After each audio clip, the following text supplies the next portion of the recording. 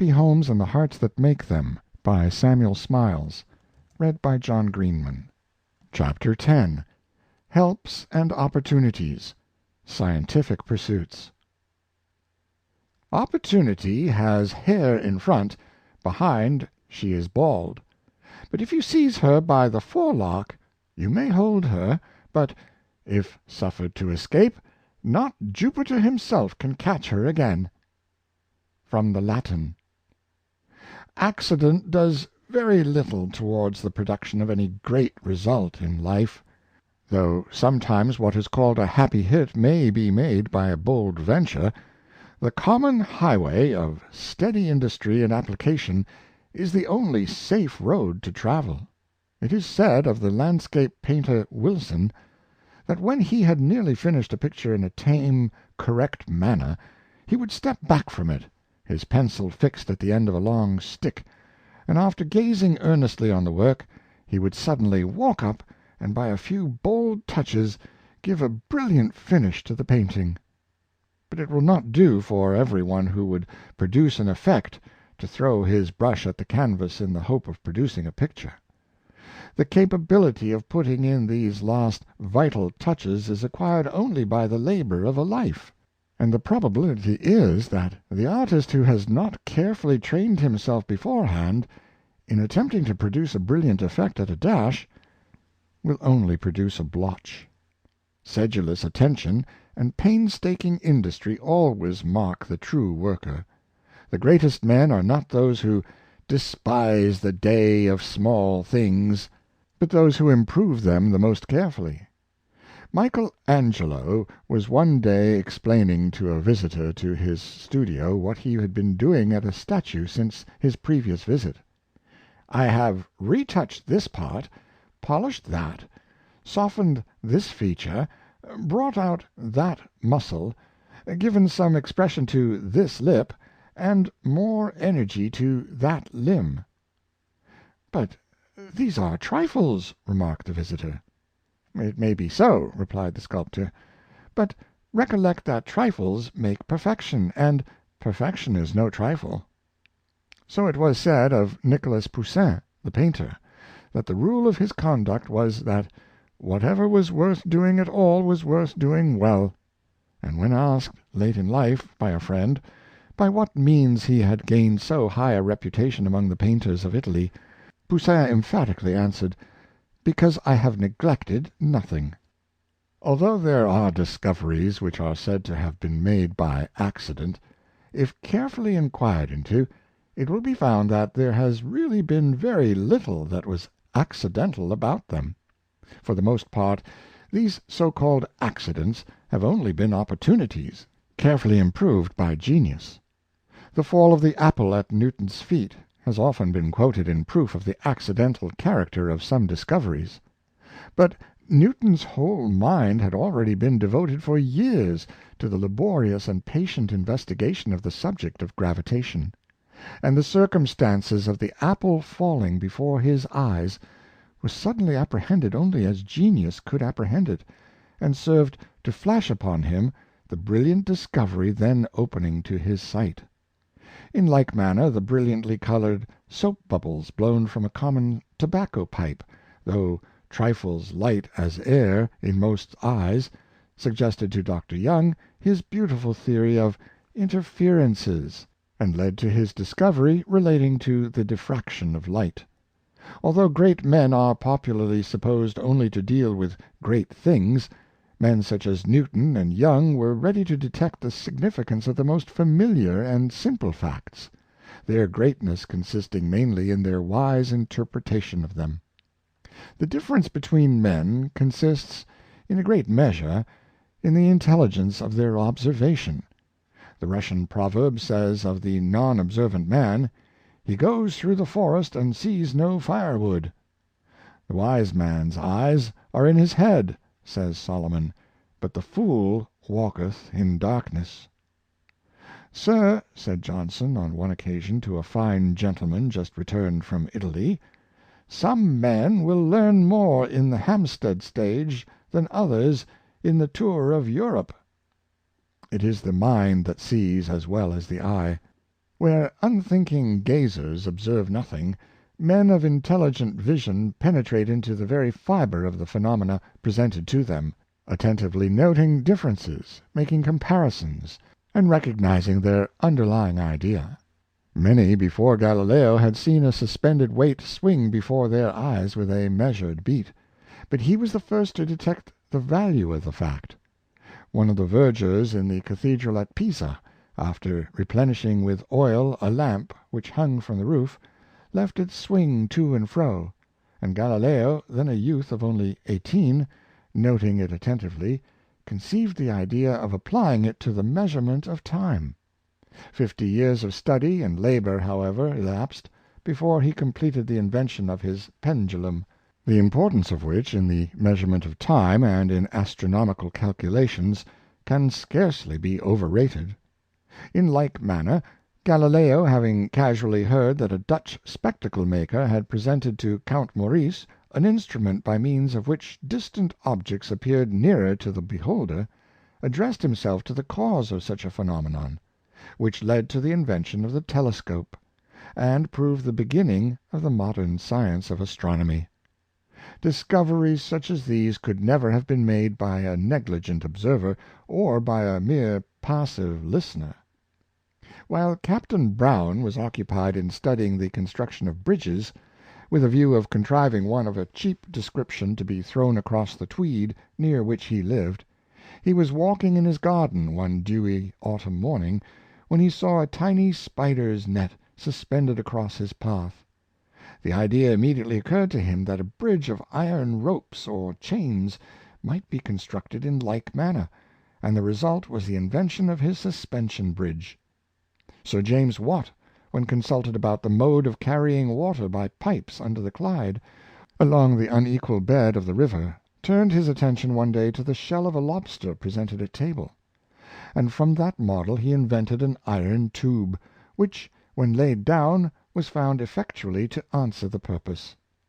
Sir Isambert Brunel took his first lessons in forming the Thames tunnel from the tiny shipworm. He saw how the little creature perforated the wood with its well-armed head, first in one direction and then in another, till the archway was complete, and then daubed over the roof and sides with a kind of varnish. And by copying this work exactly, on a larger scale, Brunel was at length enabled to construct his shield and accomplish his great engineering work. It is the intelligent eye of the careful observer which gives these apparently trivial phenomena their value. So trifling a matter as the sight of seaweed floating past his ship enabled Columbus to quell the mutiny which arose amongst his sailors at not discovering land, and to assure them that the eagerly sought New World was not far off. There is nothing so small that it should remain forgotten, and no fact, however trivial, but may prove useful in some way or other if carefully interpreted.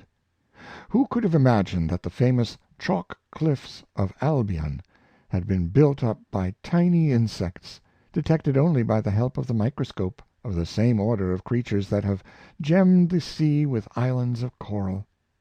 And who that contemplates such extraordinary results, arising from infinitely minute operations, will venture to question the power of little things? It is the close observation of little things which is the secret of success in business, in art, in science, and in every pursuit of life. Human knowledge is but an accumulation of small facts, made by successive generations of men, the little bits of knowledge and experience carefully treasured up by them, growing at length into a mighty pyramid. Though many of these facts and observations seemed in the first instance to have but slight significance, they are all found to have their eventual uses, and to fit into their proper places. Even many speculations, seemingly remote, turn out to be the basis of results the most obviously practical. In the case of the conic sections discovered by Apollonius Pergaeus, 20 centuries elapsed before they were made the basis of astronomy, a science which enables the modern navigator to steer his way through unknown seas, and traces for him in the heavens an unerring path to his appointed haven.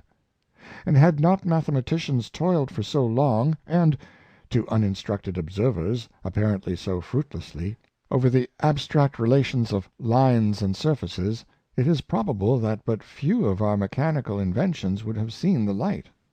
The secret of Garfield's great success in life, of his culture, of his learning, and of his growth in statesmanship, was disclosed in a brief speech to the students of Hiram College, delivered many years ago. He said, "I was thinking, young ladies and gentlemen, as I sat here this morning, that life is almost wholly made up of margins. The bulk itself of almost anything is not what tells. That exists anyway. That is expected. That is not what gives the profit or makes the distinguishing difference. The grocer cares little for the great bulk of the price of his tea. It is the few cents between the cost and selling price, which he calls the margin, that particularly interests him. Is this to be great or small, is the thing of importance. Millions of dollars change hands in our great marts of trade just on the question of margins. This same thing is all important in the subject of thought. One mind is not greater than another, perhaps, in the great bulk of its contents, but its margin is greater, that's all. I may know just as much as you do about the general details of a subject, but you can go just a little further than I can. You have a greater margin than I. You can tell me of some single thought just beyond where I have gone. Your margin has got me. I must succumb to your superiority. A good way to carry out the same idea, and better illustrate it, is by globes.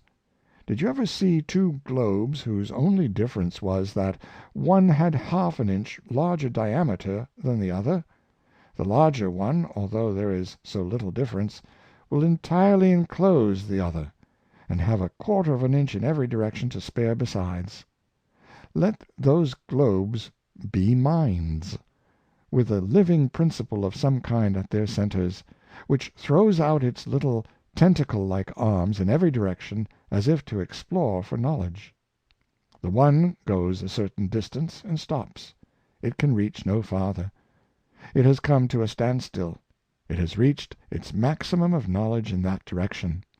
The other sends its arms out, and can reach just a quarter of an inch farther. So far as the first mind is able to tell, the other has gone infinitely farther than it can reach. It goes out to its farthest limit and must stop. The other tells him things he did not know before. Many minds you may consider wonderful in their capacity. They may be able to go only a quarter of an inch beyond you. What an incentive this should be for any young man to work, to make his margin as great as, if not greater than, the margin of his fellows. I recall a good illustration of this when I was in college. A certain young man was leading the class in Latin. I thought I was studying hard. I couldn't see how he got the start of us all so. To us he seemed to have an infinite knowledge. He knew more than we did. Finally one day I asked him when he learned his Latin lesson. At night, he replied. I learned mine at the same time.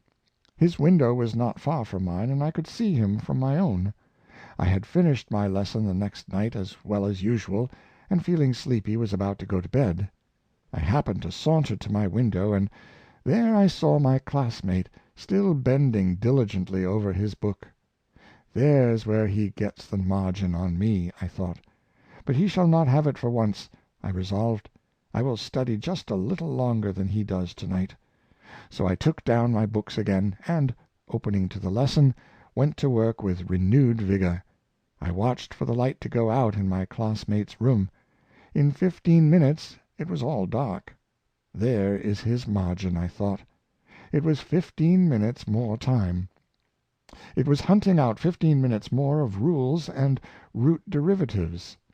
How often, when a lesson is well prepared, just 5 minutes spent in perfecting it will make one the best in the class. The margin in such a case as that is very small, but it is all important. The world is made up of little things. When Franklin made his discovery of the identity of lightning and electricity, it was sneered at, and people asked, "Of what use is it?" To which his reply was, "What is the use of a child? It may become a man." When Galvani discovered that a frog's leg twitched when placed in contact with different metals, it could scarcely have been imagined that so apparently insignificant a fact could have led to important results. Yet therein lay the germ of the electric telegraph, which binds the intelligence of continents together, and, probably before many years have elapsed, will "put a girdle round the globe." So, too, little bits of stone and fossil, dug out of the earth, intelligently interpreted, has issued in the science of geology and the practical operations of mining, in which large capitals are invested and vast numbers of persons profitably employed. The gigantic machinery employed in pumping our mines, working our mills and manufactures, and driving our steamships and locomotives, in like manner depends for its supply of power upon so slight an agency as little drops of water expanded by heat, that familiar agency called steam, which we see issuing from that common tea-kettle spout, but which, when pent up within an ingeniously contrived mechanism, displays a force equal to that of millions of horses, and contains a power to rebuke the waves and set even the hurricane at defiance. The same power at work within the bowels of the earth has been the cause of those volcanoes and earthquakes which have played so mighty a part in the history of the globe. It is said that the Marquis of Worcester's attention was first accidentally directed to the subject of steam power by the tight cover of a vessel containing hot water having been blown off before his eyes when confined a prisoner in the Tower. He published the result of his observations in his Century of Inventions, which formed a sort of text-book for inquiries into the powers of steam for a time, until Savary, Newcomen, and others, applying it to practical purposes, brought the steam engine to the state in which Watt found it when called upon to repair a model of Newcomen's engine, which belonged to the University of Glasgow. This accidental circumstance was an opportunity for Watt, which he was not slow to improve, and it was the labor of his life to bring the steam engine to perfection. This art of seizing opportunities and turning even accidents to accounts, bending them to some purpose, is a great secret of success. Dr. Johnson has defined genius to be "a mind of large general powers accidentally determined in some particular direction." Men who are resolved to find a way for themselves will always find opportunities enough, and if they do not lie ready to their hand, they will make them. It is not those who have enjoyed the advantages of colleges, museums, and public galleries that have accomplished the most for science and art, nor have the greatest mechanics and inventors been trained in mechanics' institutes. Necessity, oftener than facility, has been the mother of invention, and the most prolific school of all has been the school of difficulty. Some of the very best workmen have had the most indifferent tools to work with. But it is not tools that make the workman, but the trained skill and perseverance of the man himself. Indeed, it is proverbial that the bad workman never yet had a good tool. Someone asked Opie by what wonderful process he mixed his colors. "I mix them with my brains, sir," was his reply. It is the same with every workman who would excel. Ferguson made marvelous things, such as his wooden clock, that accurately measured the hours by means of a common penknife, a tool in everybody's hand. But then, everybody is not a Ferguson. A pan of water and 2 thermometers were the tools by which Dr. Black discovered latent heat, and a prism, a lens, and a sheet of pasteboard enabled Newton to unfold the composition of light and the origin of colors. An eminent foreign savant once called upon Dr. Wollaston, and requested to be shown over his laboratories in which science had been enriched by so many important discoveries, when the doctor took him into a little study, and, pointing to an old tea tray on the table, containing a few watch glasses, test papers, a small balance, and a blow pipe, said, "There is all the laboratory that I have." Stoddard learned the art of combining colors by closely studying butterflies' wings. He would often say that no one knew what he owed to these tiny insects. A burnt stick and a barn door served Wilkie in lieu of pencil and canvas. Bewick first practiced drawing on the cottage walls of his native village, which he covered with his sketches in chalk; and Benjamin West made his first brushes out of the cat's tail. Ferguson laid himself down in the fields at night in a blanket, and made a map of the heavenly bodies by means of a thread with small beads on it, stretched between his eye and the stars. Franklin first robbed the thundercloud of its lightning by means of a kite made with 2 cross sticks and a silk handkerchief. Watt made his first model of the condensing steam engine out of an old anatomist's syringe, used to inject the arteries previous to dissection. Gifford worked his first problems in mathematics, when a cobbler's apprentice, upon small scraps of leather, which he beat smooth for the purpose; whilst Rittenhouse, the astronomer, first calculated eclipses on his plough handle. The most ordinary occasions will furnish a man with opportunities or suggestions for improvement, if he be but prompt to take advantage of them. Professor Lee was attracted to the study of Hebrew by finding a Bible in that tongue in a synagogue, while working as a common carpenter at the repairs of the benches. He became obsessed with a desire to read the book in the original, and, buying a cheap second-hand copy of a Hebrew grammar, he sat to work and learned the language for himself.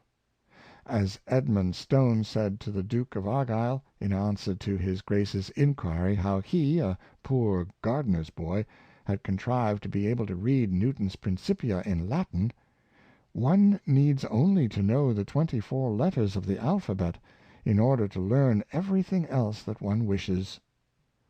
Application and perseverance, and the diligent improvement of opportunities, will do the rest.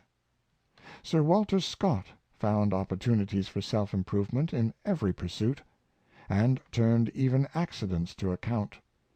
Thus it was in the discharge of his functions as a writer's apprentice that he first visited the Highlands, and formed those friendships among the surviving heroes of 1745 which served to lay the foundation of a large class of his works.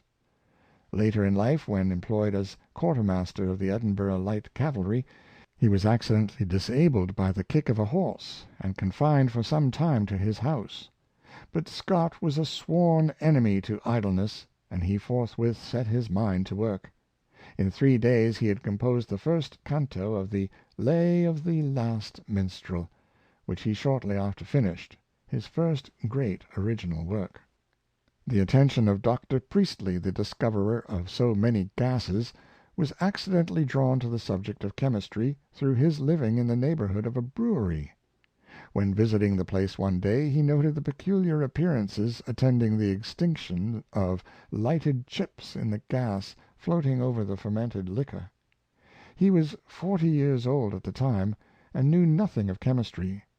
He consulted books to ascertain the cause, but they told him little, for as yet nothing was known on the subject. Then he began to experiment with some rude apparatus of his own contrivance.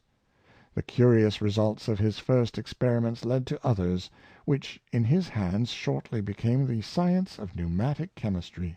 About the same time Scheele was obscurely working in the same direction in a remote Swedish village, and he discovered several new gases, with no more effective apparatus at his command than a few apothecaries' vials and pigs' bladders. Sir Humphrey Davy, when an apothecary's apprentice, performed his first experiments with instruments of the rudest description. He extemporized the greater part of them himself out of the motley materials which chance threw in his way, the pots and pans of the kitchen, and the vials and vessels of his master's surgery. It happened that a French ship was wrecked off the Land's End, and the surgeon escaped, bearing with him his case of instruments, amongst which was an odd-fashioned Gleister apparatus. This article he presented to Davy, with whom he had become acquainted. The apothecary's apprentice received it with great exultation, and forthwith employed it as a part of a pneumatic apparatus which he contrived, afterwards using it to perform the duties of an air-pump in one of his experiments on the nature and sources of heat. In like manner, Professor Faraday, Sir Humphrey Davy's scientific successor, made his first experiments in electricity by means of an old bottle, while he was still a working bookbinder; and it is a curious fact that Faraday was first attracted to the study of chemistry by hearing one of Sir Humphrey Davy's lectures on the subject at the Royal Institution. A gentleman, who was a member, calling one day at the shop where Faraday was employed in binding books, found him poring over the article Electricity in an encyclopedia placed in his hands to bind. The gentleman, having made inquiries, found that the young bookbinder was curious about such subjects, and gave him an order of admission to the Royal Institution, where he attended a course of 4 lectures delivered by Sir Humphrey. He took notes of them, which he showed to the lecturer, who acknowledged their scientific accuracy, and was surprised when informed of the humble position of the reporter. Faraday then expressed his desire to devote himself to the prosecution of chemical studies, from which Sir Humphrey at first endeavored to dissuade him, but the young man's persisting, he was at length taken into the Royal Institution as an assistant, and eventually the mantle of the brilliant apothecary's boy fell upon the worthy shoulders of the equally brilliant bookbinder's apprentice. The words which Davy entered in his note-book when about 20 years of age, working in Dr. Beddoes' laboratory at Bristol, were eminently characteristic of him: "I have neither riches nor power, nor birth to recommend me. Yet if I live, I trust I shall not be of less service to mankind and my friends than if I had been born with all these advantages." Davy possessed the capability of devoting the whole power of his mind to the practical and experimental investigation of a subject in all its bearings, and such a mind will rarely fail, by dint of mere industry and patient thinking, in producing results of the highest order. Coleridge said of Davy, "There is an energy and elasticity in his mind which enables him to seize on and analyze all questions, pushing them to their legitimate consequences. Every subject in Davy's mind has the principle of vitality. Living thoughts spring up like turf under his feet." Davy, on his part, said of Coleridge, whose abilities he greatly admired, "With the most exalted genius, enlarged views, sensitive heart, and enlightened mind, he will be the victim of a want of order, precision, and regularity." The great Cuvier was a singularly accurate, careful, and industrious observer. When a boy, he was attracted to the subject of natural history by the sight of a volume of Buffon which accidentally fell in his way. He at once proceeded to copy the drawings, and to color them after the description given in the text. While still at school, one of the teachers made him a present of Linnaeus's System of Nature, and for more than 10 years this constituted his library of natural history. At 18 he was offered the situation of tutor in a family residing in Normandy. Living close to the seashore, he was brought face to face with the wonders of marine life. Strolling along the sands one day, he observed a stranded cuttle-fish. He was attracted by the curious object, took it home to dissect, and thus began the study of the molluscae, in the pursuit of which he achieved so distinguished a reputation. He had no books to refer to, excepting only the great book of nature, which lay open before him.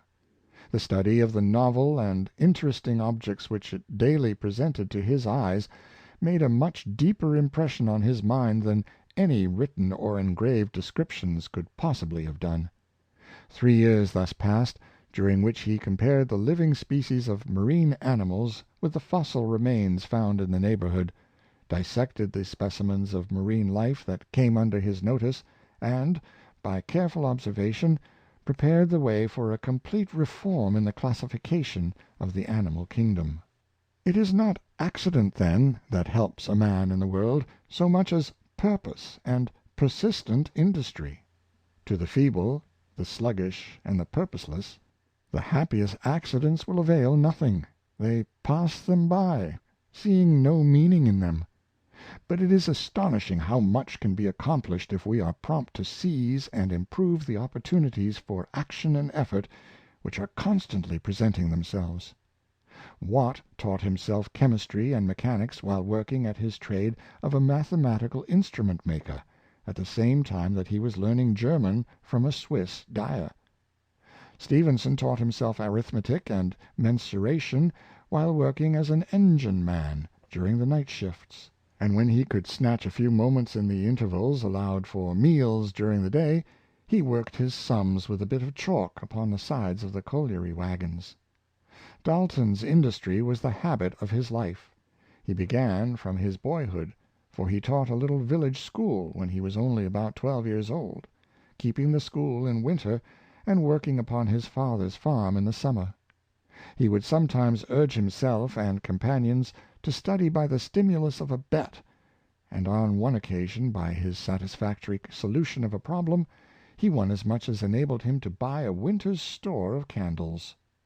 He continued his meteorological observations until a day or two before he died, having made and recorded upwards of 200,000 in the course of his life. With perseverance, the very odds and ends of time may be worked up into results of the greatest value. An hour in every day withdrawn from frivolous pursuits would, if profitably employed, enable a person of ordinary capacity to go far towards mastering a science. It would make an ignorant man a well-informed one in less than 10 years.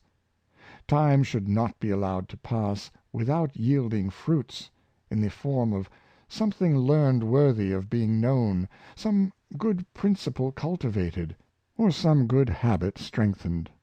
Dr. Mason Good translated Lucretius while riding in his carriage in the streets of London, going the round of his patients.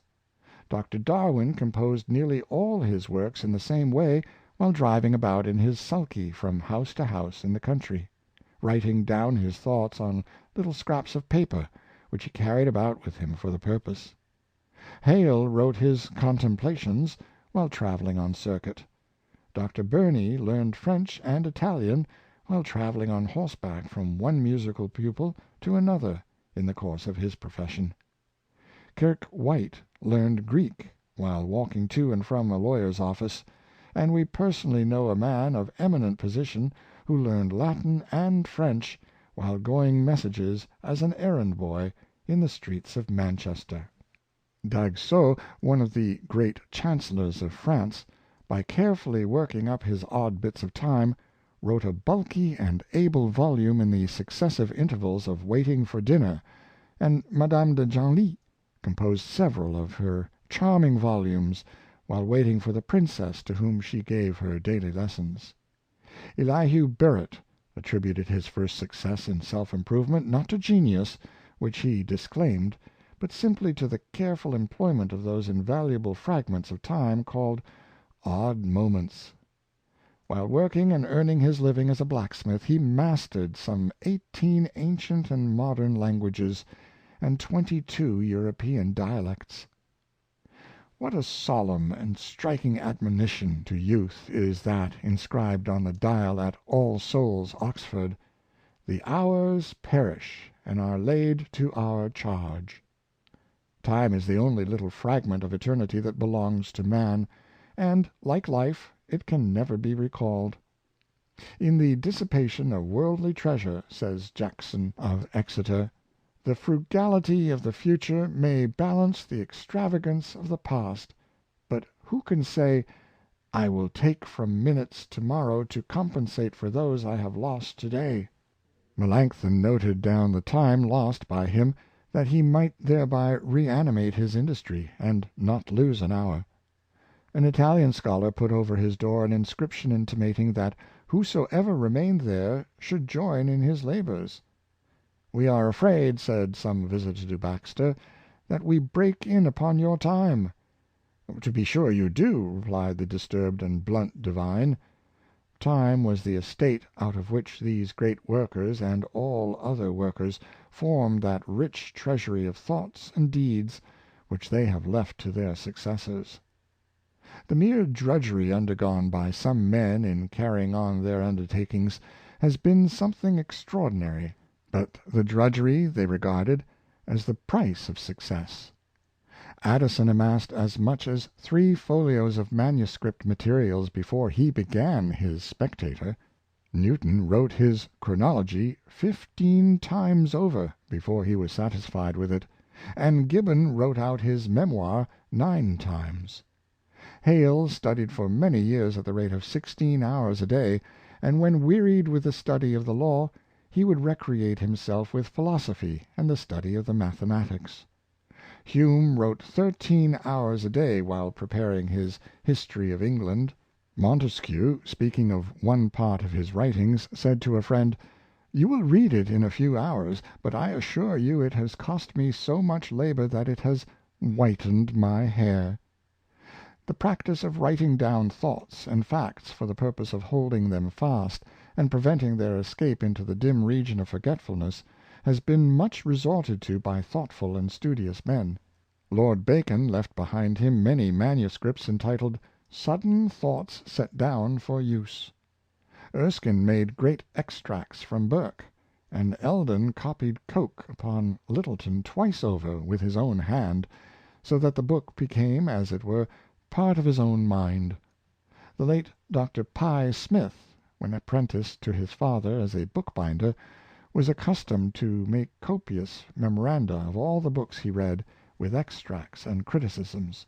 This indomitable industry in collecting materials distinguished him through life, his biographer describing him as always at work, always in advance, always accumulating. These note-books afterwards proved like Richter's quarries, the great storehouse from which he drew his illustrations. The same practice characterized the eminent John Hunter, who adopted it for the purpose of supplying the defects of memory. He was accustomed thus to illustrate the advantages which one derives from putting one's thoughts in writing. It resembles, he said, a tradesman taking stock, without which he never knows either what he possesses or in what he is deficient. John Hunter, whose observation was so keen that Abernethy was accustomed to speak of him as the Argus-eyed, furnished an illustrious example of the power of patient industry. He received little or no education till he was about 20 years of age, and it was with difficulty that he acquired the arts of reading and writing. He worked for some years as a carpenter at Glasgow, after which he joined his brother William, who had settled in London as a lecturer and anatomical demonstrator. John entered his dissecting room as an assistant, but soon shot ahead of his brother, partly by virtue of his great natural ability, but mainly by reason of his patient application and indefatigable industry.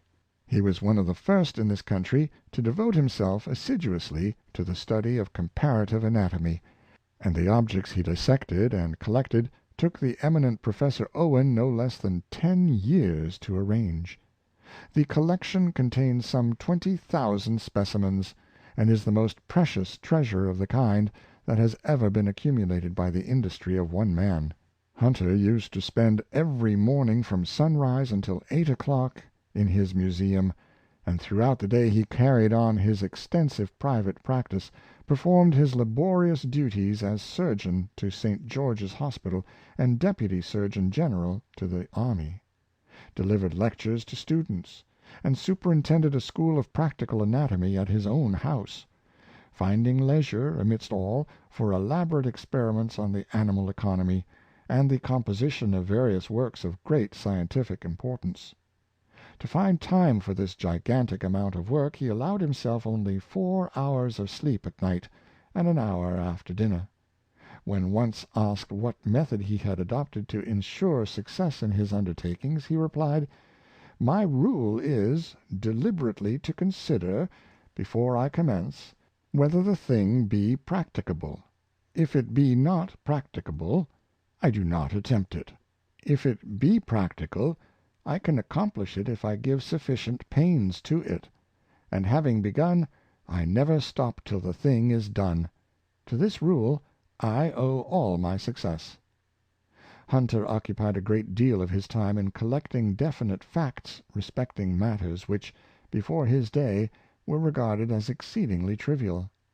Thus it was supposed by many of his contemporaries that he was only wasting his time and thought in studying so carefully as he did the growth of a deer's horn.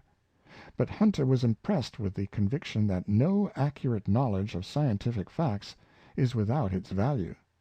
By the study referred to, he learned how arteries accommodate themselves to circumstances, and enlarge as occasion requires; and the knowledge thus acquired emboldened him, in a case of aneurism in a branch artery, to tie the main trunk where no surgeons before him had dared to tie it, and the life of his patient was saved. Like many original men, he worked for a long time, as it were, underground, digging and laying foundations. Harvey was as zealous a laborer as any we have named. He spent not less than 8 long years of investigation and research before he published his views of the circulation of the blood. He repeated and verified his experiments again and again, probably anticipating the opposition he would have to encounter from the profession in making known his discovery.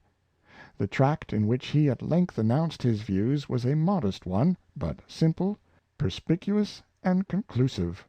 It was nevertheless received with ridicule, as the utterance of a cracked-brained impostor. For some time he did not make a single convert, and gained nothing but contumely and abuse.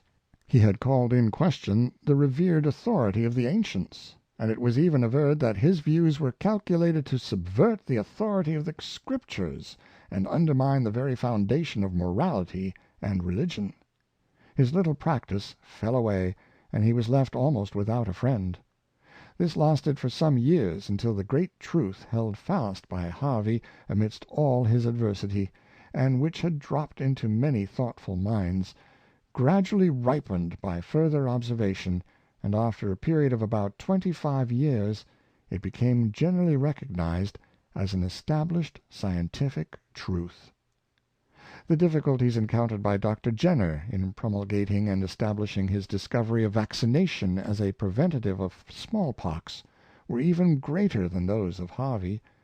Many before him had witnessed the cowpox, and had heard of the report current among the milkmaids in Gloucestershire, that whoever had taken that disease was secure against smallpox.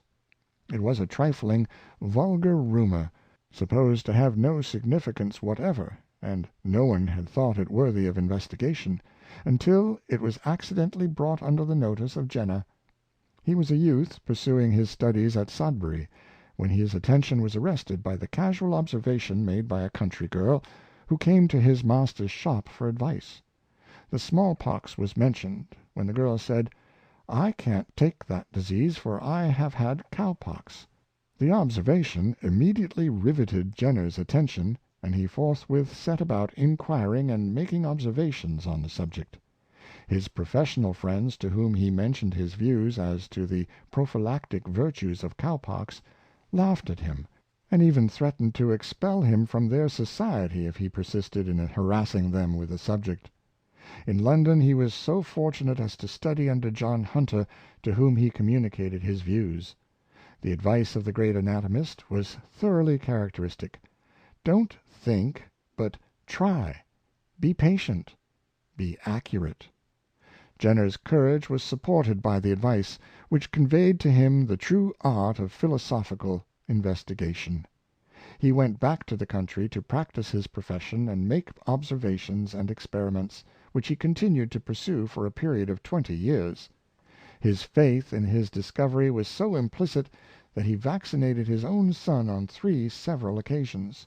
At length he published his views in a quarto of about 70 pages, in which he gave the details of 23 cases of successful vaccination of individuals in whom it was found afterwards impossible to communicate the smallpox either by contagion or inoculation. It was in 1798 that this treatise was published, though he had been working out his ideas since the year 1775, when they had begun to assume a definite form. How was the discovery received? First with indifference, then with active hostility. Jenner proceeded to London to exhibit to the profession the process of vaccination and its results. But not a single medical man could be induced to make trial of it, and after fruitlessly waiting for nearly 3 months, he returned to his native village. He was even caricatured and abused for his attempt to bestialize his species by the introduction into their systems of diseased matter from the cow's udder. Vaccination was denounced from the pulpit as diabolical.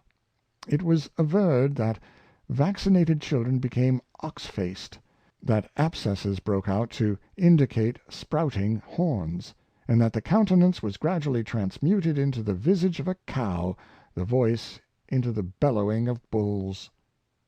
Vaccination, however, was a truth, and notwithstanding the violence of the opposition, belief in it spread slowly. In one village, where a gentleman tried to introduce the practice, the first persons who permitted themselves to be vaccinated were absolutely pelted and driven into their houses if they appeared out of doors. 2 ladies of title had the courage to vaccinate their children, and the prejudices of the day were at once broken through. The medical profession gradually came round, and there were several who even sought to rob Dr. Jenner of the merit of the discovery when its importance came to be recognized. Jenner's cause at last triumphed, and he was publicly honored and rewarded. In his prosperity he was as modest as he had been in his obscurity. He was invited to settle in London, and told that he might command a practice of $50,000 a year. But his answer was, "No. In the morning of my days I sought the sequestered and lowly path of life, the valley and not the mountain.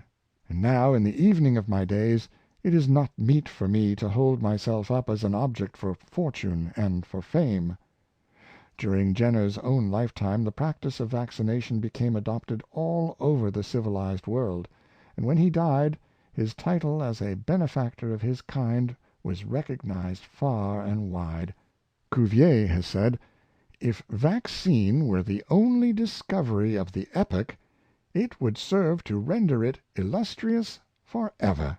Yet it knocked 20 times in vain at the doors of the academies. Not less patient, resolute, and persevering was Sir Charles Bell in the prosecution of his discoveries relating to the nervous system. Previous to his time the most confused notions prevailed as to the functions of the nerves, and this branch of study was little more advanced than it had been at the time of Democritus and Anaxagoras 3,000 years before. Sir Charles Bell, in the valuable series of papers the publication of which was commenced in 1821, took an entirely original view of the subject, based upon a long series of careful, accurate, and oft repeated experiments. Elaborately tracing the development of the nervous system up from the lowest order of animated being to man, the lord of the animal kingdom, he displayed it, to use his own words, as plainly as if it were written in our mother tongue. His discovery consisted in the fact that the spinal nerves are double in their function, and arise by double roots from the spinal marrow, volition being conveyed by that part of the nerves springing from the one root, and sensation by the other. The subject occupied the mind of Sir Charles Bell for a period of 40 years, when in 1840 he laid his last paper before the Royal Society. As in the case of Harvey and Jenner, when he had lived down the ridicule and opposition with which his views were first received, and their truth came to be recognized, numerous claims for priority in making the discovery were set up at home and abroad. Like them too, he lost practice by the publication of his papers, and he left it on record that, after every step in his discovery, he was obliged to work harder than ever to preserve his reputation as a practitioner. The great merits of Sir Charles Bell were, however, at length fully recognized, and Cuvier himself, when on his deathbed, finding his face distorted and drawn to one side, pointed out the symptom to his attendants as a proof of the correctness of Sir Charles Bell's theory. The life of Sir William Herschel affords another remarkable illustration of the force of perseverance in another branch of science. His father was a poor German musician who brought up his 4 sons to the same calling. William came over to England to seek his fortune, and he joined the band of the Durham militia, in which he played the oboe. The regiment was lying at Doncaster, where Dr. Miller first became acquainted with Herschel, having heard him perform a solo on the violin in a surprising manner. The doctor entered into conversation with the youth, and was so pleased with him that he urged him to leave the militia and take up his residence at his house for a time. Herschel did so, and while at Doncaster was principally occupied as a violin player at concerts, availing himself of the advantages of Dr. Miller's library to study at his leisure hours. A new organ having been built for the parish church at Halifax, an organist was advertised for, on which Herschel applied for the office and was selected. Leading the wandering life of an artist, he was next attracted to Bath, where he played in the Pump Room band, and also officiated as organist in the Octagon Chapel. Some recent discoveries in astronomy having arrested his mind, and awakened in him a powerful spirit of curiosity, he sought and obtained from a friend the loan of a 2-foot Gregorian telescope. So fascinated was the poor musician by the science that he even thought of purchasing a telescope, but the price asked by the London optician was so alarming that he determined to make one. Those who know what a reflecting telescope is, and the skill which is required to prepare the concave metallic speculum which forms the most important part of the apparatus, will be able to form some idea of the difficulty of this undertaking. Nevertheless, Herschel succeeded, after long and painful labor, in completing a 5-foot reflector, with which he had the gratification of observing the ring and satellites of Saturn. Not satisfied with his triumph, he proceeded to make other instruments in succession of 7, 10, and even 20 feet. In constructing the 7-foot reflector, he finished no fewer than 200 specula before he produced one that would bear any power that was applied to it, a striking instance of the persevering laboriousness of the man. While gauging the heavens with his instruments, he continued patiently to earn his bread by piping to the fashionable frequenters of the Pump Room. So eager was he in his astronomical observations, that he would steal away from the room during an interval of the performance, give a little turn at his telescope, and contentedly return to his oboe. Thus working away, Herschel discovered the Georgium Sidus, the orbit and rate of motion of which he carefully calculated, and sent the result to the Royal Society, when the humble oboe player found himself at once elevated from obscurity to fame.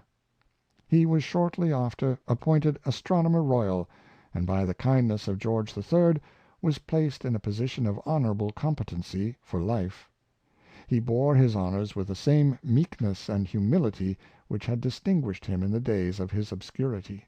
So gentle and patient, and withal so distinguished and successful a follower of science under difficulties, perhaps cannot be found in the entire history of biography.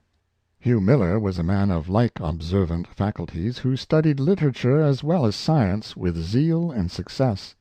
While Hugh was but a child, his father, who was a sailor, was drowned at sea, and he was brought up by his widowed mother.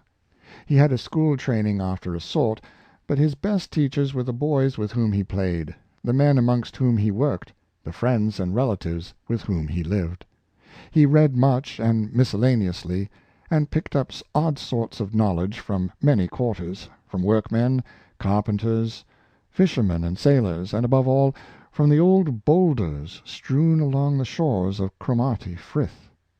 With a big hammer which had belonged to his great-grandfather, an old buccaneer, the boy went about chipping the stones and accumulating specimens of mica, porphyry, garnet, and such like. Sometimes he had a day in the woods, and there, too, the boy's attention was excited by the peculiar geological curiosities which came in his way. When of a suitable age, he was apprenticed to the trade of his choice, that of a working stonemason, and he began his laboring career in a quarry looking out upon the Cromarty Frith. This quarry proved one of his best schools. The remarkable geological formation which it displayed awakened his curiosity. The bar of deep red stone beneath, and the bar of pale red clay above, were noted by the young quarryman, who even in such unpromising subjects found matter of observation and reflection. Where other men saw nothing, he detected analogies, differences, and peculiarities, which set him thinking. He simply kept his eyes and his mind open, was sober, diligent, and persevering, and this was the secret of his intellectual growth. His curiosity was excited and kept alive by the curious organic remains, principally of old and extinct species of fish, ferns, and ammonites, which were revealed along the coast by the washings of the waves, or were exposed by the strokes of his mason's hammer. He never lost sight of the subject, but went on accumulating observations and comparing formations, until at length, many years afterwards, when no longer a working mason, he gave to the world his highly interesting works on the old Redstone sandstone, which at once established his reputation as a scientific geologist. But this work was the fruit of long years of patient observation and research. As he modestly states in his autobiography, "The only merit to which I lay claim in the case is that of patient research, a merit in which whoever wills may rival or surpass me, and this humble faculty of patience, when rightly developed, may lead to more extraordinary developments of idea than even genius itself." Not long ago Sir Roderick Murchison discovered in the far north of Scotland a profound geologist, in the person of a baker named Robert Dick. When Sir Roderick called upon him at the bakehouse in which he baked and earned his bread, Robert Dick delineated to him, by means of flour upon the board, the geographical features and geological phenomena of his native country, pointing out the imperfections in the existing maps, which he had ascertained by traveling over the country in his leisure hours. On further inquiry, Sir Roderick ascertained that the humble individual before him was not only a capital baker and geologist, but a first-rate botanist. "I found," said the president of the Geographical Society, "to my great humiliation, that the baker knew more of botanical science, 10 times more, than I did, and that there were only some 20 or 30 specimens of flowers which he had not collected. Some he had obtained as presents, some he had purchased, but the greater portion he had accumulated by his industry, in his native county of Caithness, and the specimens were all arranged in the most beautiful order, with their scientific names affixed." Chapter 10. Helps and Opportunities. Scientific Pursuits. Read by John Greenman.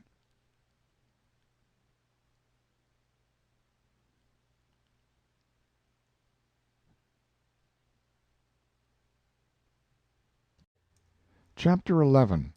Energy and Will. Read by John Greenman. Kites rise against, not with the wind. No man ever worked his passage anywhere in a dead calm. John Neal. There is a famous speech recorded of an old Norseman, thoroughly characteristic of the Teuton. "I believe neither in idols nor demons," said he. "I put my sole trust in my own strength of body and soul.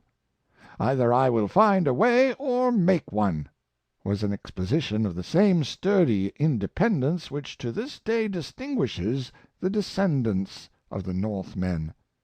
Indeed, nothing could be more characteristic of the Scandinavian mythology than that it had a god with a hammer. A man's character is seen in small matters, and from even so slight a test as the mode in which a man wields a hammer, his energy may in some measure be inferred. Thus an eminent Frenchman hit off in a single phrase the characteristic quality of the inhabitants of a particular district in which a friend of his proposed to settle and buy. "Beware," said he, "of making a purchase there. I know the men of that department. The pupils who come from it to our veterinary school at Paris do not strike hard upon the anvil. They want energy, and you will not get a satisfactory return on any capital you may invest there." A fine and just appreciation of character, indicating the thoughtful observer, and strikingly illustrative of the fact that it is the energy of the individual men that gives strength to a state, and confers a value even upon the very soil which they cultivate. The cultivation of this quality is of the greatest importance, resolute determination in the pursuit of worthy objects being the foundation of all true greatness of character. Energy enables a man to force his way through irksome drudgery and dry details, and carries him onward and upward in every station in life. It accomplishes more than genius, with not one half the disappointment and peril. It is not eminent talent that is required to insure success in any pursuit, so much as purpose; not merely the power to achieve, but the will to labor energetically and perseveringly. Hence energy of will may be defined to be the very central power of character in a man. In a word, it is the man himself. It gives impulse to his very action, and soul to every effort. True hope is based on it, and it is hope that gives the real perfume to life. "Woe unto him that is faint-hearted," says the son of Sirach. There is indeed no blessing equal to the possession of a stout heart. Even if a man fail in his efforts, it will be a satisfaction to him to enjoy the consciousness of having done his best. In humble life nothing can be more cheering and beautiful than to see a man combating suffering by patience, triumphing in his integrity, and who, when his feet are bleeding and his limbs failing him, still walks upon his courage. When Luther said to Erasmus, "You desire to walk upon eggs without crushing them, and among glasses without breaking them," the timorous, hesitating Erasmus replied, "I will not be unfaithful to the cause of Christ, at least so far as the age will permit me." Luther was of a very different character. "I will go to Worms, though devils were combined against me as thick as the tiles upon the housetops." Nothing that is of real worth can be achieved without courageous working. Man owes his growth chiefly to that active striving of the will, that encounter with difficulty which we call effort; and it is astonishing to find how often results apparently impractical are thus made possible. An intense anticipation itself transforms possibility into reality, our desires being often but the precursors of the things which we are capable of performing. On the contrary, the timid and hesitating find everything impossible, chiefly because it seems so. It is related of a young French officer that he used to walk about his apartment exclaiming, "I will be Marshal of France, and a great general." His ardent desire was the presentiment of his success, for the young officer did become a distinguished commander, and he died a Marshal of France. "You are now at the age," said Lamennais once, addressing a gay youth, "at which a decision must be formed by you. A little later, and you may have to groan within the tomb which you yourself have dug, without the power of rolling away the stone. That which the easiest becomes a habit in us is the will. Learn, then, to will strongly and decisively. Thus fix your floating life, and leave it no longer to be carried hither and thither, like a withered leaf, by every wind that blows." Buxton held the conviction that a young man might be very much what he pleased, provided he formed a strong resolution and held to it. Writing to one of his sons, he said to him, "You are now at that period of life in which you must make a turn to the right or to the left.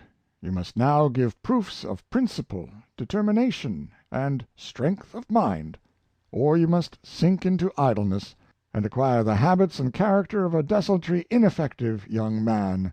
And if once you fall to that point, you will find it no easy matter to rise again. I am sure that a young man may be very much what he pleases. In my own case it was so. Much of my happiness and all my prosperity in life has resulted from the change I made at your age. If you seriously resolve to be energetic and industrious, depend upon it that you will for your whole life have reason to rejoice that you were wise enough to form and to act upon that determination. As will, considered without regard to direction, is simply constancy, firmness, perseverance, it will be obvious that everything depends upon right direction and motives. Directed towards the enjoyment of the senses, the strong will may be a demon, and the intellect merely its debased slave. But directed towards good, the strong will is a king, and the intellect the minister of man's highest well-being. "Where there is a will, there is a way," is an old and true saying. He who resolves upon doing a thing, by that very resolution often scales the barriers to it, and secures its achievement. To think we are able is almost to be so. To determine upon attainment is frequently attainment itself. Thus, earnest resolution has often seemed to have about it almost a savor of omnipotence.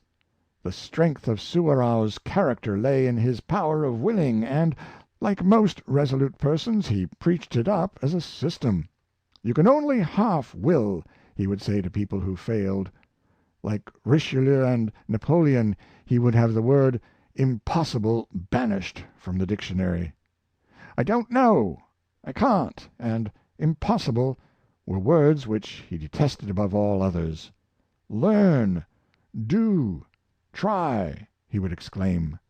His biographer has said of him that he furnished a remarkable illustration of what may be effected by the energetic development and exercise of faculties, the germs of which at least are in every human heart. One of Napoleon's favorite maxims was, "The truest wisdom is a resolute determination." His life, beyond most others, vividly showed what a powerful and unscrupulous will could accomplish. He threw his whole force of body and mind direct upon his work. Imbecile rulers and the nations they governed went down before him in succession. He was told that the Alps stood in the way of his armies. "There shall be no Alps," he said, and the road across the Simplon was constructed through a district formerly almost inaccessible. "Impossible," said he, "is a word only to be found in the dictionary of fools." He was a man who toiled terribly, sometimes employing and exhausting 4 secretaries at a time. He spared no one, not even himself. His influence inspired other men, and put a new life into them.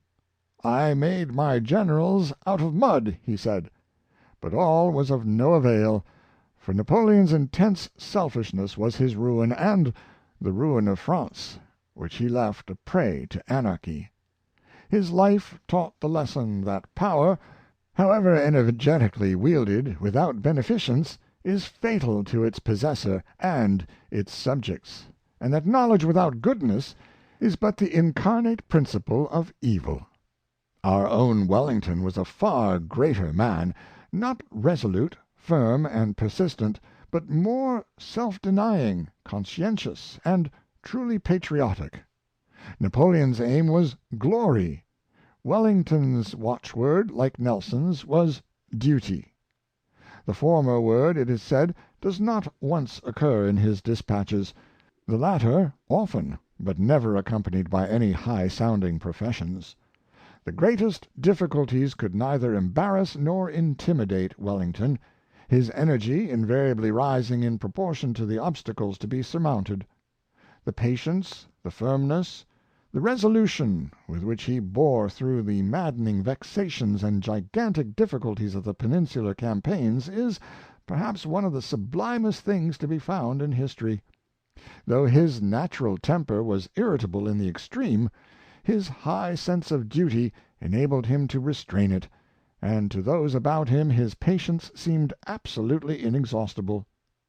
His great character stands untarnished by ambition, avarice, or any low passion.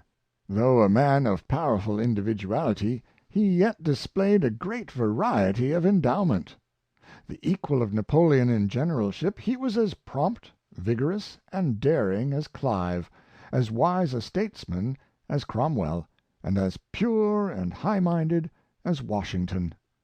The great Wellington left behind him an enduring reputation, founded on toilsome campaigns won by skillful combination, by fortitude which nothing could exhaust, by sublime daring, and perhaps by still sublimer patience. Energy usually displays itself in promptitude and decision. When Ledyard, the traveler, was asked by the African Association when he would be ready to set out for Africa, he immediately answered, "To-morrow morning." Blucher's promptitude obtained for him the cognomen of "Marshal Forward" throughout the Prussian army. When John Jervis, afterwards Earl St. Vincent, was asked when he would be ready to join his ship, he replied, "Directly." And when Sir Colin Campbell, appointed to the command of the Indian army, was asked when he could set out, his answer was, "To-morrow," an earnest of his subsequent success. For it is rapid decision, and a similar promptitude in action, such as taking instant advantage of an enemy's mistakes, that so often wins battles. "At Arcola," said Napoleon, "I won the battle with 25 horsemen. I seized a moment of lassitude, gave every man a trumpet, and gained the day with this handful. Two armies are two bodies which meet and endeavor to frighten each other. A moment of panic occurs, and that moment must be turned to advantage." "Every moment lost," said he at another time, "gives an opportunity for misfortune," and he declared that he beat the Austrians because they never knew the value of time. Another great but sullied name is that of Warren Hastings, a man of dauntless will and untiring industry. His family was ancient and illustrious, but their vicissitudes of fortune and ill-requited loyalty in the cause of the Stuarts brought them to poverty, and the family estate at Daylesford, of which they had been lords of the manor for hundreds of years, at length passed from their hands. The last Hastings of Daylesford had, however, presented the parish living to his second son, and it was in his house, many years later, that Warren Hastings, his grandson, was born. The boy learned his letters at the village school, on the same bench with the children of the peasantry. He played in the fields which his fathers had owned. And what the loyal and brave Hastings of Daylesford had been was ever in the boy's thoughts. His young ambition was fired, and it is said that one summer's day, when only 7 years old, as he laid him down on the bank of the stream which flowed through the domain, he formed in his mind the resolution that he would yet recover possession of the family lands. It was the romantic vision of a boy, yet he lived to realize it. The dream became a passion, rooted in his very life, and he pursued his determination through youth up to manhood, with that calm but indomitable force of will which was the most striking peculiarity of his character. The orphan boy became one of the most powerful men of his time. He retrieved the fortunes of his line, bought back the old estate, and rebuilt the family mansion. Sir Charles Napier was another Indian leader of extraordinary courage and determination. He once said of the difficulties with which he was surrounded in one of his campaigns, "They only make my feet go deeper into the ground." His battle of Meeanee was one of the most extraordinary feats in history. With 2,000 men, of whom only 400 were Europeans, he encountered an army of 35,000 hardy and well-armed Beloochees. It was an act, apparently, of the most daring temerity, but the general had faith in himself and in his men. He marched the Belooch center up a high bank which formed their rampart in front, and for 3 mortal hours the battle raged. Each man of that small force, inspired by the chief, became for the time a hero. The Beloochees, though 20 to 1, were driven back, but with their faces to the foe. It is this sort of pluck, tenacity, and determined perseverance which wins soldiers' battles, and indeed every battle. It is the one neck nearer that wins the race that shows the blood. It is the 1 march more that wins the campaign, the 5 minutes more persistent courage that wins the fight. Though your force be less than another's, you equal and outmaster your opponent if you continue it longer and concentrate it more. The reply of the Spartan father who said to his son, when complaining that his sword was too short, "Add a step to it," is applicable to everything in life. Napier took the right method of inspiring his men with his own heroic spirit. He worked as hard as any private in the ranks. "The great art of commanding," he said, "is to take a fair share of the work. The man who leads an army can not succeed unless his whole mind is thrown into his work. The more trouble, the more labor must be given; the more danger, the more pluck must be shown, till all is overpowered." A young officer who accompanied him in his campaigns in the Kutchi Hills once said, "When I see that old man incessantly on his horse, how can I be idle who am young and strong? I would go into a loaded cannon's mouth if he ordered me." This remark, when repeated to Napier, he said was ample reward for his toils. The anecdote of his interview with the Indian juggler strikingly illustrates his cool courage, as well as his remarkable simplicity and honesty of character. On one occasion, after the Indian battles, a famous juggler visited the camp, and performed his feats before the General, his family, and staff. Among other performances, this man cut in two with a stroke of his sword a lime or lemon placed in the hand of his assistant. Napier thought there was some collusion between the juggler and his retainer. To divide by a sweep of the sword on a man's hand so small an object without touching the flesh he believed to be impossible, though a similar incident is related by Scott in his romance of the Talisman. To determine the point, the General offered his own hand for the experiment, and he stretched out his right arm. The juggler looked attentively at the hand, and said he would not make the trial. "I thought I would find you out," exclaimed Napier. "But stop," added the other, "let me see your left hand."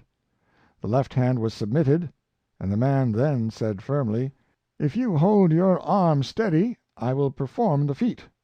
"But why the left hand and not the right?"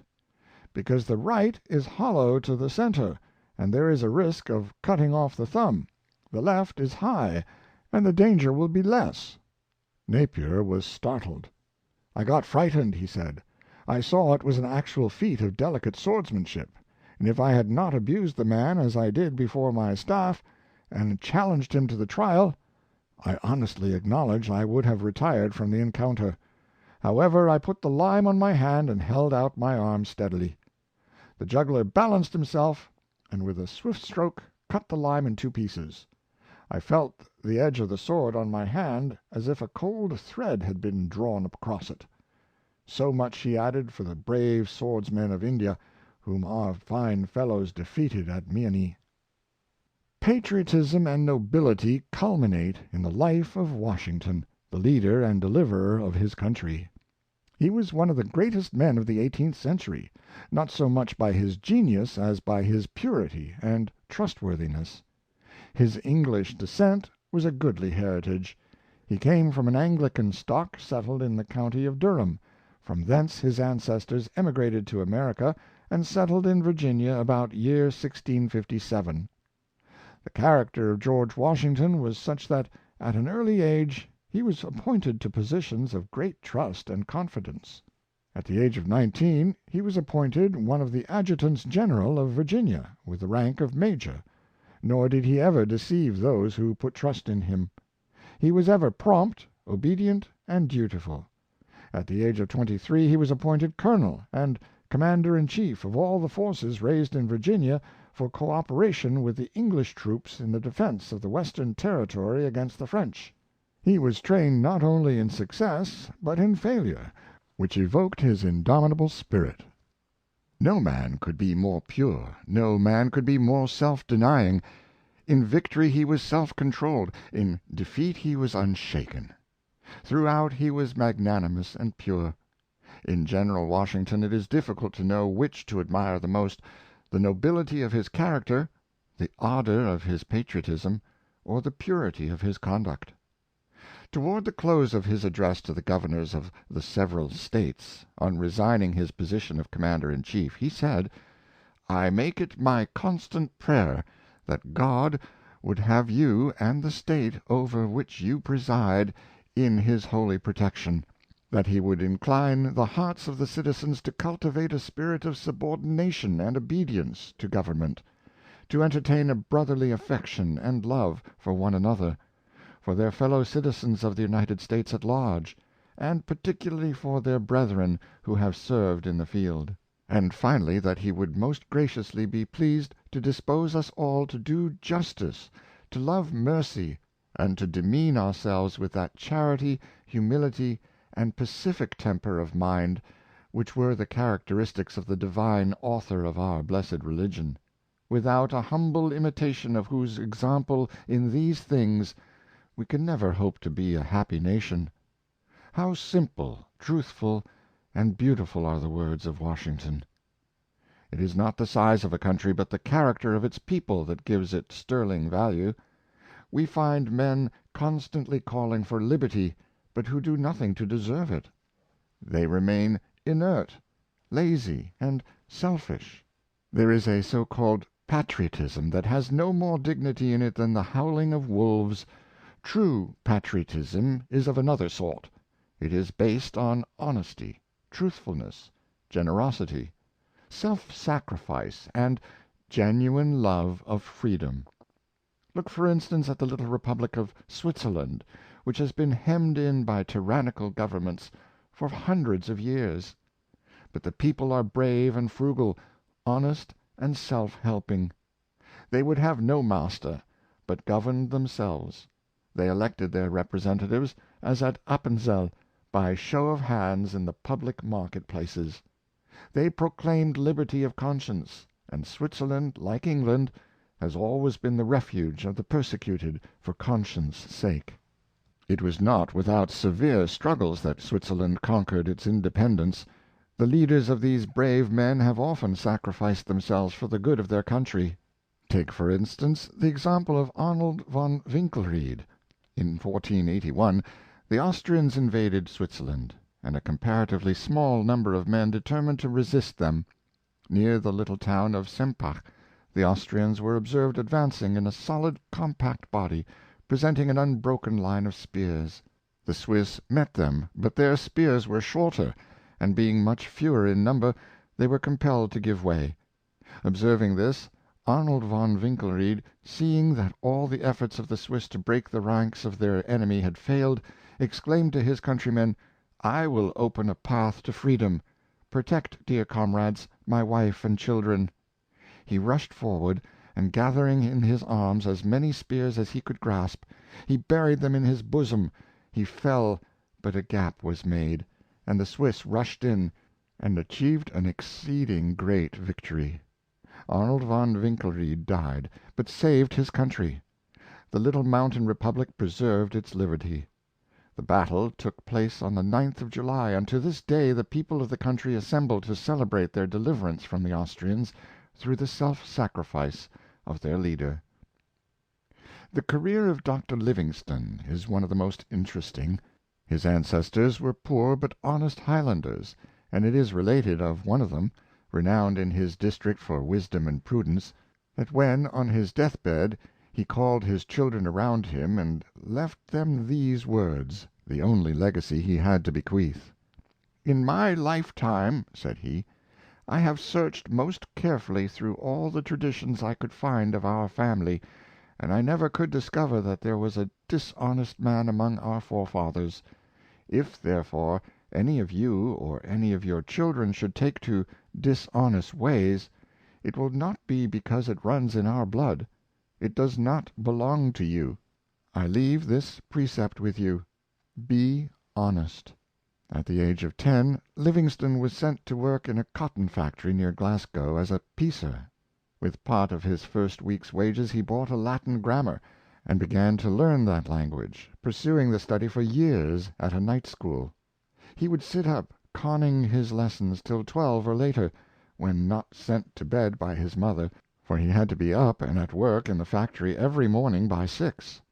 In this way he plodded through Virgil and Horace, also reading extensively all books, excepting novels, that came in his way, but more especially scientific works and books of travels.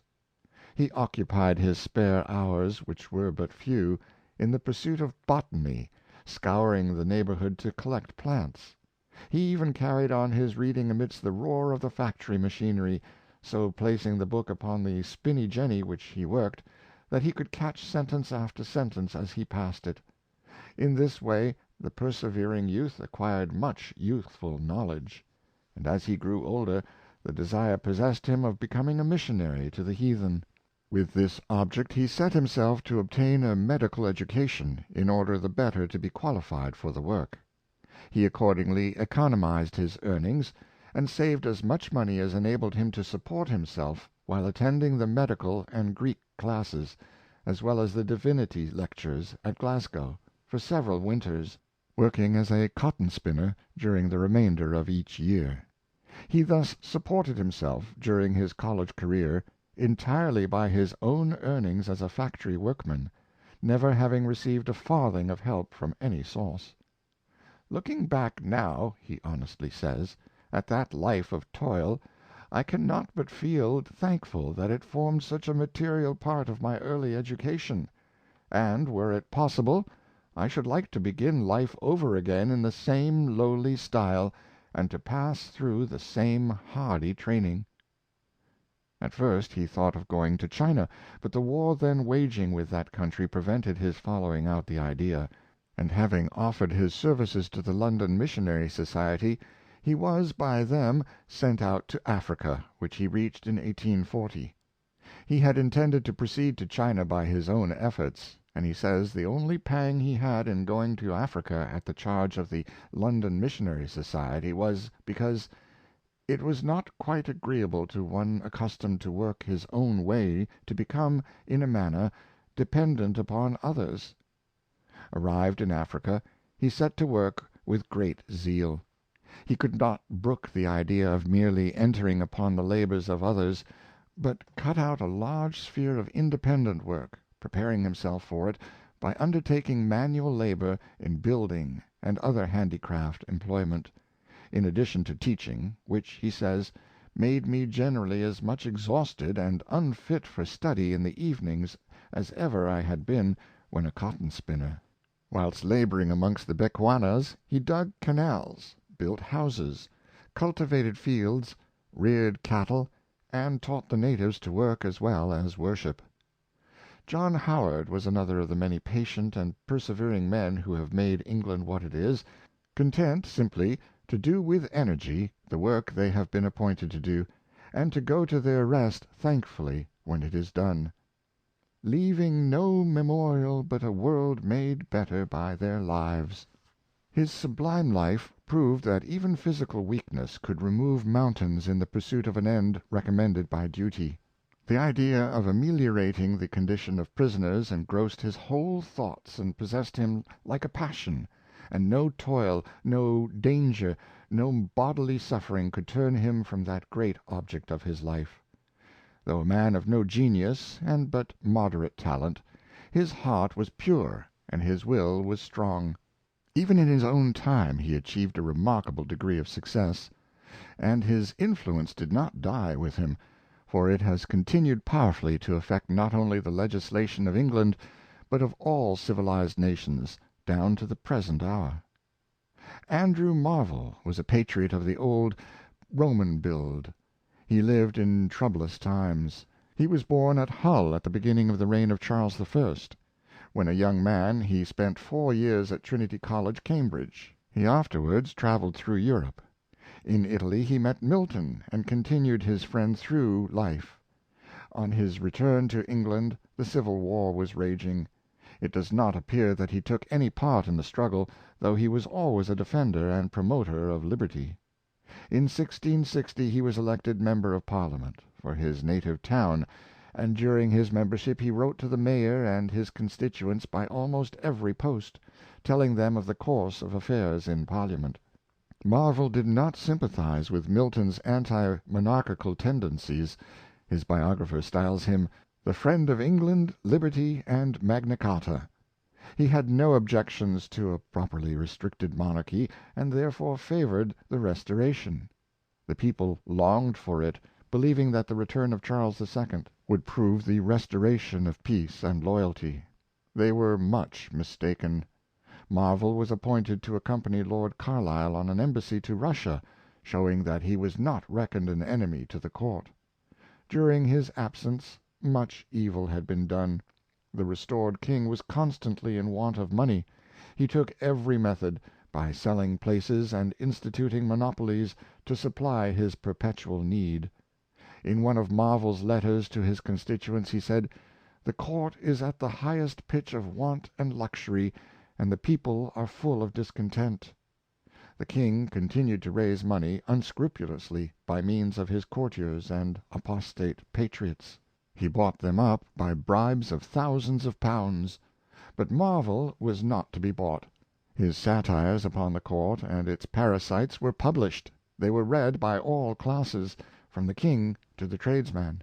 The king determined to win him over. He was threatened, he was flattered, he was thwarted, he was caressed, he was beset with spies, he was waylaid by ruffians, and courted by beauties. But no Delilah could discover the secret of his strength. His integrity was proof alike against danger and against corruption. Against threats and bribes, pride is the ally of principle. In a court which held no man to be honest and no woman chaste, this soft sorcery was cultivated to perfection. But Marvell, revering and respecting himself, was proof against its charms. It has been said that Lord Treasurer Danby, thinking to buy over his old schoolfellow, called upon Marvell in his garret. At parting, the Lord Treasurer slipped into his hand an order on the Treasury for $5,000, and then went to his chariot. Marvell, looking at the paper, calls after the Treasurer, "My lord, I request another moment." They went up again to the garret, and Jack, the servant boy, was called. "Jack, child, what had I for dinner yesterday?" "Don't you remember, sir? You had the little shoulder of mutton that you ordered me to bring from a woman in the market." "Very right, child. What have I for dinner to-day?" "Don't you know, sir, that you bid me lay by the blade bone to broil?" "'Tis so very right, child. Go away." "My lord," said Marvell, turning to the Treasurer, "do you hear that? Andrew Marvell's dinner is provided. There's your piece of paper. I want it not. I knew the sort of kindness you intended. I live here to serve my constituents. The ministry may seek men for their purpose. I am not one." Buxton was a dull, heavy boy, distinguished for his strong self-will, which first exhibited itself in violent, domineering, and headstrong obstinacy. His father died when he was a child, but fortunately he had a wise mother, who trained his will with great care, constraining him to obey, but encouraging the habit of deciding and acting for himself in matters which might safely be left to him. His mother believed that a strong will, directed upon worthy objects, was a valuable manly quality, if properly guided, and she acted accordingly. When others about her commented on the boy's self-will, she would merely say, "Never mind, he is self-willed now. You will see it will turn out well in the end." Fowle learned very little at school, and was regarded as a dunce and an idler. He got other boys to do his exercises for him, while he romped and scrambled about. He returned home at 15, a great, growing, awkward lad, fond only of boating, shooting, riding, and field sports, spending his time principally with the gamekeeper, a man possessed of a good heart, an intelligent observer of life and nature, though he could neither read nor write. Buxton had excellent raw material in him, but he wanted culture, training, and development. At this juncture of his life, when his habits were being formed for good or evil, he was happily thrown into the society of the Gurney family, distinguished for their fine social qualities not less than for their intellectual culture and public-spirited philanthropy. This intercourse with the Gurneys he used afterwards to say gave the coloring to his life. They encouraged his efforts at self culture, and when he went to the University of Dublin and gained high honors there, the animating passion in his mind, he said, was to carry back to them the prizes which they prompted and enabled him to win. He married one of the daughters of the family, and started in life commencing as a clerk. His power of will, which made him so difficult to deal with as a boy, now formed the backbone of his character, and made him most industrious and energetic in whatever he undertook. He threw his whole strength and bulk right down upon his work, and the great giant — Elephant Buxton they called him, for he stood some 6 feet 4 in height — became one of the most vigorous and practical of men. There was invincible energy and determination in whatever he did. Admitted a partner, he became the active manager of the concern, and the vast business which he conducted felt his influence through every fiber, and prospered far beyond its previous success.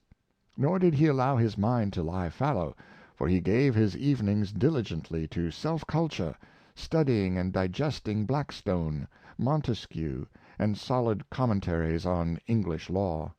His maxims in reading were, never to begin a book without finishing it, never to consider a book finished until it is mastered, and to study everything with the whole mind. When only 32, Buxton entered Parliament, and at once assumed that position of influence there of which every honest, earnest, well-informed man is secure who enters that assembly. Buxton was no genius, not a great intellectual leader nor discoverer, but mainly an earnest, straightforward, resolute, energetic man. Indeed, his whole character is most forcibly expressed in his own words, which every young man might well stamp upon his soul. "The longer I live," said he, "the more I am certain that the great difference between men, between the feeble and the powerful, the great and the insignificant, is energy, invincible determination, a purpose once fixed, and then death or victory.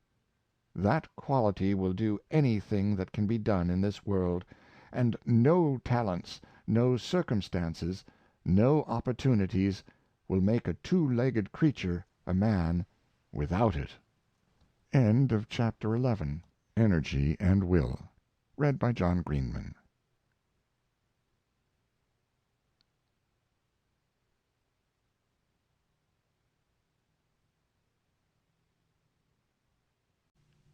Chapter 12. Self-Culture, Facilities and Difficulties. Read by John Greenman. Every person has two educations, one which he receives from others, and one, more important, which he gives to himself. Gibbon. Is there one whom difficulties dishearten, who bends to the storm? He will do little. Is there one who will conquer? That kind of man never fails. John Hunter. "The best part of man's education," said Sir Walter Scott, "is that which he gives to himself." The late Sir Benjamin Brodie delighted to remember this saying, and he used to congratulate himself on the fact that professionally he was self-taught. But this is necessarily the case with all men who have acquired distinction in letters, science, or art. The education received at school or college is but a beginning, and is valuable mainly inasmuch as it trains the mind and habituates it to continuous application and study. That which is put into us by others is always far less ours than that which we acquire by our own diligent and persevering effort. Knowledge conquered by labor becomes a possession, a property entirely our own. Our own active effort is the essential thing, and no facilities, no books, no teachers, no amount of lessons learnt by rote will enable us to dispense with it. The best teachers have been the readiest to recognize the importance of self-culture, and of stimulating the student to acquire knowledge by the active exercise of his own faculties.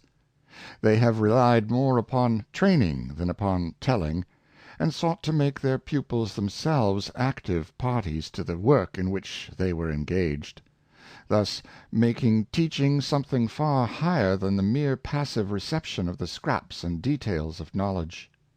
This was the spirit in which the great Dr. Arnold worked. He strove to teach his pupils to rely upon themselves, and develop their powers by their own active efforts, himself merely guiding, directing, stimulating, and encouraging them. " I would far rather," he said, " send a boy to Van Diemen's Land, where he must work for his bread, than send him to Oxford to live in luxury without any desire in his mind to avail himself of his advantages. If there be one thing on earth," he observed on another occasion, " which is truly admirable, it is to see God's wisdom blessing an inferiority of natural powers, when they have been honestly, truly, and zealously cultivated." Speaking of a pupil of this character, he said, " I would stand to that man hat in hand."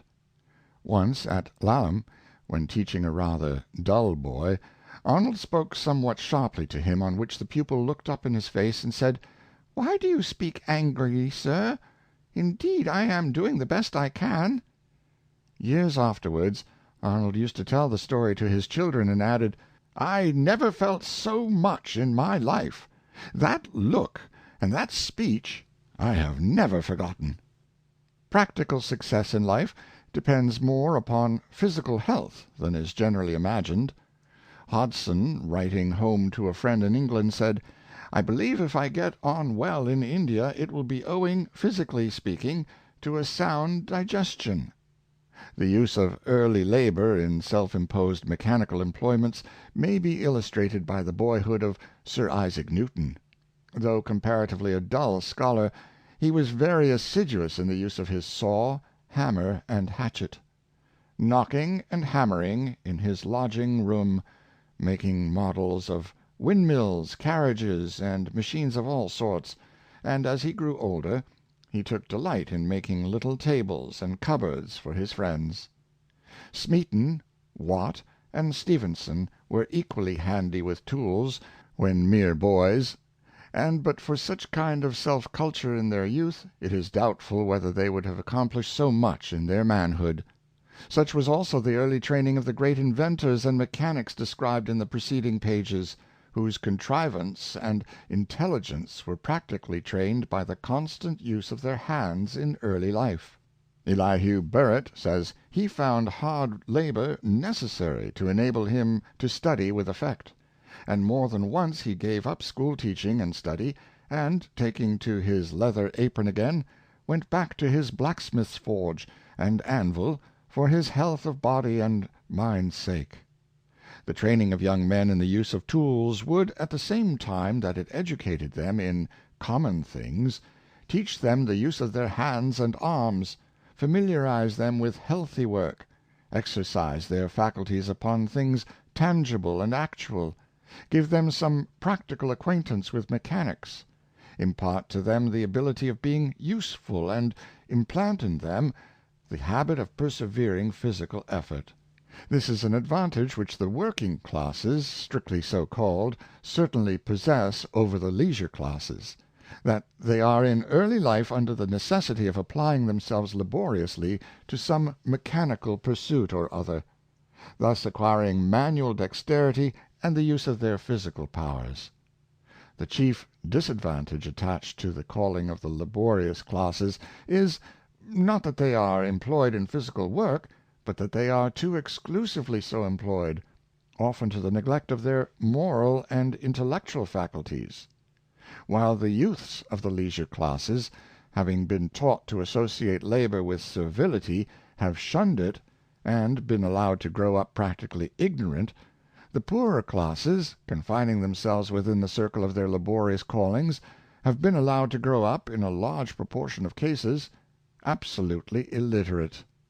It seems possible, however, to avoid both these evils by combining physical training, or physical work, with intellectual culture, and there are various signs abroad which seem to mark the gradual adoption of this healthier system of education. While it is necessary, then, in the first place, to secure this solid foundation of physical health, it must also be observed that the cultivation of the habit of mental application is quite indispensable for the education of the student. The maxim that "labor conquers all things" holds especially true in the case of the conquest of knowledge.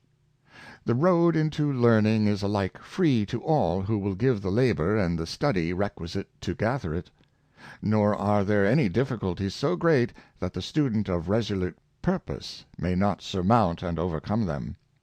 It was one of the characteristic expressions of Chatterton that God had sent his creatures into the world with arms long enough to reach anything if they chose to be at the trouble. In study, as in business, energy is the great thing. We must not only strike the iron while it is hot, but strike it till it is made hot. It is astonishing how much may be accomplished in self-culture by the energetic and the persevering, who are careful to avail themselves of opportunities, and use up the fragments of spare time which the idle permit to run to waste. Thus Ferguson learned astronomy from the heavens while wrapped in a sheepskin, on the Highland hills.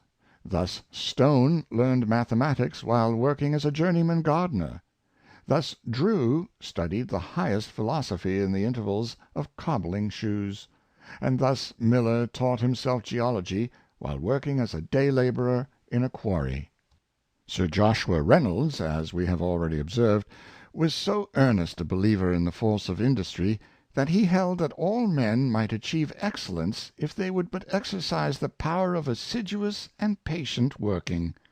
He held that drudgery lay on the road to genius, and that there was no limit to the proficiency of an artist except the limit of his own painstaking. He would not believe in what is called inspiration, but only in study and labor. Excellence, he said, is never granted to a man but as the reward of labor. If you have great talents, industry will improve them. If you have but moderate abilities, industry will supply their deficiency. Nothing is denied to well-directed labor; nothing is to be obtained without it. Sir Fowell Buxton was an equal believer in the power of study, and he entertained the modest idea that he could do as well as other men if he devoted to the pursuit double the time and labor that they did. He placed his great confidence in ordinary means and extraordinary application. Thoroughness and accuracy are two principal points to be aimed at in study. Francis Horner, in laying down rules for the cultivation of his mind, placed great stress upon the habit of continuous application to one subject for the sake of mastering it thoroughly. He confined himself with this object to only a few books, and resisted with the greatest firmness every approach to a habit of desultory reading. The value of knowledge to any man consists not in its quantity, but mainly in the good uses to which he can apply it. Hence a little knowledge of an exact and perfect character is always found to be more valuable for practical purposes than any extent of superficial learning. One of Ignatius Loyola's maxims was, "He who does well one work at a time does more than all." By spreading our efforts over too large a surface, we inevitably weaken our force, hinder our progress, and acquire a habit of fitfulness and ineffective working. Lord St. Leonards once communicated to Sir Fowell Buxton the mode in which he had conducted his studies, and thus explained the secret of his success. "I resolved," said he, "when beginning to read law, to make everything I acquired perfectly my own, and never to go to a second thing till I had entirely accomplished the first. Many of my competitors read as much in a day as I read in a week; but at the end of 12 months my knowledge was as fresh as the day it was acquired, while theirs had glided away from recollection." It is not the quantity of study that one gets through, or the amount of reading, that makes a wise man, but the appositeness of the study to the purpose for which it is pursued. The concentration of the mind, for the time being, on the subject under consideration, and the habitual discipline by which the whole system of mental application is regulated. The most profitable study is that which is conducted with a definite aim and object. By thoroughly mastering any given branch of knowledge, we render it more available for use at any moment. Hence it is not enough merely to have books, or to know where to read for information as we want it. Practical wisdom, for the purposes of life, must be carried about with us, and be ready for use at call. It is not sufficient that we have a fund laid up at home, but not a farthing in the pocket. We must carry about with us a store of the current coin of knowledge ready for exchange on all occasions, else we are comparatively helpless when the opportunity for using it occurs. Decision and promptitude are as requisite in self-culture as in business. The growth of these qualities may be encouraged by accustoming young people to rely upon their own resources, leaving them to enjoy as much freedom of action in early life as is practicable. Too much guidance and restraint hinder the formation of habits of self-help. They are like bladders tied under the arms of one who has not taught himself to swim. Want of confidence is perhaps a greater obstacle to improvement than is generally imagined. Dr. Johnson was accustomed to attribute his success to confidence in his own powers. True modesty is quite compatible with a due estimate of one's own merits, and does not demand the abnegation of all merit. Though there are those who deceive themselves by putting a false figure before their ciphers, the want of confidence, the want of faith in oneself, and consequently the want of promptitude in action, is a defect of character which is found to stand very much in the way of individual progress, and the reason why so little is done is generally because so little is attempted. It is the use we make of the powers entrusted to us which constitutes our only just claim to respect. He who employs his one talent aright is as much to be honored as he to whom 10 talents have been given. There is really no more personal merit attaching to the possession of superior intellectual powers than there is in the succession to a large estate. How are those powers used? How is that estate employed? The mind may accumulate large stores of knowledge without any useful purpose, but the knowledge must be allied to goodness and wisdom, and embodied in upright character, else it is naught. Pestalozzi even held intellectual training by itself to be pernicious, insisting that the roots of all knowledge must strike and feed in the soil of the rightly governed will. The acquisition of knowledge may, it is true, protect a man against the meaner felonies of life, but not in any degree against its selfish vices, unless fortified by sound principles and habits.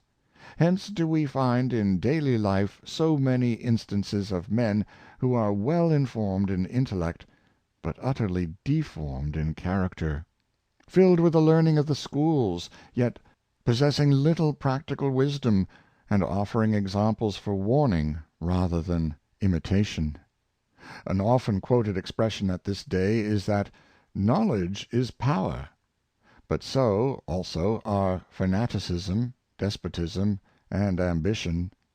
Knowledge of itself, unless wisely directed, might merely make bad men more dangerous, and the society in which it was regarded as the highest good little better than a pandemonium. It is also to be borne in mind that the experience gathered from books, though often valuable, is but of the nature of learning, whereas the experience gained from actual life is of the nature of wisdom, and a small store of the latter is worth vastly more than any stock of the former. Lord Bolingbroke truly said that whatever study tends neither directly nor indirectly to make us better men and citizens, is at best but a specious and ingenious sort of idleness, and the knowledge we acquire by it only a creditable kind of ignorance, nothing more.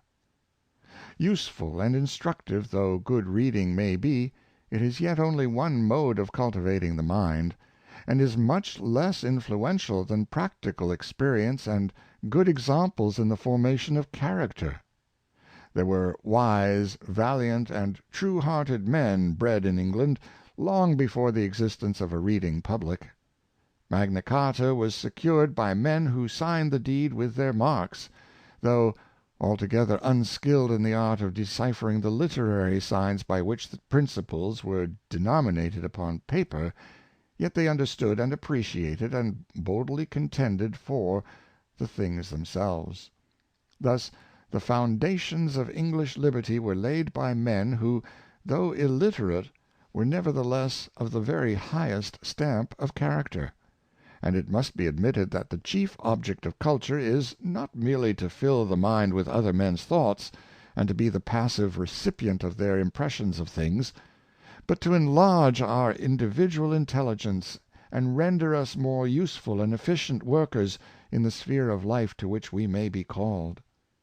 Many of our most energetic and useful workers have been but sparing readers. Brindley and Stevenson did not learn to read and write until they reached manhood, and yet they did great works and lived manly lives. John Hunter could barely read or write when he was 20 years old, though he could make tables and chairs with any carpenter in the trade. When told that one of his contemporaries has charged him with being ignorant of the dead languages, he said, "I would undertake to teach him that on the dead body which he never knew in any language, dead or living." It is not, then, how much a man may know that is of importance, but the end and purpose for which he knows it. The object of knowledge should be to mature wisdom and improve character, to render us better, happier, and more useful, more benevolent, more energetic, and more efficient in the pursuit of every high purpose in life. When people once fall into the habit of admiring and encouraging ability as such, without reference to moral character, they are on the highway to all sorts of degradation. We must ourselves be and do, and not rest satisfied merely with reading and meditating over what other men have been and done. Our best light must be made life, and our best thought action. At least we ought to be able to say, as Richter did, "I have made as much out of myself as could be made of the stuff, and no man should require more." For it is every man's duty to discipline and guide himself, with God's help, according to his responsibilities and the faculties with which he has been endowed. Self-respect is the noblest garment with which a man may clothe himself, the most elevating feeling with which the mind can be inspired. One of Pythagoras's wisest maxims, in his Golden Verses, is that with which he enjoins the pupil to reverence himself. Borne up by this high idea, he will not defile his body by sensuality, nor his mind by servile thoughts. This sentiment, carried into daily life, will be found at the root of all the virtues — cleanliness, sobriety, chastity, morality, and religion. "The pious and just honoring of ourselves," said Milton, "may be thought the radical moisture and fountainhead from whence every laudable and worthy enterprise issues forth." To think meanly of oneself is to sink in one's own estimation as well as in the estimation of others; and as the thoughts are, so will the acts be. Man can not aspire if he look down. If he will rise, he must look up. The very humblest may be sustained by the proper indulgence of this feeling. Poverty itself may be lifted and lighted up by self-respect, and it is truly a noble sight to see a poor man hold himself upright amidst his temptations, and refuse to demean himself by low actions. Self-culture may not, however, end in eminence, as in the numerous instances above cited. The great majority of men, in all times, however enlightened, must necessarily be engaged in the ordinary avocations of industry, and no degree of culture which can be conferred upon the community at large will ever enable them, even were it desirable, which it is not, to get rid of the daily work of society, which must be done. But this, we think, may also be accomplished. We can elevate the condition of labor by allying it to noble thoughts, which confer a grace upon the lowliest as well as the highest rank. For no matter how poor or humble a man may be, the great thinker of this and other days may come in and sit down with him, and be his companion for the time, though his dwelling be the meanest hut. It is thus that the habit of well-directed reading may become a source of the greatest pleasure and self-improvement, and exercise a gentle coercion, with the most beneficial results, over the whole tenor of a man's character and conduct. And even though self-culture may not bring wealth, it will, at all events, give one the companionship of elevated thoughts. A noble man once contemptuously asked of a sage, "What have you got by all your philosophy?" "At least I have got society in myself," was the wise man's reply. But many are apt to feel despondent, and become discouraged in the work of self-culture, because they do not get on in the world so fast as they think they deserve to do. Having planted their acorn, they expect to see it grow into an oak at once. They have perhaps looked upon knowledge in the light of a marketable commodity, and are consequently mortified because it does not sell as they expected it would do.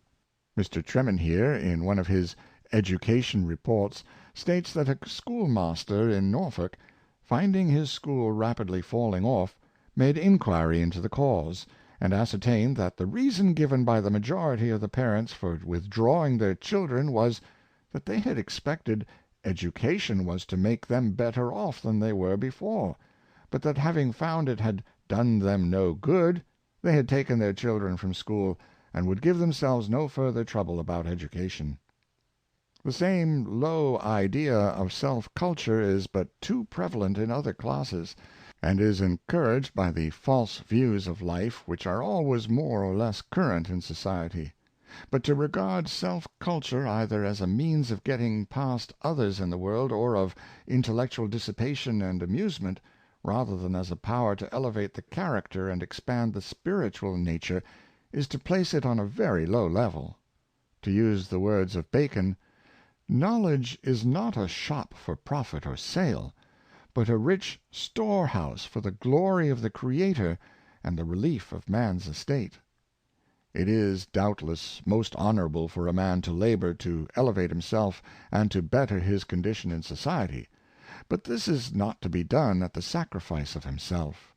To make the mind the mere drudge of the body is putting it to a very servile use, and to go about whining and bemoaning our pitiful lot because we fail in achieving that success in life which, after all, depends rather upon habits of industry and attention to business details than upon knowledge, is the mark of a small and often of a sour mind. Such a temper can not better be reproved than in the words of Robert Southey, who thus wrote to a friend who sought his counsel: "I would give you advice if it could be of use, but there is no curing those who choose to be diseased. A good and wise man may at times be angry with the world, at times grieved for it; but be sure no man was ever discontented with the world if he did his duty in it. If a man of education, who has health, eyes, hands, and leisure, wants an object, it is only because God Almighty has bestowed all those blessings upon a man who does not deserve them." Amusement in moderation is wholesome, and to be commended; but amusement in excess vitiates the whole nature, and is a thing to be carefully guarded against. The maxim is often quoted of, "All work and no play makes Jack a dull boy," but all play and no work makes him something greatly worse. Nothing can be more hurtful to a youth than to have his soul surfeited with pleasure. The best qualities of his mind are impaired, common enjoyments become tasteless, his appetite for the higher kind of pleasure is vitiated; and when he comes to face the work and the duties of life, the result is usually aversion and disgust. Fast men waste and exhaust the powers of life, and dry up the sources of true happiness. Having forestalled their spring, they can produce no healthy growth of either character or intellect. A child without simplicity, a maiden without innocence, a boy without truthfulness, are not more piteous sights than the man who has wasted and thrown away his youth in self-indulgence. Mirabeau said of himself, "My early years have already in a great measure disinherited the succeeding ones, and dissipated a great part of my vital powers. As the wrong done to another to-day returns upon ourselves to-morrow, so the sins of our youth rise up in our age to scourge us." "I assure you," wrote Giusti the Italian to a friend, "I pay a heavy price for existence. It is true that our lives are not at our own disposal. Nature pretends to give them gratis at the beginning, and then sends in her account. The worst of youthful indiscretions is not that they destroy health so much as that they sully manhood. The dissipated youth becomes a tainted man, and often he can not be pure, even if he would. If cure there be, it is only to be found in inoculating the mind with a fervent spirit of duty, and in energetic application to useful work." Robert Nicoll wrote to a friend, after reading the Recollections of Coleridge, "What a mighty intellect was lost in that man for want of a little energy, a little determination!" Nicoll himself was a true and brave spirit who died young, but not before he had encountered and overcome great difficulties in life. At his outset, while carrying on a small business as a bookseller, he found himself weighed down with a debt of only £20, which he said he felt weighing like a millstone round his neck, and that, if he had it paid, he never would borrow again from mortal man. Writing to his mother at the time, he said, "Fear not for me, dear mother, for I feel myself daily growing firmer and more hopeful in spirit. The more I think and reflect, and thinking, not reading, is now my occupation, I feel that, whether I be growing richer or not, I am growing a wiser man, which is far better. Pain, poverty, and all the other wild beasts in life which so frighten others, I am so bold as to think I could look in the face without shrinking, without losing respect for myself, faith in man's high destinies, or trust in God. There is a point which it costs much mental toil and struggling to gain, but which, when once gained, a man can look down from, as a traveler from a lofty mountain, on storms raging below, while he is walking in sunshine. That I have yet gained this point in life I will not say, but I feel myself daily nearer to it. It is not ease, but effort; not facility, but difficulty, that makes men. There is, perhaps, no station in life in which difficulties have not to be encountered and overcome before any decided measure of success can be achieved.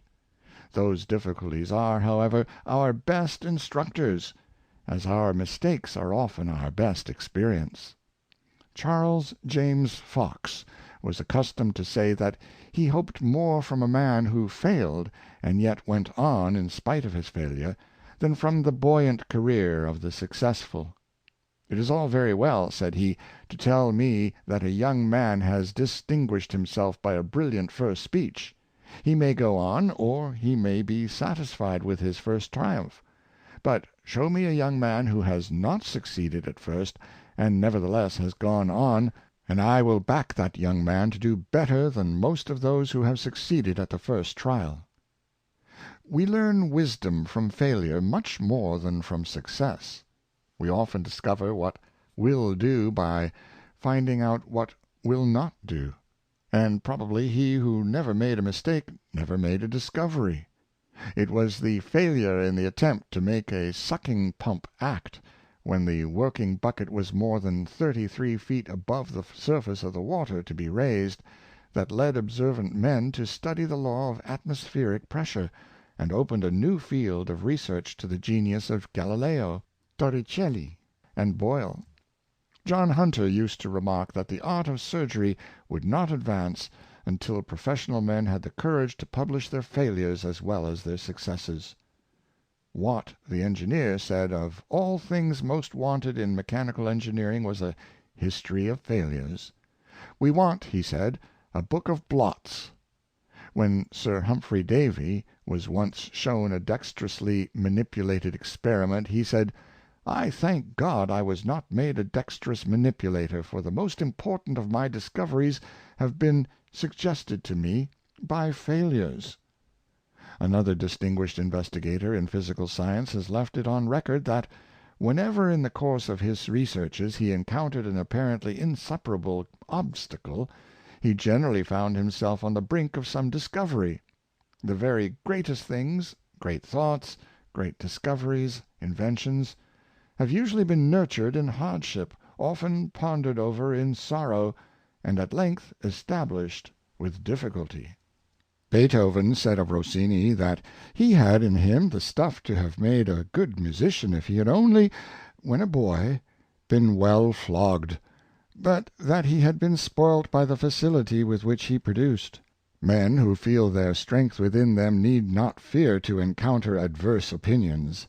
They have far greater reason to fear undue praise and too friendly criticism. When Mendelssohn was about to enter the orchestra at Birmingham, on the first performance of his Elijah, he said laughingly to one of his friends and critics, "Stick your claws into me.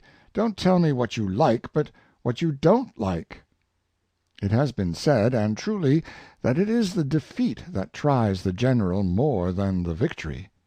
Washington lost more battles than he gained, but he succeeded in the end. The Romans, in their most victorious campaigns, almost invariably began with defeats. Moreau used to be compared by his companions to a drum, which nobody hears of except it be beaten. Wellington's military genius was perfected by encounter with difficulties of apparently the most overwhelming character, but which only served to move his resolution, and bring out more prominently his great qualities as a man and a general. So the skillful mariner obtains his best experience amidst storms and tempests, which train him to self-reliance, courage, and the highest discipline. And we probably owe to rough seas and wintry nights the best training of the race of British seamen, who are certainly not surpassed by any in the world. Sweet indeed are the uses of adversity. They reveal to us our powers and call forth our energies. If there be real worth in the character, like sweet herbs, it will give forth its finest fragrance when pressed. Crosses, says the old proverb, are the ladders that lead to heaven. What is even poverty itself, asks Richter, that a man should murmur under it? It is but as the pain of piercing a maiden's ear, and you hang precious jewels in the wound. In the experience of life it is found that the wholesome discipline of adversity in strong natures usually carries with it a self-preserving influence. Many are found capable of bravely bearing up under privations, and cheerfully encountering obstructions, who are afterwards found unable to withstand the more dangerous influences of prosperity. It is only a weak man whom the wind deprives of his cloak. A man of average strength is more in danger of losing it when assailed by the beams of a too genial sun. Thus it often needs a higher discipline and a stronger character to bear up under good fortune than under adverse. Some generous natures kindle and warm with prosperity, but there are many on whom wealth has no such influence. Base hearts it only hardens, making those who were mean and servile, mean and proud. But while prosperity is apt to harden the heart to pride, adversity in a man of resolution will serve to ripen it into fortitude. To use the words of Burke, "Difficulty is a severe instructor, set over us by the supreme ordinance of a parental guardian and instructor, who knows us better than we know ourselves, as he loves us better too. He that wrestles with us strengthens our nerves, and sharpens our skill. Our antagonist is thus our helper." Without the necessity of encountering difficulty, life might be easier, but men would be worth less. For trials, wisely improved, train the character, and teach self-help. Thus hardship itself may often prove the wholesome discipline for us, though we recognize it not. The battle of life is, in most cases, fought uphill, and to win it without a struggle were perhaps to win it without honor. If there were no difficulties, there would be no success. If there were nothing to struggle for, there would be nothing to be achieved. Difficulties may intimidate the weak, but they act only as a wholesome stimulus to men of resolution and valor. All experience of life, indeed, serves to prove that the impediments thrown in the way of human advancement may, for the most part, be overcome by steady good conduct, honest zeal, activity, perseverance, and, above all, by a determined resolution to surmount difficulties, and stand up manfully against misfortune. The school of difficulty is the best school of moral discipline for nations as for individuals. Indeed, the history of difficulty would be but a history of all the great and good things that have yet been accomplished by men. It is hard to say how much northern nations owe to their encounter with a comparatively rude and changeable climate, and an originally sterile soil, which is one of the necessities of their condition, involving a perennial struggle with difficulties such as the natives of sunnier climes know nothing of. And thus it may be that, though our finest products are exotic, the skill and industry which have been necessary to rear them have issued in the production of a native growth of men not surpassed on the globe. Wherever there is difficulty, the individual man must come out for better or for worse. Encounter with it will train his strength, and discipline his skill, heartening him for future effort, as the racer, by being trained to run against the hill, at length courses with facility. The road to success may be steep to climb, and it puts to the proof the energies of him who would reach the summit. But by experience a man soon learns that obstacles are to be overcome by grappling with them, that the nettle feels as soft as silk when it is boldly grasped, and that the most effective help towards realizing the object proposed is the moral conviction that we can and will accomplish it. Thus difficulties often fall away of themselves before the determination to overcome them. Much will be done if we do but try. Nobody knows what he can do till he has tried, and few try their best till they have been forced to do it. "If I could do such and such a thing," sighs the desponding youth. But nothing will be done if he only wishes. The desire must ripen into purpose and effort, and one energetic attempt is worth 1,000 aspirations. It is these thorny ifs which so often hedge around the field of possibility, and prevent anything being done or even attempted. "A difficulty," said Lord Lyndhurst, "is a thing to be overcome. Grapple with it at once. Facility will come with practice, and strength and fortitude with repeated effort. Thus the mind and character may be trained to an almost perfect discipline, and enabled to act with a grace, spirit, and liberty almost incomprehensible to those who have not passed through a similar experience."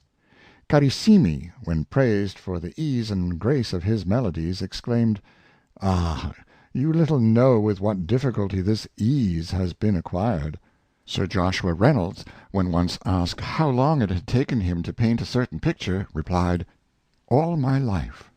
Henry Clay, the American orator, when giving advice to young men, thus described to them the secret of his success in the cultivation of his art. "I owe my success in life," said he, "chiefly to one circumstance, that at the age of 27 I commenced, and continued for years, the process of daily reading and speaking upon the contents of some historical or scientific book. These off-hand efforts were made, sometimes in a cornfield, at others in the forest, and not unfrequently in some distant barn, with a horse and the ox for my auditors. It is to this early practice of the art of all arts that I am indebted for the primary and leading impulses that stimulated me onward, and have shaped and molded my whole subsequent destiny." Curran, the Irish orator, when a youth, had a strong defect in his articulation, and at school he was known as "Stuttering Jack Curran." While he was engaged in the study of the law, and still struggling to overcome his defect, he was stung into eloquence by the sarcasms of a member of a debating club, who characterized him as "Orator Mum." For, like Cowper, when he stood up to speak, Curran had not on a previous occasion been able to utter a word; but the taunt raised his pluck, and he replied with a triumphant speech. This accidental discovery in himself of the gift of eloquence encouraged him to proceed in his studies with additional energy and vigor. He corrected his enunciation by reading aloud, emphatically and distinctly, the best passages in literature for several hours every day, studying his features before a mirror, and adopting a method of gesticulation suited to his rather awkward and ungraceful figure. He also proposed cases to himself, which he argued with as much care as if he had been addressing a jury. Curran began business with the qualification which Lord Eldon stated to be the first requisite for distinction, that is, to be not worth a shilling.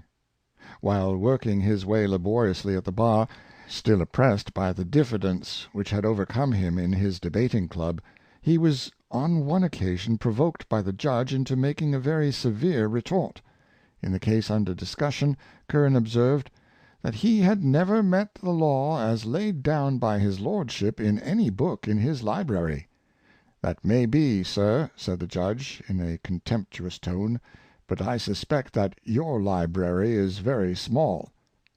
His lordship was notoriously a furious political partisan, the author of several anonymous pamphlets characterized by unusual violence and dogmatism. Curran, roused by the allusion to his straitened circumstances, replied thus: "It is very true, my lord, that I am poor, and the circumstance has certainly curtailed my library. My books are not numerous, but they are select, and I hope they have been perused with proper dispositions. I have prepared myself for this high profession by the study of a few good works, rather than by the composition of a great many bad ones. I am not ashamed of my poverty, but I should be ashamed of my wealth could I have stooped to acquire it by servility and corruption. If I rise not to rank, I shall at least be honest, and should I ever cease to be so, many an example shows me that an ill-gained elevation by making me the more conspicuous would only make me the more universally and the more notoriously contemptible." The extremest poverty has been no obstacle in the way of men devoted to the duty of self-culture. Professor Alexander Murray, the linguist, learned to write by scribbling his letters on an old wool card with the end of a burned feather stem. The only book which his father, who was a poor shepherd, possessed, was a penny catechism; but that, being thought too valuable for common use, was carefully preserved in a cupboard for Sunday catechizing. Professor Moore, when a young man, being too poor to purchase Newton's Principia, borrowed the book, and copied the whole of it with his own hand.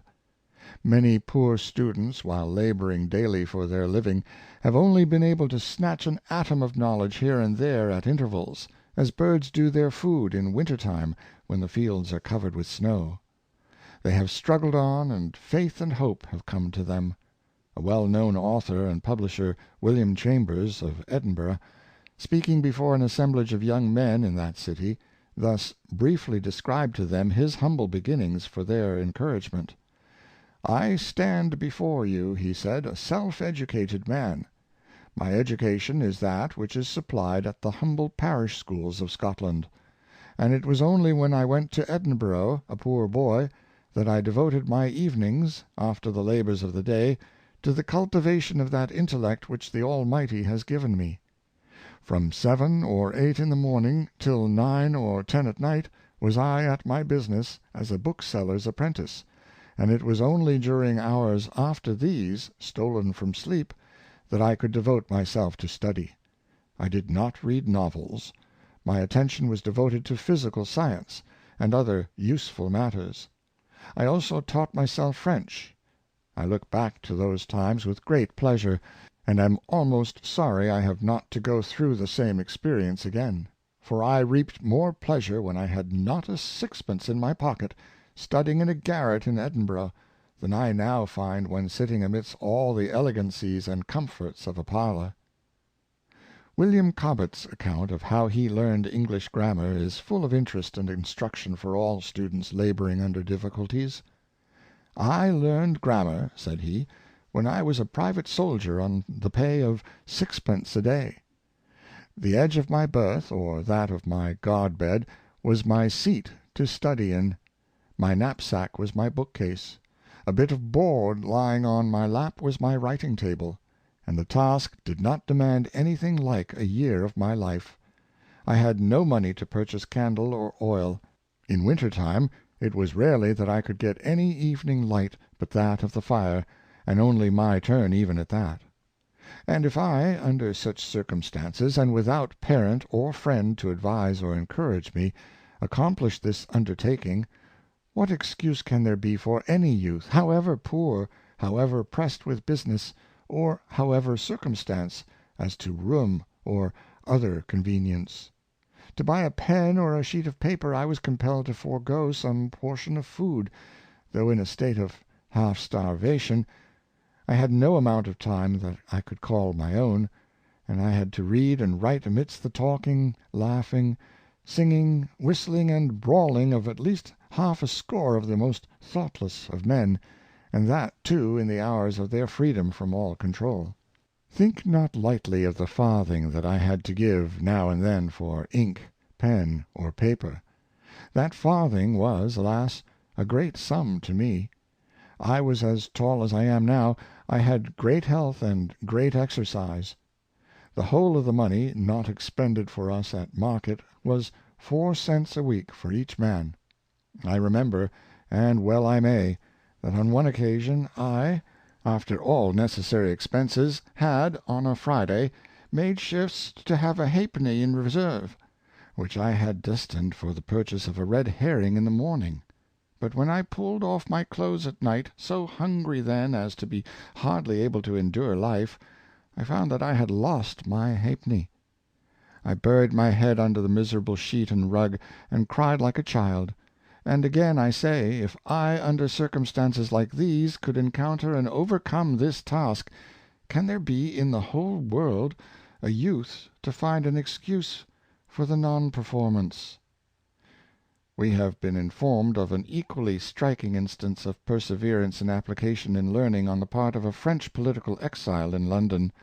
His original occupation was that of a stonemason, at which he found employment for some time. But work becoming slack, he lost his place, and poverty stared him in the face. In his dilemma he called upon a fellow exile profitably engaged in teaching French, and consulted him what he ought to do to earn a living. The answer was, "Become a professor." "A professor?" answered the mason.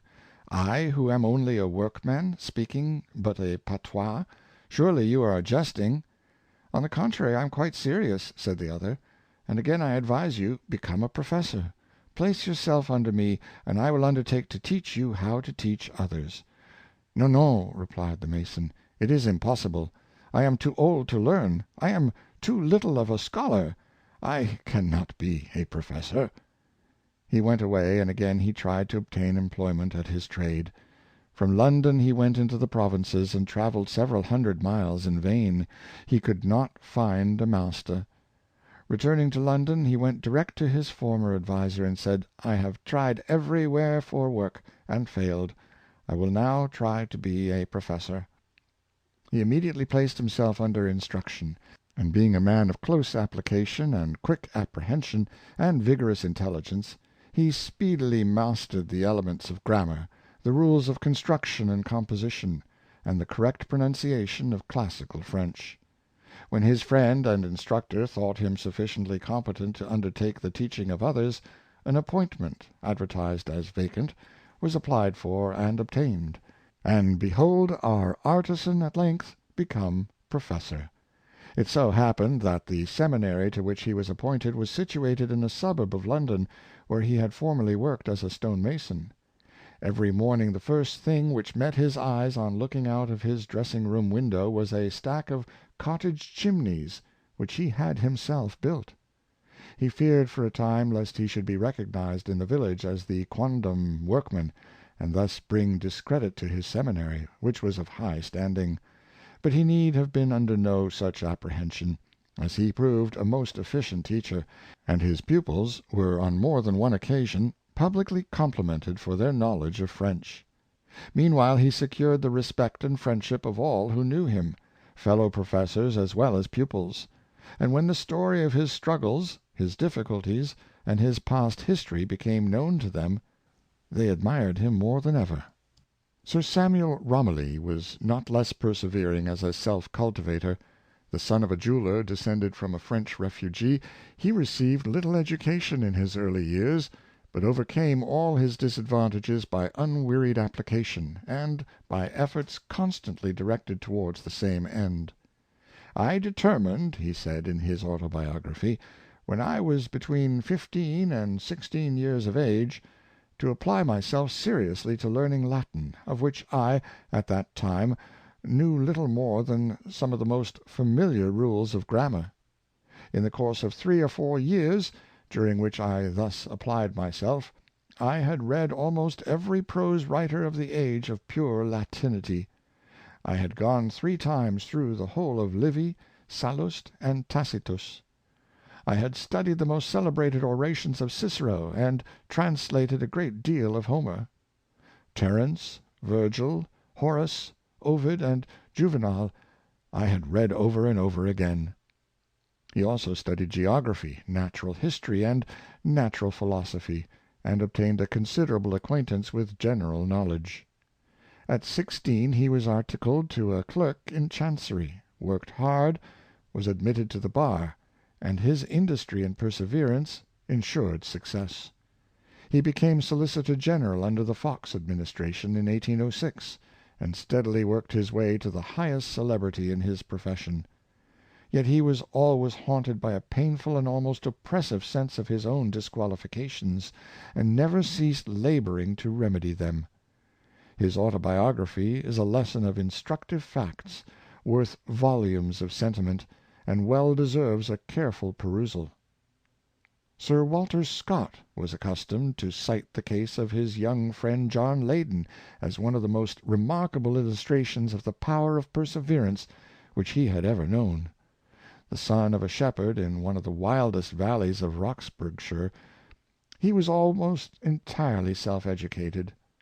Like many Scotch shepherds' sons, like Hogg, who taught himself to write by copying the letters of a printed book as he lay watching his flock on the hillside, like Cairns, who, from tending sheep on the Lammermoors, raised himself by dint of application and industry to the professor's chair which he now so worthily holds, like Morey, Ferguson, and many more, Leyden was early inspired by a thirst for knowledge.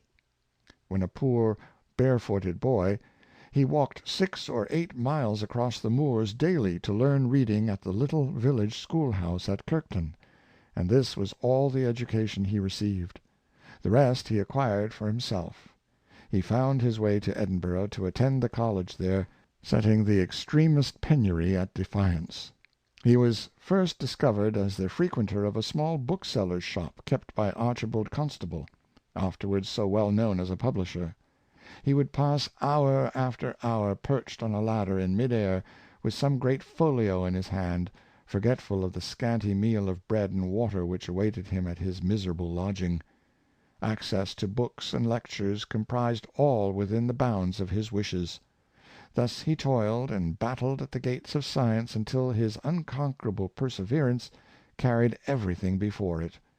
Before he had attained his 19th year, he had astonished all the professors in Edinburgh by his profound knowledge of Greek and Latin, and the general mass of information he had acquired. Having turned his views to India, he sought employment in the civil service, but failed. He was, however, informed that a surgeon's assistant's commission was open to him. But he was no surgeon, and knew no more of the profession than a child. He could, however, learn. Then he was told that he must be ready to pass in 6 months. Nothing daunted, he sat to work to acquire in 6 months what usually required 3 years. At the end of 6 months he took his degree with honor. Scott and a few friends helped to fit him out, and he sailed for India, after publishing his beautiful poem, "The Scenes of Infancy." In India he promised to become one of the greatest Oriental scholars, but was unhappily cut off by fever caught by exposure, and died at an early age. The life of the late Dr. Lee, professor of Hebrew at Cambridge, furnishes one of the most remarkable instances in modern times of the power of patient perseverance and resolute purpose in working out an honorable career in literature. He received his education at a charity school at Lognor, near Shrewsbury, but so little distinguished himself there that his master pronounced him one of the dullest boys that ever passed through his hands.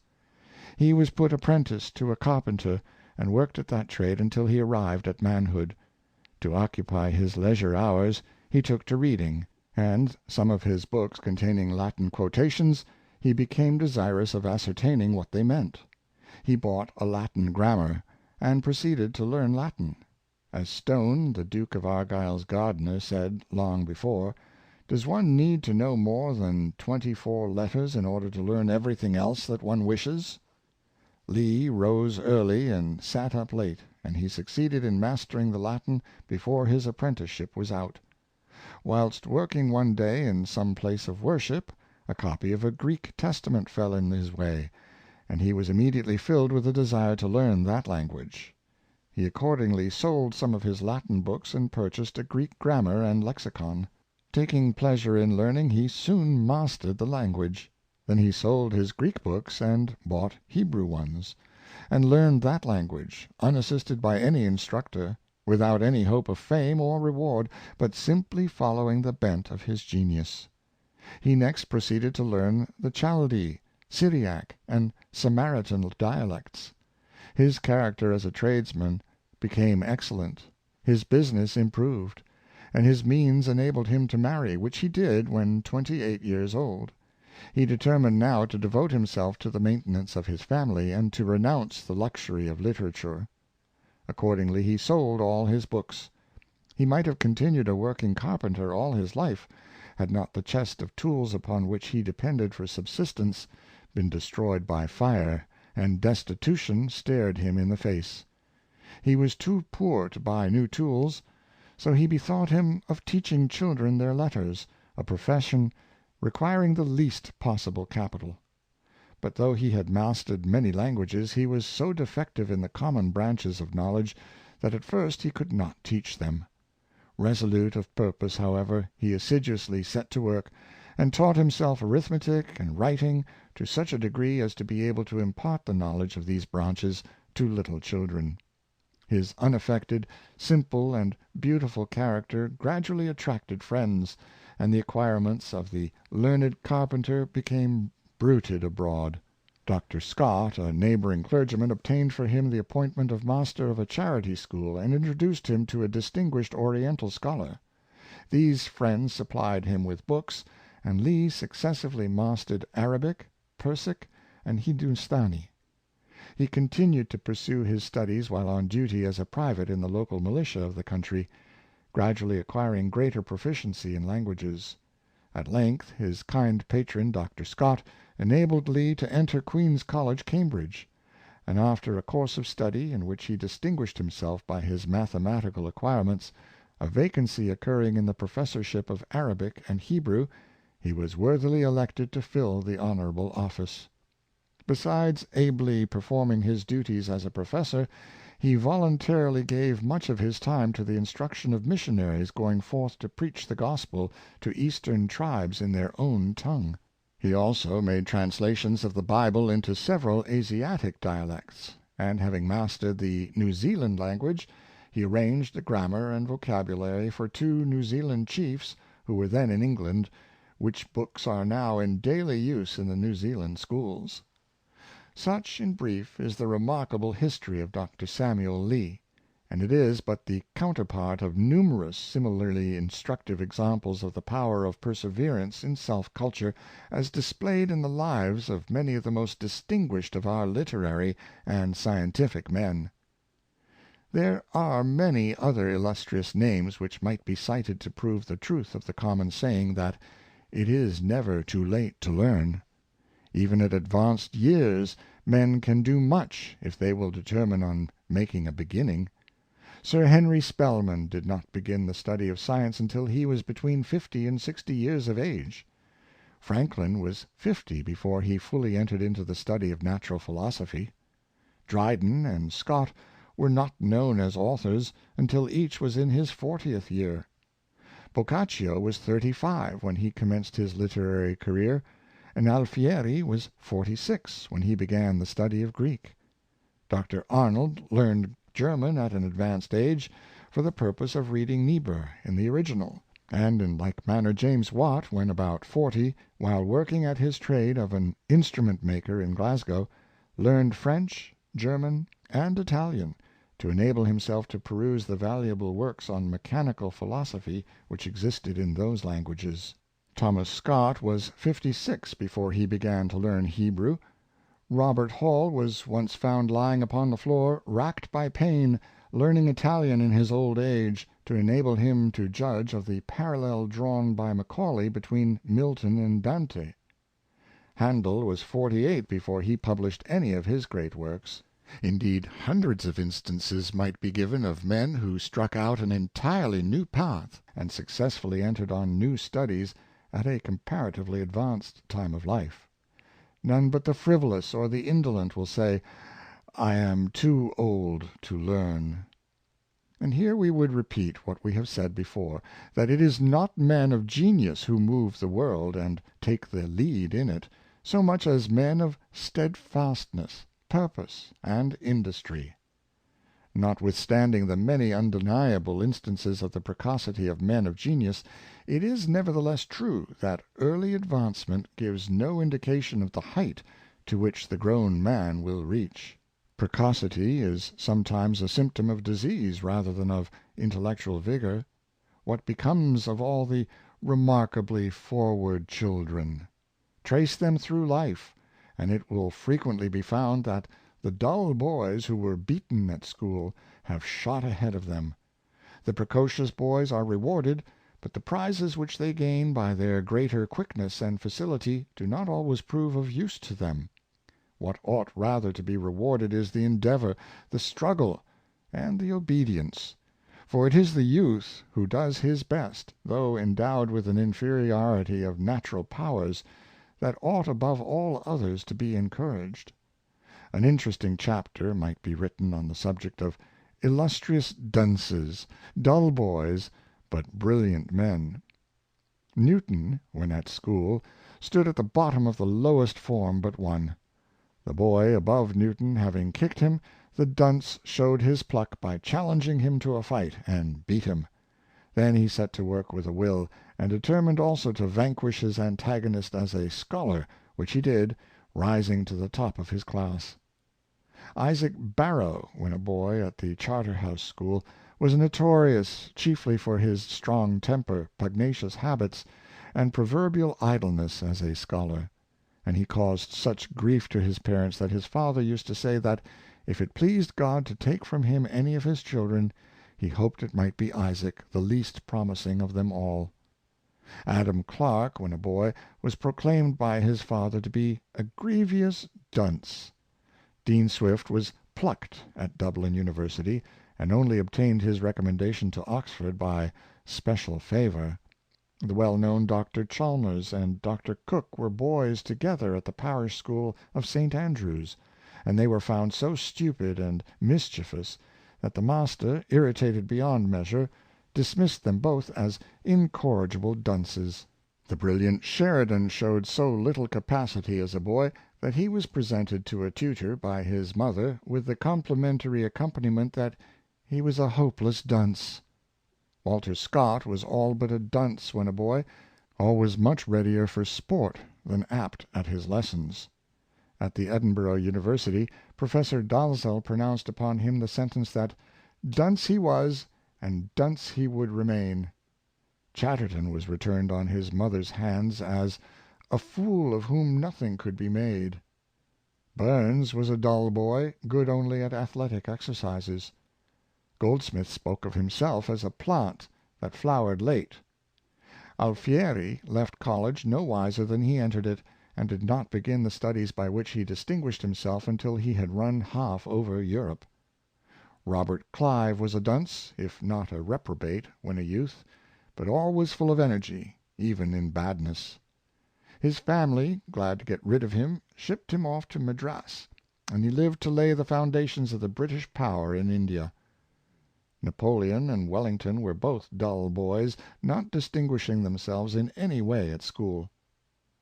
Ulysses Grant, the commander-in-chief of the United States, was called Useless Grant by his mother, he was so dull and unhandy when a boy; and Stonewall Jackson, Lee's greatest lieutenant, was, in his youth, chiefly noted for his slowness. While a pupil at West Point Military Academy, he was, however, equally remarkable for his application and perseverance. When a task was set him, he never left it until he had mastered it, nor did he ever feign to possess knowledge which he had not entirely acquired. "Again and again," wrote one who knew him, when called upon to answer questions in the recitation of the day, he would reply, "I have not yet looked at it. I have been engaged in mastering the recitation of yesterday or the day before." The result was that he graduated 17th in a class of 70. There was probably in the whole class not a boy to whom Jackson at the outset was not inferior in knowledge and attainments, but at the end of the race he had only 16 before him, and had outstripped no fewer than 53. It used to be said of him, by his contemporaries, that if the course had been for 10 years instead of 4, Jackson would have graduated at the head of his class. John Howard, the philanthropist, was another illustrious dunce, learning next to nothing during the 7 years that he was at school. Watt was a dull scholar, notwithstanding the stories told about his precocity, but he was, what was better, patient and perseverant, and it was by such qualities, and by his carefully cultivated inventiveness, that he was enabled to perfect his steam-engine. What Dr. Arnold says of boys is equally true of men, that the difference between one boy and another consists not so much in talent as in energy. Given perseverance, and energy soon becomes habitual. Provided the dunce has persistency and application, he will inevitably head the cleverer fellow without those qualities. Slow but sure wins the race. It is perseverance that explains how the position of boys at school are so often reversed in real life, and it is curious to note how some who were then so clever have since become so commonplace, while others, dull boys, of whom nothing was expected, slow in their faculties but sure in their pace, have assumed the position of leaders of men. The tortoise in the right road will beat a racer in the wrong. It matters not though a youth be slow, if he be but diligent. Quickness of parts may even prove a defect, inasmuch as the boy who learns readily will often forget as readily, and also because he finds no need of cultivating that quality of application and perseverance which the slower youth is compelled to exercise, and which proves so valuable an element in the formation of every character. Davy said, "What I am I have made myself," and the same holds true universally. To conclude, the best culture is not obtained from teachers when at school or college, so much as by our own diligent self-education when we have become men. Hence, parents need not be in too great haste to see their children's talents forced into bloom. Let them watch and wait patiently, letting good example and quiet training do their work, and leave the rest to Providence. Let them see to it that the youth is provided, by free exercise of his bodily powers, with a full stock of physical health. Set him fairly on the road of self-culture, carefully train his habits of application and perseverance, and as he grows older, If the right stuff be in him, he will be enabled vigorously and effectively to cultivate himself. Chapter 12. Self-Culture, Facilities and Difficulties. Read by John Greenman.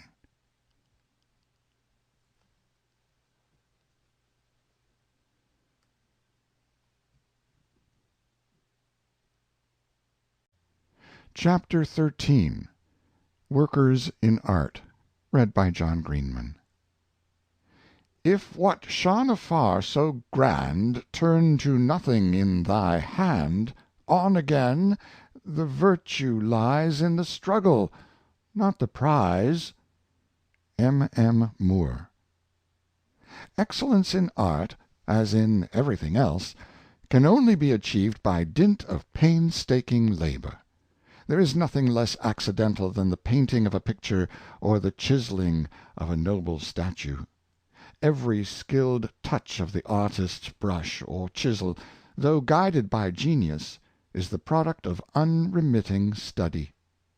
Sir Joshua Reynolds was such a believer in the force of industry that he held that artistic excellence, however expressed by genius, taste, or the gift of heaven, may be acquired. Writing to Barry, he said, "Whoever is resolved to excel in painting, or indeed any other art, must bring all his mind to bear upon that one object from the moment that he rises till he goes to bed."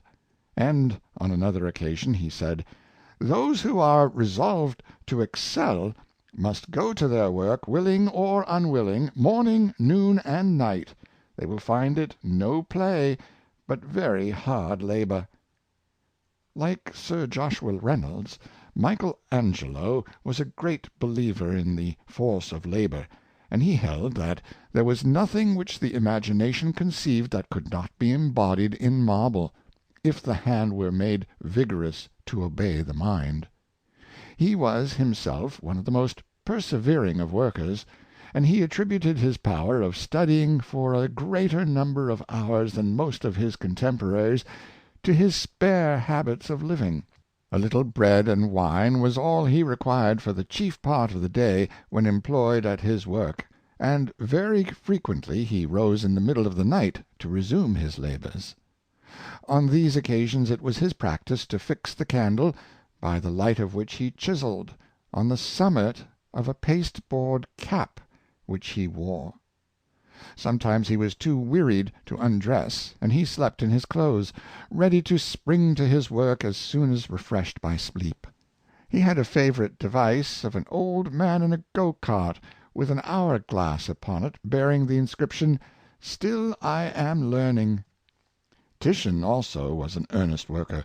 His celebrated Pietro Martire was 8 years in hand, and his Last Supper 7. In his letter to Charles V. he said, "I send your Majesty the Last Supper after working at it almost daily for 7 years."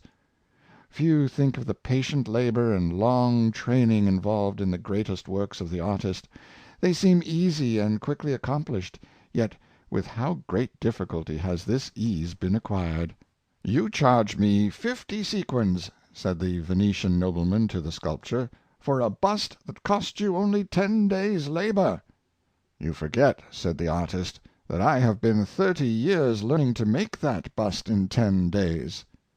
It was eminently characteristic of the industry of the late Sir Augustus Calcott that he made not fewer than 40 separate sketches in the composition of his famous picture of Rochester. This constant repetition is one of the main conditions of success in art, as in life itself. No matter how generous nature has been in bestowing the gift of genius, the pursuit of art is nevertheless a long and continuous labor.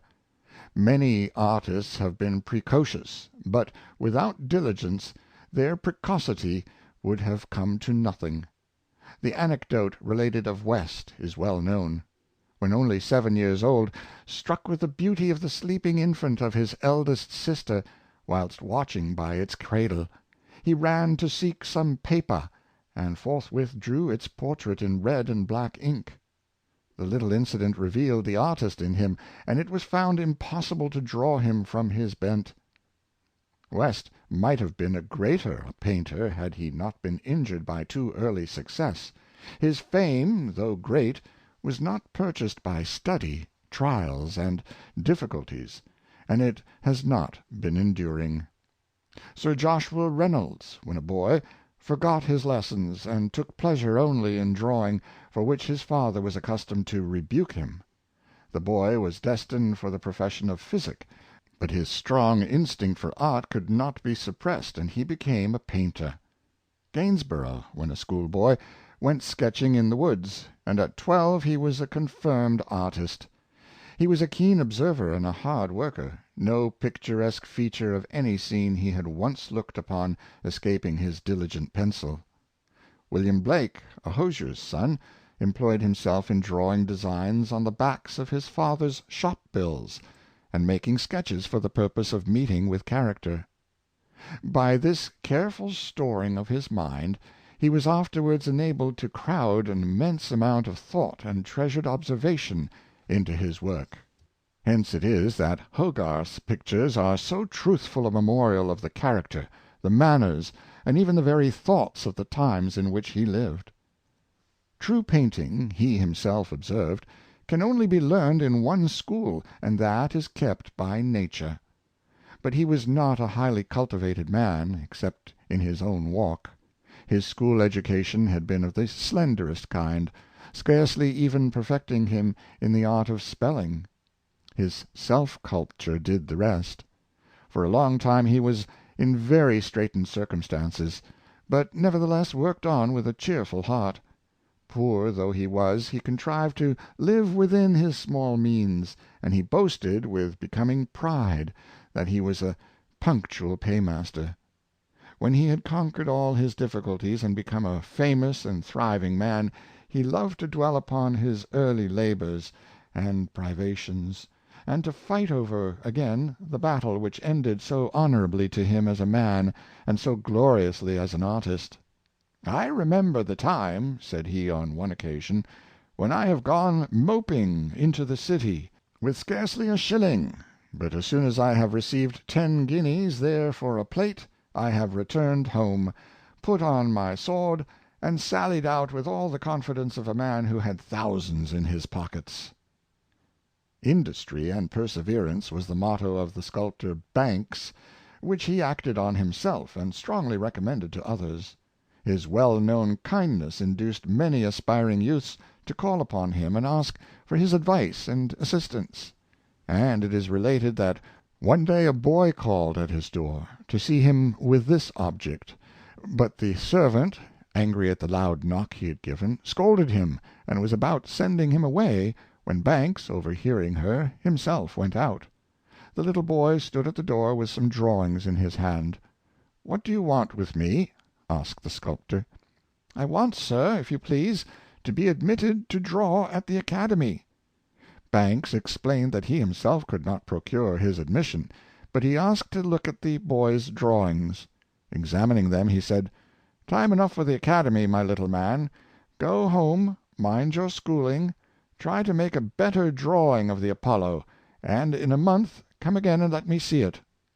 The boy went home, sketched and worked with redoubled diligence, and at the end of the month called again on the sculptor. The drawing was better, but again Banks sent him back, with good advice, to work and study. In a week the boy was again at his door, his drawing much improved, and Banks bid him be of good cheer, for if spared he would distinguish himself. The boy was Mulready, and the sculptor's augury was amply fulfilled.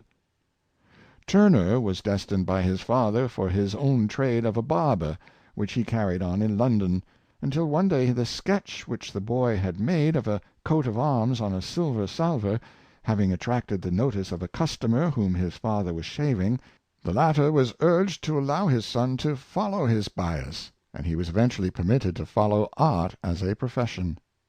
Like all young artists, Turner had many difficulties to encounter, and they were all the greater that his circumstances were so straitened. But he was always willing to work, and to take pains with his work, no matter how humble it might be. He was glad to hire himself out at £half-a-crown a night to wash in skies in India ink upon other people's drawings, getting his supper into the bargain. Thus he earned money and acquired expertness. Then he took to illustrating guide books, almanacs, and any sort of books that wanted cheap frontispieces. "What could I have done better?" said he afterwards. "It was first-rate practice." He did everything carefully and conscientiously, never slurring over his work because he was ill remunerated for it. He aimed at learning as well as living, always doing his best, and never leaving a drawing without having made a step in advance upon his previous work. A man who thus labored was sure to do much, and his growth in power and grasp of thought was, to use Ruskin's words, as steady as the increasing light of sunrise. But Turner's genius needs no panegyric. His best monument is the noble gallery of pictures bequeathed by him to the nation, which will ever be the most lasting memorial of his fame. Very romantic and adventurous was the career of Benvenuto Cellini, the marvelous gold worker, painter, sculptor, engraver, engineer, and author. His life, as told by himself, is one of the most extraordinary autobiographies ever written. Giovanni Cellini, his father, was one of the court musicians at Florence, and his highest ambition concerning his son was that he should become an expert player on the flute. But Giovanni, having lost his appointment, found it necessary to send his son to learn some trade, and he was apprenticed to a goldsmith. The boy had already displayed a love of drawing and of art, and applying himself to his business, he soon became a dexterous workman. Having got mixed up in a quarrel with some of the townspeople, he was banished for 6 months, during which period he worked with a goldsmith at Siena, gaining further experience in jewelry and gold working. His father still insisting on his becoming a flute player, Benvenuto continued to practice on the instrument, though he detested it. His chief pleasure was in art, which he pursued with enthusiasm. Returning to Florence, he carefully studied the best designs, and still further to improve himself in gold working, he went on foot to Rome, where he met with a variety of adventures. He returned to Florence with the reputation of being a most expert worker in the precious metals, and his skill was soon in great request. During his residence in Rome, Cellini met with extensive patronage, and he was taken into the Pope's service in the double capacity of goldsmith and musician. He was constantly studying and improving himself by acquaintance with the works of the best masters. He mounted jewels, finished enamels, engraved seals, and designed and executed works in gold, silver, and bronze, in such a style as to excel all other artists. Whenever he heard of a goldsmith who was famous in any particular branch, he immediately determined to surpass him. Thus it was that he rivaled the medals of one, the enamels of another, and the jewelry of a third. In fact, there was not a branch of his business that he did not feel impelled to excel in. Working in this spirit, it is not so wonderful that Cellini should have been able to accomplish so much. He was a man of ceaseless activity, and was constantly on the move. At one time we find him at Florence, at another at Rome. Then he is at Mantua, at Rome, at Naples, and back to Florence again. Then at Venice and in Paris, making all his long journeys on horseback. He could not carry much luggage with him, so wherever he went he usually began by making his own tools. He not only designed his works, but executed them himself, hammered and carved and cast and shaped them with his own hands. Indeed, his works have the impress of genius so clearly stamped upon them, that they could never have been designed by one person and executed by another. The humblest article, a buckle for a lady's girdle, a seal, a locket, a brooch, a ring, or a button, became in his hands a beautiful work of art. Cellini was remarkable for his readiness and dexterity in handicraft. One day a surgeon entered the shop of the goldsmith to perform an operation on his daughter's hand. On looking at the surgeon's instruments, Cellini, who was present, found them rude and clumsy, as they usually were in those days, and he asked the surgeon to proceed no further with the operation for a quarter of an hour. He then ran to his shop, and taking a piece of the finest steel, wrought out of it a beautifully finished knife, with which the operation was successfully performed. Among the statues executed by Cellini, the most important are the silver figure of Jupiter and Perseus. John Flaxman was the son of a humble seller of plaster casts. When a child, he was such an invalid that it was his custom to sit behind his father's shop counter, propped by pillows, amusing himself with drawing and reading. A benevolent clergyman, the Reverend Mr. Matthews, calling at the shop one day, saw the boy trying to read a book, and, on inquiring what it was, found it to be Cornelius Nepos, which his father had picked up for a few pence at a book-stall. The gentleman, after some conversation with the boy, said that was not the proper book for him to read, but that he would bring him one. The next day he called with translations of Homer and Don Quixote, which the boy proceeded to read with great avidity.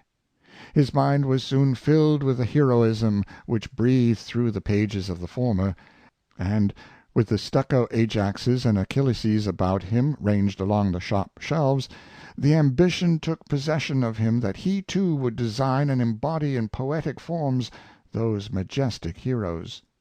Like all youthful efforts, his first designs were crude. The proud father one day showed some of them to Roubiliac the sculptor, who turned from them with a contemptuous "Pshaw!" But the boy had the right stuff in him. He had industry and patience, and he continued to labor incessantly at his books and drawings. He then tried his young powers in modeling figures in plaster of Paris, wax, and clay. Some of these early works are still preserved, not because of their merit, but because they are curious as the first healthy efforts of patient genius. It was long before the boy could walk, and he only learned to do so by hobbling along upon crutches. At length he became strong enough to walk without them. The kind Mr. Matthews invited him to his house, where his wife explained Homer and Milton to him. They helped him also in his self-culture, giving him lessons in Greek and Latin, the study of which he prosecuted at home. By dint of patience and perseverance, his drawing improved so much that he obtained a commission from a lady to execute 6 original drawings in black chalk of subjects in Homer. His first commission! What an event in the artist's life! The boy at once proceeded to execute the order, and he was both well praised and well paid for his work. At 15, Flaxman entered a pupil at the Royal Academy. Notwithstanding his retiring disposition, he soon became known among the students, and great things were expected of him. Nor were their expectations disappointed. In his 15th year he gained the silver prize. The next year he became a candidate for the gold one. Everybody prophesied that he would carry off the medal, for there were none who surpassed him in ability and industry. Yet he lost it, and the gold medal was adjudged to a pupil who was not afterwards heard of. This failure on the part of the youth was really of service to him, for defeats do not long cast down the resolute-hearted, but only serve to call forth their real powers. "Give me time," said he to his father, "and I will yet produce works that the Academy will be proud to recognize." He redoubled his efforts, spared no pains, designed and modeled incessantly, and made steady, if not rapid, progress. But meanwhile poverty threatened his father's household. The plaster-cast trade yielded a very bare living, and young Flaxman, with resolute self-denial, curtailed his hours of study, and devoted himself to helping his father in the humble details of his business. He laid aside his Homer to take up the plaster trowel. He was willing to work in the humblest department of the trade, so that his father's family might be supported and the wolf kept from the door. To this drudgery of his art he served a long apprenticeship, but it did him good. It familiarized him with steady work, and cultivated in him the spirit of patience. The discipline may have been hard, but it was wholesome. Happily, young Flaxman's skill in design had reached the knowledge of Josiah Wedgwood, who sought him out for the purpose of employing him to design improved patterns of china and earthenware. It may seem a humble department of art for such a genius as Flaxman to work in, but it really was not so.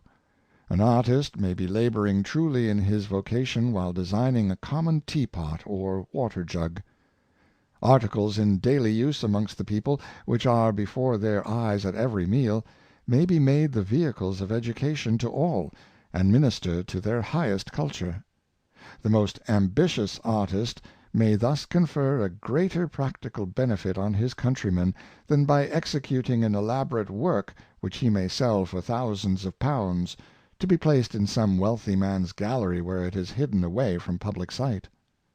Before Wedgwood's time, the designs which figured upon our china and stoneware were hideous both in drawing and in execution, and he determined to improve both.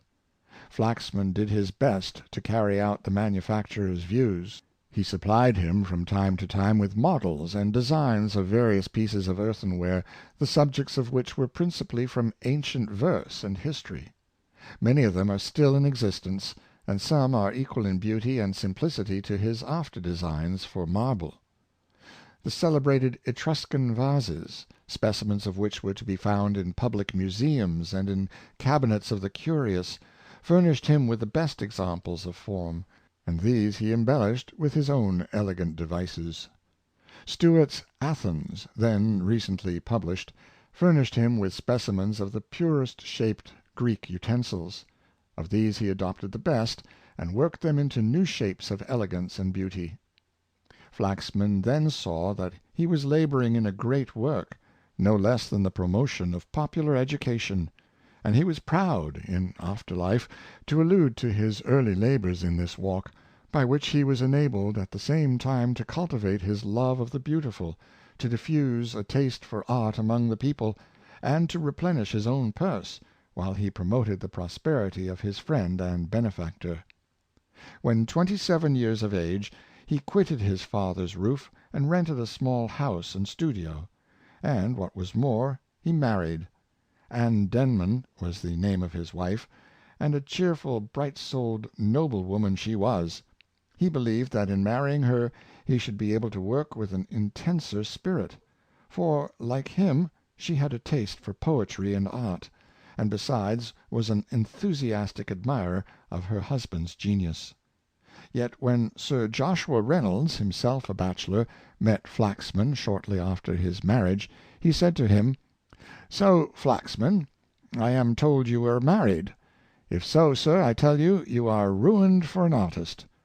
Flaxman went straight home, sat down beside his wife, took her hand in his, and said, "Anne, I am ruined for an artist." "How so, John? How has it happened, and who has done it?" "It happened," he replied, "in the church, and Anne Denman has done it."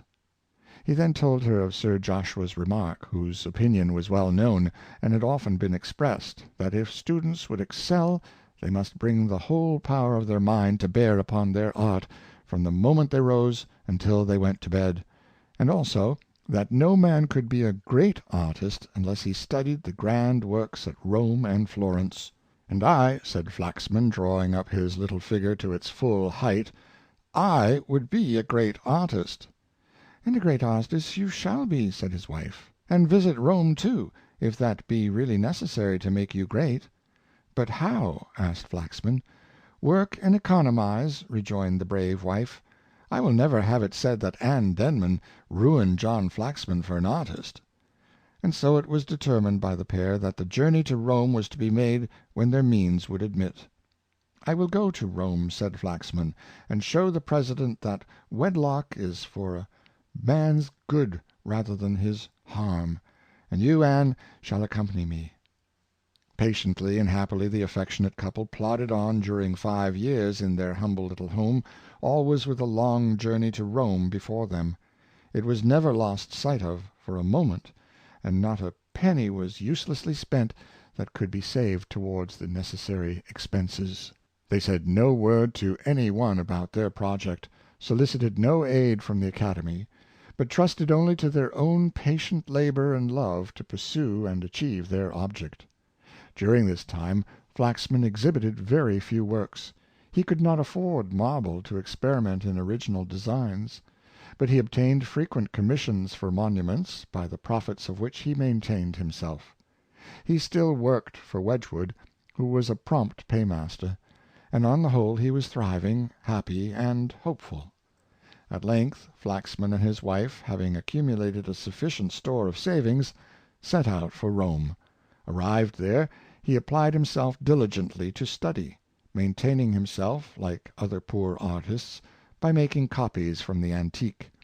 English visitors sought his studio and gave him commissions, and it was then that he composed his beautiful designs illustrative of Homer, Aeschylus, and Dante. He then prepared to return to England, his taste improved and cultivated by careful study.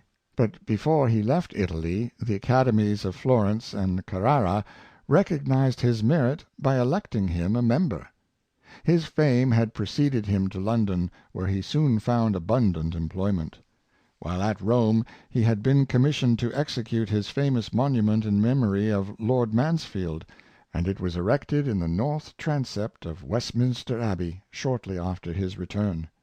It stands there in majestic grandeur, a monument to the genius of Flaxman himself, calm, simple, and severe. No wonder that Banks, the sculptor, then at the zenith of his fame, exclaimed when he saw it, "This little man cuts us all out." When the members of the Royal Academy heard of Flaxman's return, and especially when they had an opportunity of seeing and admiring his portrait statue of Mansfield, they were eager to have him enrolled among their number. He allowed his name to be proposed in the candidates' list of associates, and was immediately elected. Shortly after he appeared in an entirely new character. The little boy who had began his studies behind the plaster cast seller's shop counter was now a man of high intellect and recognized supremacy in art, instructing students in the character of Professor of Sculpture to the Royal Academy. And no man better deserved to fill that distinguished office, for none is so able to instruct others as he who, for himself and by his own efforts, has learned to grapple with and overcome difficulties. After a long, peaceful, and happy life, Flaxman found himself growing old. The loss which he sustained by the death of his affectionate wife Anne was a severe shock to him, but he survived her several years, during which he executed his celebrated Shield of Achilles, and his noble Archangel Michael vanquishing Satan, perhaps his two greatest works. The same honest and persistent industry was throughout distinctive of the career of David Wilkie. The son of a Scotch minister, he gave early indications of an artistic turn, and though he was a negligent and inept scholar, he was a sedulous drawer of faces and figures. A silent boy, he already displayed that quiet, concentrated energy of character which distinguished him through life. He was always on the lookout for an opportunity to draw, and the walls of the manse or the smooth sand by the riverside were alike convenient for his purpose. Any sort of tool would serve him. Like Giotto, he found a pencil in a burnt stick, a prepared canvas in any smooth stone, and the subject for a picture in every ragged mendicant he met. When he visited a house, he generally left his mark on the walls as an indication of his presence, sometimes to the disgust of cleanly housewives. In short, notwithstanding the aversion of his father, the minister, to the sinful profession of painting, Wilkie's strong propensity was not to be thwarted, and he became an artist, working his way manfully up the steep of difficulty. Though rejected on his first application as a candidate for admission to the Scottish Academy at Edinburgh, on account of the rudeness and inaccuracy of his introductory specimens, he persevered in producing better until he was admitted. But his progress was slow. He applied himself diligently to the drawing of the human figure, and held on with a determination to succeed, as if with a resolute confidence as to the result. He displayed none of the eccentric humor and fitful application of many youths who conceive themselves geniuses, but kept up the routine of steady application to such an extent that he himself was afterwards accustomed to attribute his success to his dogged perseverance rather than to any higher innate power. "The single element," he said, "in all the progressive movements of my pencil was persevering industry." At Edinburgh he gained a few premiums, thought of turning his attention to portrait painting, with a view to its higher and more certain remuneration, but eventually went boldly into the line in which he earned his fame, and painted his Pitlessie Fair. What was bolder still, he determined to proceed to London on account of its presenting so much wider a field for study and work, and the poor Scotch lad arrived in town and painted his Village Politicians, while living in a humble lodging on 18 shillings a week. Notwithstanding the success of this picture, and the commissions which followed it, Wilkie long continued poor. The prices which his works realized were not great, for he bestowed upon them so much time and labor that his earnings continued comparatively small for many years. Every picture was carefully studied and elaborated beforehand. Nothing was struck off at a heat. Many occupied him for years, touching, retouching, and improving them until they finally passed out of his hands. As with Reynolds, his motto was "Work, work, work," and like him he expressed great dislike for talking artists. Talkers may sow, but the silent reap. Let us be doing something, was his oblique mode of rebuking the loquacious and admonishing the idle. He once related to his friend Constable that when he studied at the Scottish Academy, Graham, the master of it, was accustomed to say to the students, in the words of Reynolds, "If you have genius, industry will improve it; if you have none, industry will supply its place." So, said Wilkie, "I was determined to be very industrious, for I knew I had no genius." He also told Constable that when Linnell and Burnet, his fellow students in London, were talking about art, he always contrived to get as close to them as he could to hear all they said, "for," said he, "they know a great deal and I know very little." This was said with perfect sincerity, for Wilkie was habitually modest.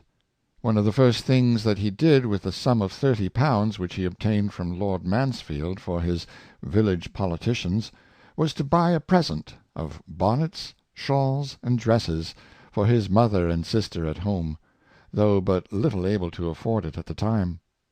Wilkie's early poverty had trained him in the habits of strict economy, which were, however, consistent with a noble liberality. Many artists have had to encounter privations which have tried their courage and endurance to the utmost before they succeeded. What number may have sunk under them we can never know. Martin encountered difficulties in the course of his career such as perhaps fall to the lot of few. More than once he found himself on the verge of starvation while engaged on his first great picture. It is related of him that on one occasion he found himself reduced to his last shilling, a bright shilling, which he had kept because of its very brightness, but at length he found it necessary to exchange it for bread. He went to a baker's shop, bought a loaf, and was taking it away when the baker snatched it from him, and tossed back the shilling to the starving painter. The bright shilling had failed him in his hour of need. It was a bad one. Returning to his lodgings, he rummaged his trunk for some remaining crust to satisfy his hunger. Upheld throughout by the victorious power of enthusiasm, he pursued his design with unsubdued energy. He had the courage to work on and to wait, and when, a few days after, he found an opportunity to exhibit his picture, he was from that time famous. Like many other great artists, his life proves that, despite outward circumstances, genius, aided by industry, will be its own protector, and that fame, though she comes late, will never ultimately refuse her favors to real merit. Another striking exemplification of perseverance and industry in the cultivation of art in humble life is presented in the career of James Sharples, a working blacksmith at Blackburn. He was one of a family of 13 children. His father was a working iron founder. The boys received no school education, but were all sent to work as soon as they were able, and at about 10 James was placed in a foundry, where he was employed for about 2 years as a smithy boy. After that he was sent into the engine shop, where his father worked as engine-smith. The boy's employment was to heat and carry rivets for the boiler-makers. Though his hours of labor were very long, often from 6 in the morning until 8 at night, his father contrived to give him some little teaching after working hours, and it was thus that he partially learned his letters. An incident occurred in the course of his employment among the boiler-makers, which first awakened in him the desire to learn drawing. He had occasionally been employed by the foreman to hold the chalked line with which he made the designs of boilers upon the floor of the workshop; and on such occasions the foreman was accustomed to hold the line, and direct the boy to make the necessary dimensions. James soon became so expert at this as to be of considerable service to the foreman, and at his leisure hours at home his great delight was to practice drawing designs of boilers upon his mother's floor. On one occasion, when a female relative was expected from Manchester to pay the family a visit, and the house had been made as decent as possible for her reception, the boy, on coming in from the foundry in the evening, began his usual operations upon the floor. He had proceeded some way with his design of a large boiler in chalk, when his mother arrived with the visitor, and to her dismay found the boy unwashed and the floor chalked all over.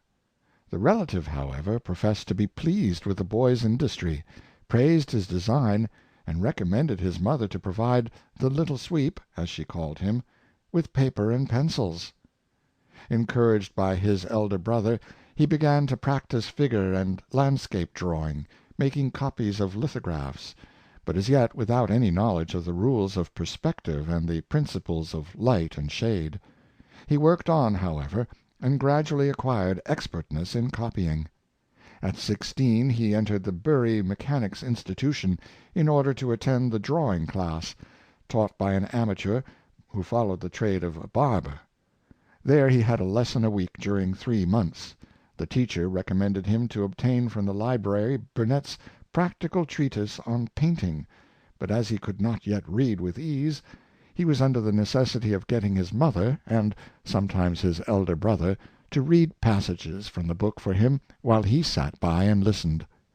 Feeling hampered by his ignorance of the art of reading, and eager to master the contents of Burnet's book, he ceased attending the drawing class at the Institute after the first quarter, and devoted himself to learning reading and writing at home. In this he soon succeeded, and when he again entered the Institute and took out Burnet a second time, he was not only able to read it, but to make written extracts for future use. So ardently did he study the volume that he used to rise at 4 o'clock in the morning to read it and copy out passages, after which he went to the foundry at 6, worked until 6 and sometimes 8 in the evening, and returned home to enter with fresh zest upon the study of Burnet, which he continued often until a late hour. Parts of his nights were also occupied in drawing and making copies of drawings. On one of these he spent an entire night. He went to bed, indeed, but his mind was so engrossed with the subject that he could not sleep, and rose again to resume his pencil. He next proceeded to try his hand at painting in oil, for which purpose he procured some canvas from a draper, stretched it on a frame, coated it over with white lead, and began painting on it with colors bought from a house painter. But his work proved a total failure, for the canvas was rough and knotty, and the paint would not dry. In his extremity he applied to his old teacher the barber, from whom he first learnt that prepared canvas was to be had, and that there were colors and varnishes made for the special purpose of oil painting. As soon, therefore, as his means would allow, He bought a small stock of the necessary articles, and began afresh, his amateur master showing him how to paint; and the pupil succeeded so well that he excelled the master's copy. His first picture was a copy from an engraving called "Sheep Shearing," and was afterwards sold by him for half a crown. Aided by a shilling guide to oil painting, he went on working at his leisure hours, and gradually acquired a better knowledge of his materials. He made his own easel and palette knife and paint chest. He bought his paint, brushes, and canvas, as he could raise the money by working overtime. This was the slender fund which his parents consented to allow him for the purpose, the burden of supporting a very large family precluding them from doing more. Often he would walk to Manchester and back in the evenings to buy 2 or 3 shillings worth of paint and canvas, returning almost at midnight after his 18 miles walk, sometimes wet through and completely exhausted, but borne up throughout by his inexhaustible hope and invincible determination. The further progress of the self-taught artist is best narrated in his own words. "The next pictures I painted," he says, "were a landscape by moonlight, a fruit piece, and 1 or 2 others, after which I conceived the idea of painting the forge. I had for some time thought about it, but had not attempted to embody the conception in a drawing. I now, however, made a sketch of the subject upon paper, and then proceeded to paint it on canvas. The picture simply represents the interior of a large workshop, such as I have been accustomed to work in, although not of any particular shop. It is, therefore, to this extent, an original conception. Having made an outline of the subject, I found that, before I could proceed with it successfully, a knowledge of anatomy was indispensable to enable me accurately to delineate the muscles of the figure. My brother Peter came to my assistance at this juncture, and kindly purchased for me Flaxman's Anatomical Studies, a work altogether beyond my means at the time, for it cost 24 shillings. This book I looked upon as a great treasure, and I studied it laboriously, rising at 3 o'clock in the morning to draw after it, and occasionally getting my brother Peter to stand for me as a model at that untimely hour. Although I gradually improved myself by this practice, it was some time before I felt sufficient confidence to go on with my picture. I also felt hampered by my want of knowledge of perspective, which I endeavored to remedy by carefully studying Taylor's Principles, and shortly after I resumed my painting. While engaged in the study of perspective at home, I used to apply for and obtain leave to work at the heavier kinds of smith-work at the foundry, and for this reason the time required for heating the heaviest iron-work is so much longer than that required for heating the lighter, that it enabled me to secure a number of spare minutes in the course of each day, which I carefully employed in making diagrams in perspective upon the sheet-iron casings in front of the hearth at which I worked. Thus assiduously working and studying, James Sharpies steadily advanced in his knowledge of the principles of art, and acquired greater facility in its practice. Some 18 months after the expiration of his apprenticeship, he painted a portrait of his father, which attracted considerable notice in the town, as also did the picture of the forge, which he finished soon after. His success in portrait painting obtained for him a commission from the foreman of the shop to paint a family group, and Sharpies executed it so well that the foreman not only paid him the agreed price of £18, but 30 shillings to boot. While engaged on this group he ceased to work at the foundry, and he had thoughts of giving up his trade altogether and devoting himself exclusively to painting. But not obtaining sufficient employment at portraits to occupy his time, or give him the prospect of a steady income, he had the good sense to resume his leather apron, and go on working at his honest trade of a blacksmith, employing his leisure hours in engraving his picture of the Forge, since published. The execution of this work occupied Sharpies' leisure evening hours during a period of 5 years, and it was only when he took the plate to the printer that he for the first time saw an engraved plate produced by any other man. To this unvarnished picture of industry and genius we add one other trait, and it is a domestic one. "I have been married 7 years," says he, "and during that time my greatest pleasure, after I have finished my daily labor at the foundry, has been to resume my pencil or graver, frequently until a late hour of the evening, my wife meanwhile sitting by my side, and reading to me from some interesting book." A simple but beautiful testimony to the thorough common sense as well as the genuine right-heartedness of this most interesting and deserving workman. Haydn, speaking of his art, said, "It consists in taking up a subject and pursuing it." "Work," said Mozart, "is my chief pleasure." Beethoven's favorite maxim was, "The barriers are not erected which can say to aspiring talents and industry, 'Thus far and no farther.'" When Moscheles submitted his score of Fidelio for the pianoforte to Beethoven, the latter found written at the bottom of the last page, "Finis, with God's help." Beethoven immediately wrote underneath, "O man, help thyself." This was the motto of his artistic life. John Sebastian Bach said of himself, "I was industrious. Whoever is equally sedulous will be equally successful." Of Meyerbeer, Bayle thus wrote, "He is a man of some talent, but no genius. He lives solitary, working 15 hours a day at music." Years passed, and Meyerbeer's hard work fully brought out his genius, as displayed in his Huguenots and other works, confessedly amongst the greatest operas which have been produced in modern times. Chapter 13. Workers in Art. Read by John Greenman.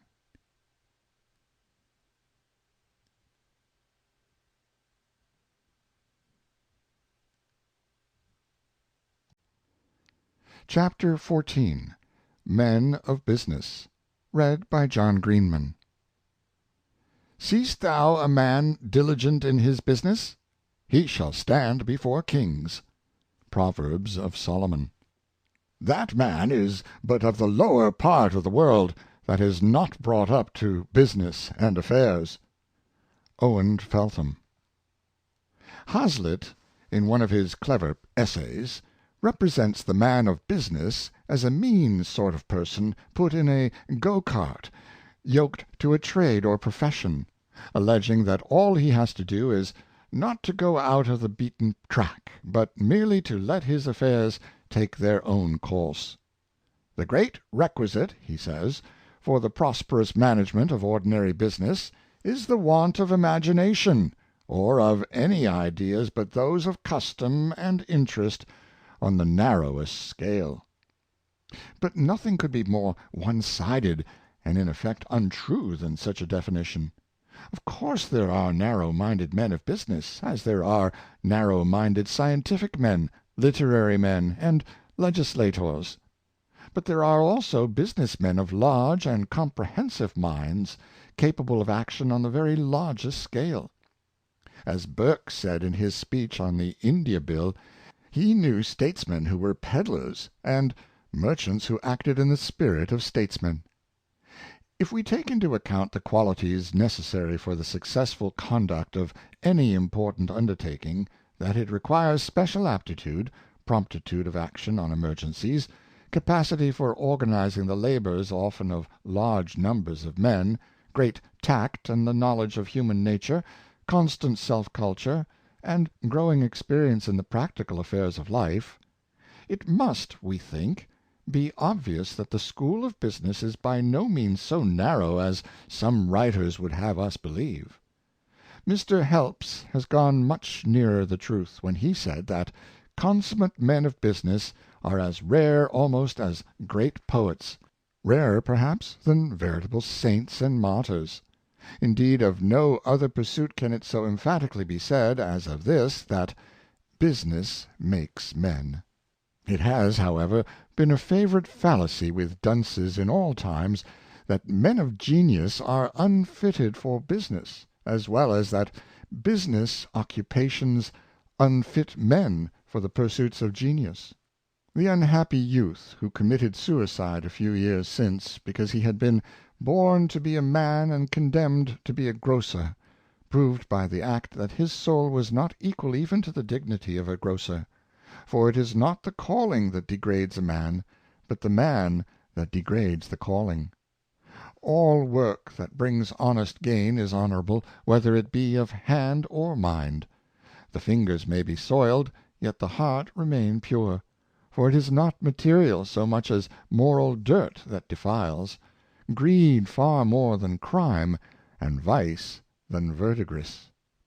The greatest have not disdained to labor honestly and usefully for a living, though at the same time aiming after higher things.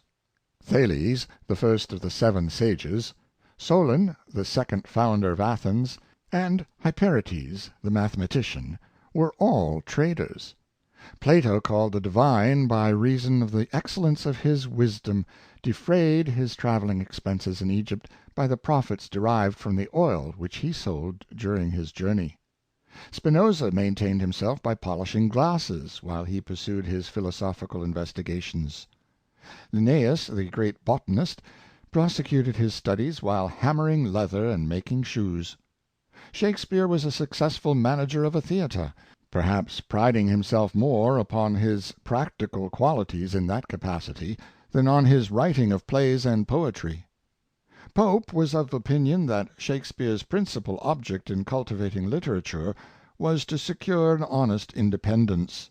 Indeed, he seems to have been altogether indifferent to literary reputation. It is not known that he superintended the publication of a single play, or even sanctioned the printing of one, and the chronology of his writings is still a mystery. It is certain, however, that he prospered in his business, and he realized sufficient to enable him to retire upon a competency to his native town. We have abundant illustrations in our own day of the fact that the highest intellectual power is not incompatible with the active and efficient performance of routine duties.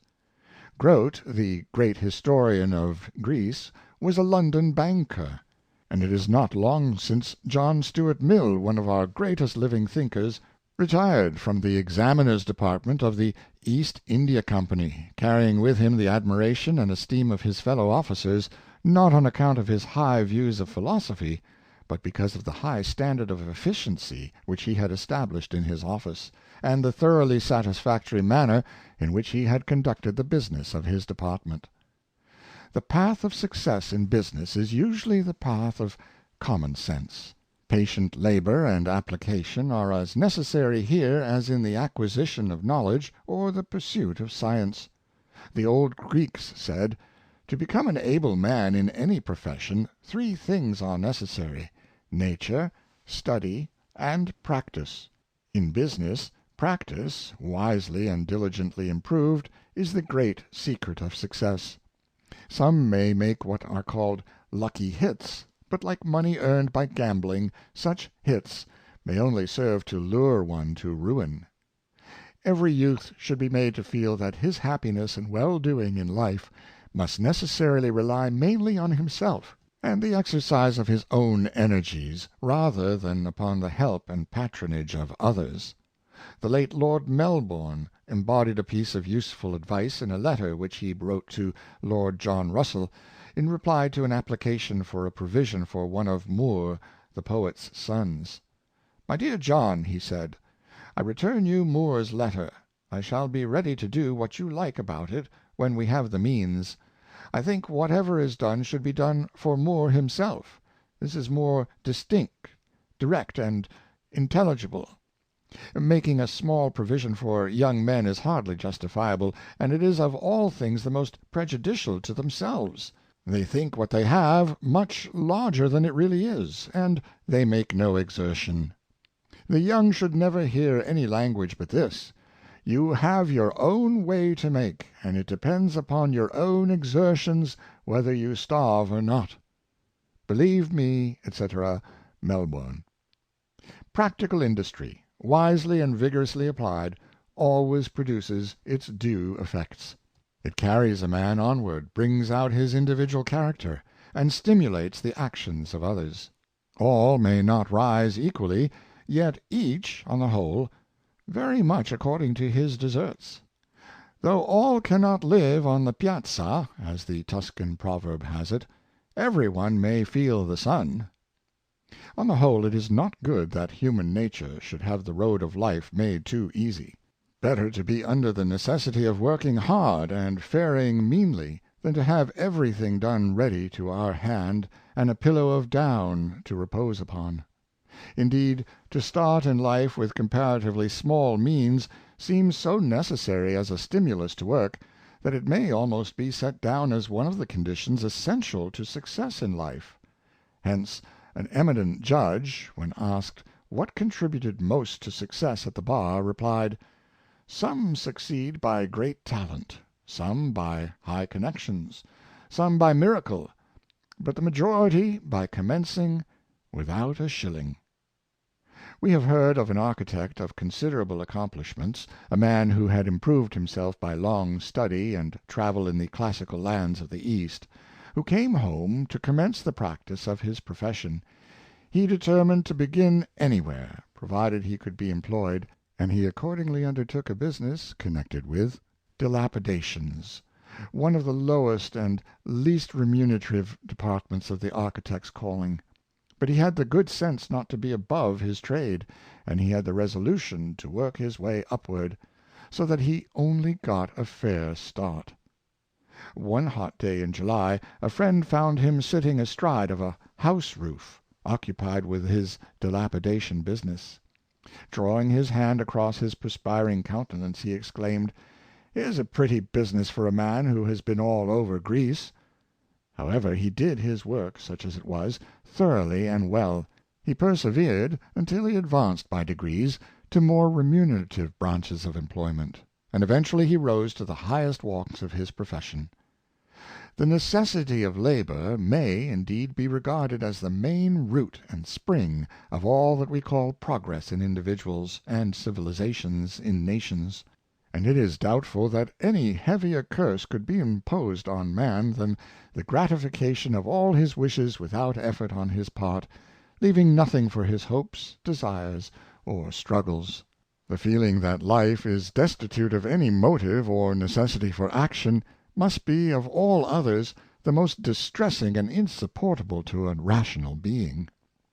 The Marquis de Spinola, asking Sir Horace Vere what his brother died of, Sir Horace replied, "He died, sir, of having nothing to do." "Alas," said Spinola, "that is enough to kill any general of us all." Those who fail in life are, however, very apt to assume a tone of injured innocence, and conclude too hastily that everybody excepting themselves has had a hand in their personal misfortune. There is a Russian proverb which says that misfortune is next door to stupidity, and it will often be found that men who are constantly lamenting their luck are in some way or other reaping the consequences of their own neglect, mismanagement, improvidence, or want of application. Dr. Johnson, who came up to London with a single guinea in his pocket, and who once accurately described himself in his signature to a letter addressed to a noble lord as impransus, or dinnerless, has honestly said, "All the complaints which are made of the world are unjust. I never knew a man of merit neglected. It was generally by his own fault that he failed of success." Washington Irving held like views.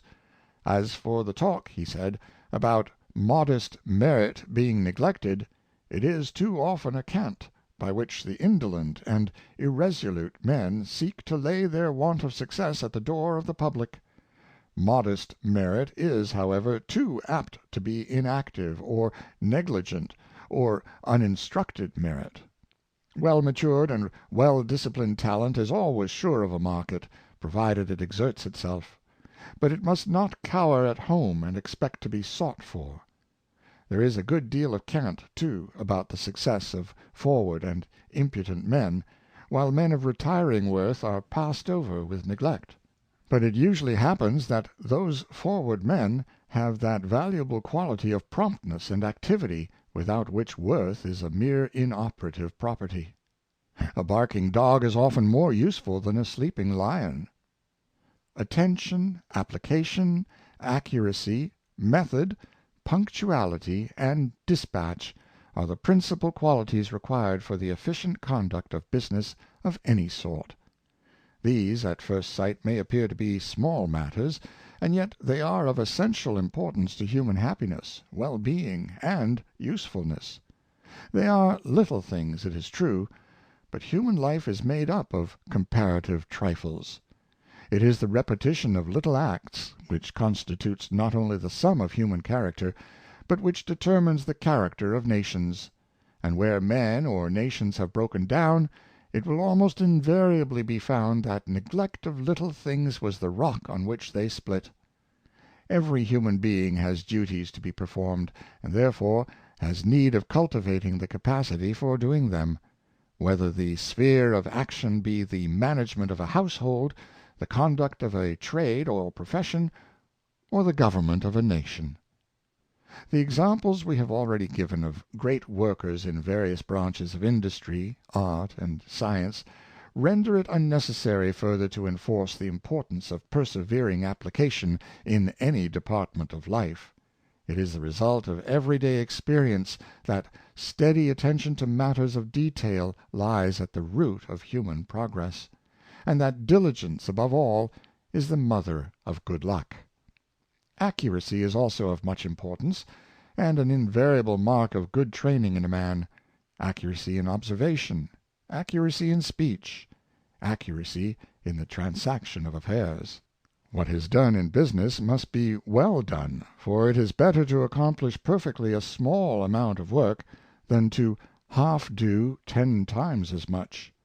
A wise man used to say, "Stay a little, that we may make an end the sooner." Too little attention, however, is paid to this highly important quality of accuracy. As a man eminent in practical sciences lately observed to us, "It is astonishing how few people I have met with the course of my experience who can define a fact accurately." Yet in business affairs it is the manner in which even small matters are transacted that often decides men for or against you. With virtue, capacity, and good conduct in other respects, the person who is habitually inaccurate can not be trusted. His work has to be gone over again, and he thus causes an infinity of annoyance, vexation, and trouble. It was one of the characteristic qualities of Charles James Fox that he was thoroughly painstaking in all that he did. When appointed Secretary of State, being piqued at some observation as to his bad writing, he actually took a writing master, and wrote copies like a schoolboy until he had sufficiently improved himself. Method is essential, and enables a larger amount of work to be got through with satisfaction. "Method," said the Reverend Richard Cecil, "is like packing things in a box. A good packer will get in half as much again as a bad one." Cecil's dispatch of business was extraordinary, his maxim being, "The shortest way to do many things is to do only one thing at once," and he never left a thing undone with a view of recurring to it at a period of more leisure. When business pressed, he rather chose to encroach on his hours of meals and rest than omit any part of his work. DeWitt's maxim was like Cecil's, "one thing at a time." "If," said he, "I have any necessary dispatches to make, I think of nothing else till they are finished. If any domestic affairs require my attention, I give myself wholly up to them till they are set in order." A French minister, who was alike remarkable for his dispatch of business and his constant attendance at places of amusement, being asked how he contrived to combine both objects, replied, "Simply by never postponing till tomorrow what should be done today." Men are apt to rely upon agents who are not always to be relied upon. Important affairs must be attended to in person. "If you want your business done," says the proverb, "go and do it. If you don't want it done, send someone else." An indolent country gentleman had a freehold estate producing about $500 a year. Becoming involved in debt, he sold half the estate and let the remainder to an industrious farmer for 20 years. About the end of the term the farmer called to pay his rent, and asked the owner whether he would sell the farm. "Will you buy it?" asked the owner, surprised. "Yes, if we can arrange about the price." "That is exceedingly strange," observed the gentleman. "Pray tell me how it happens that, while I could not live upon twice as much land, for which I paid no rent, you are regularly paying me $200 a year for your farm, and are able in a few years to purchase it." "The reason is plain," was the reply. "You sat still and said, 'Go.' I got up and said, 'Come.' You lay in bed and enjoyed your estate. I rose in the morning and minded my business." Promptitude in action may be stimulated by a due consideration of the value of time. An Italian philosopher was accustomed to call time his estate, an estate which produces nothing of value without cultivation, but, duly improved, never fails to recompense the labors of the diligent worker. Allowed to lie waste, the product will be only noxious weeds and vicious growths of all kinds. One of the minor uses of steady employment is, that it keeps one out of mischief, for truly an idle brain is the devil's workshop, and a lazy man the devil's bolster. To be occupied is to be possessed as by a tenant, whereas to be idle is to be empty. And when the doors of the imagination are opened, temptation finds a ready access, and evil thoughts come trooping in. It is observed at sea that men are never so much disposed to grumble and mutiny as when least employed. Hence an old captain, when there was nothing else to do, would issue the order to "scour the anchor." Men of business are accustomed to quote the maxim that time is money, but it is more.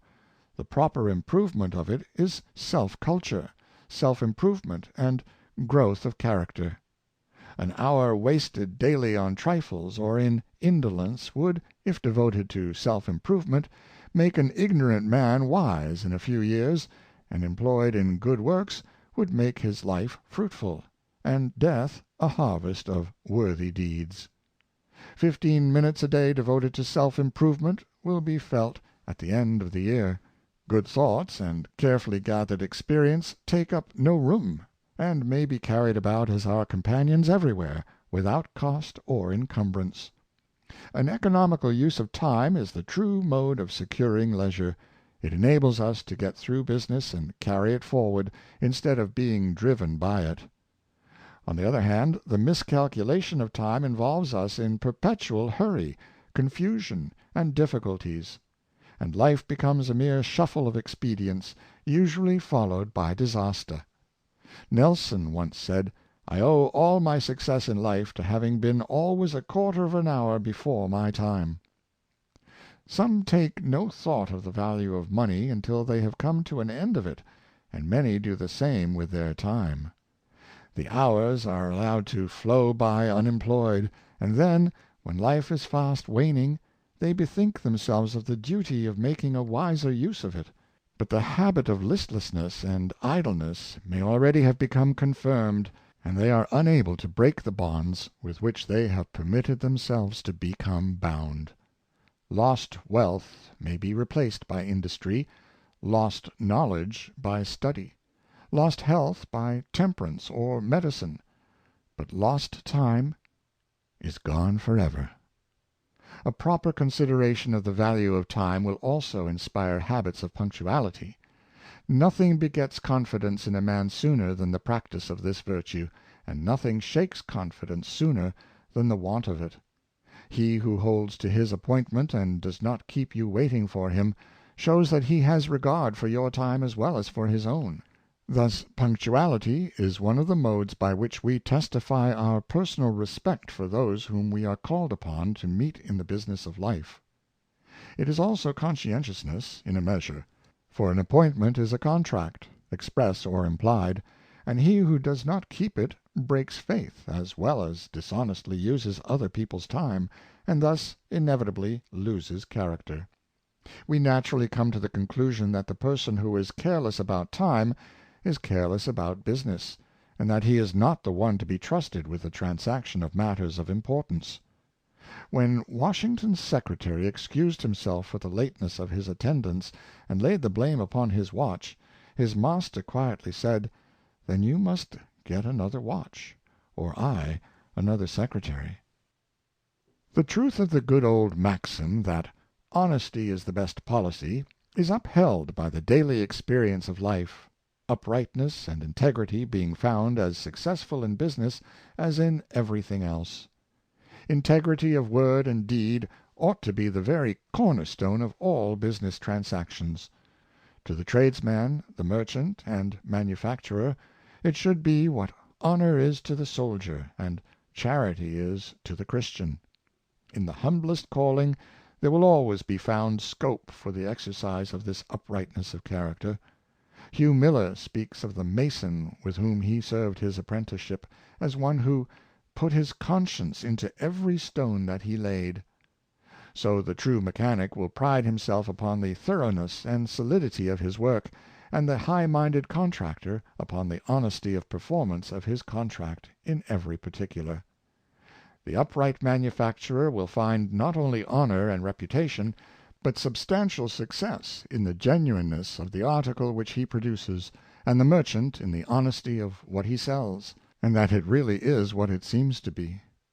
Baron Dupin, speaking of the general probity of Englishmen, which he held to be a principal cause of their success, observed, "We may succeed for a time by fraud, by surprise, by violence, but we can succeed permanently only by means directly opposite. It is not alone the courage, the intelligence, the activity of the merchant and manufacturer which maintains the superiority of their productions and the character of their country. It is far more their wisdom, their economy, and, above all, their probity. If ever in the British Islands the useful citizen should lose these virtues, we may be sure that for England, as for every other country, the vessels of a degenerate commerce, repulsed from every shore, would speedily disappear from those seas whose surface they now cover with the treasures of the universe, bartered for the treasures of the industry of the three kingdoms." It must be admitted that trade tries character perhaps more severely than any other pursuit in life. It puts to the severest tests honesty, self-denial, justice, and truthfulness; and men of business who pass through such trials unstained are perhaps worthy of as great honor as soldiers who prove their courage amidst the fire and perils of battle. And, to the credit of the multitudes of men engaged in the various departments of trade, we think it must be admitted that on the whole they pass through their trials nobly.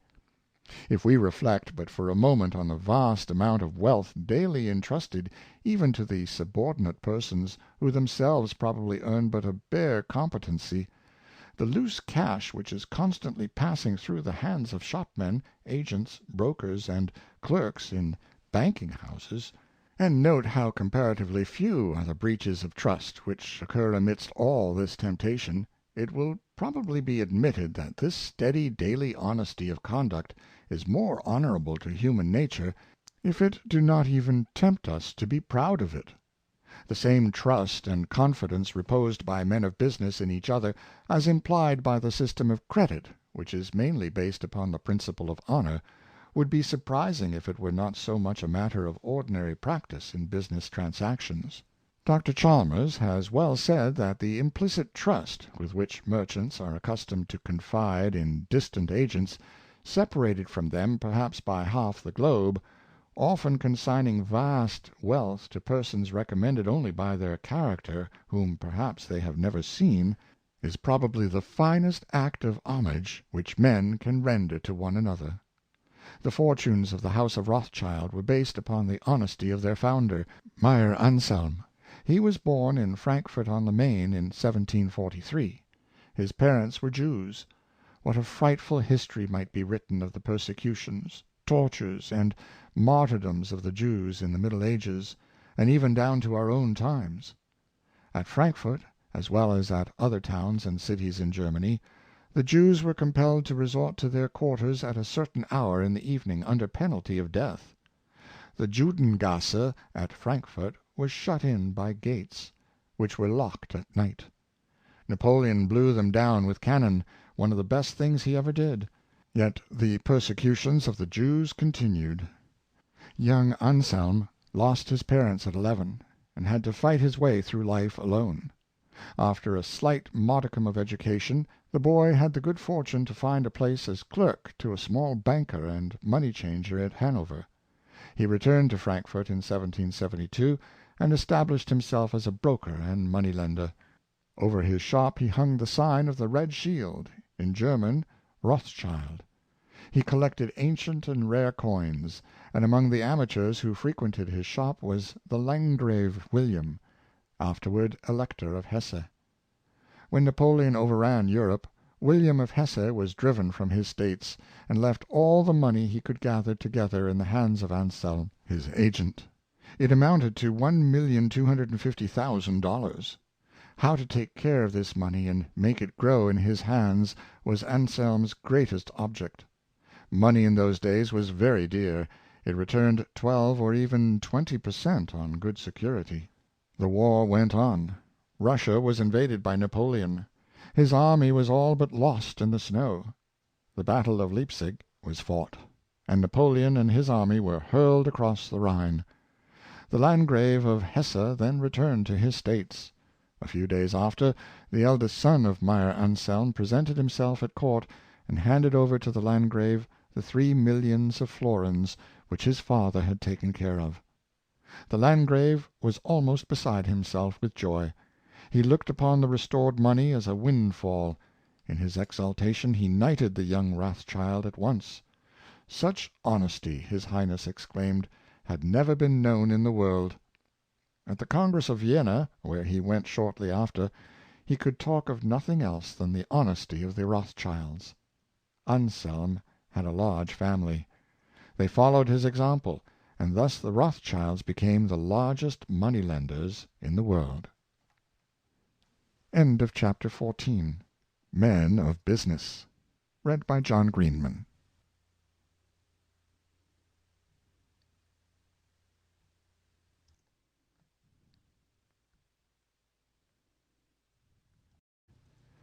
Chapter 15. Money, Its Use and Abuse. Read by John Greenman. Not for to hide it in a hedge, nor for a train attendant, but for the glorious privilege of being independent. Burns. Neither a borrower nor a lender be, for loan oft loses both itself and friend, and borrowing dulls the edge of husbandry. Shakespeare.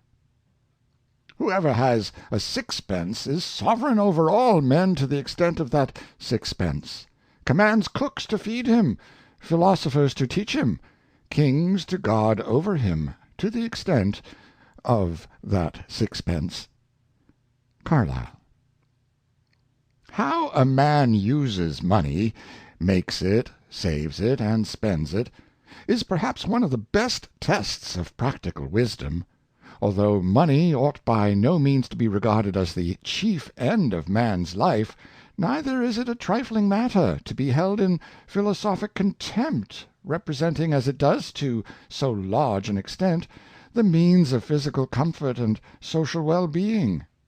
Indeed, some of the finest qualities of human nature are intimately related to the right use of money, such as generosity, honesty, justice, and self-sacrifice, as well as the practical virtues of economy and providence.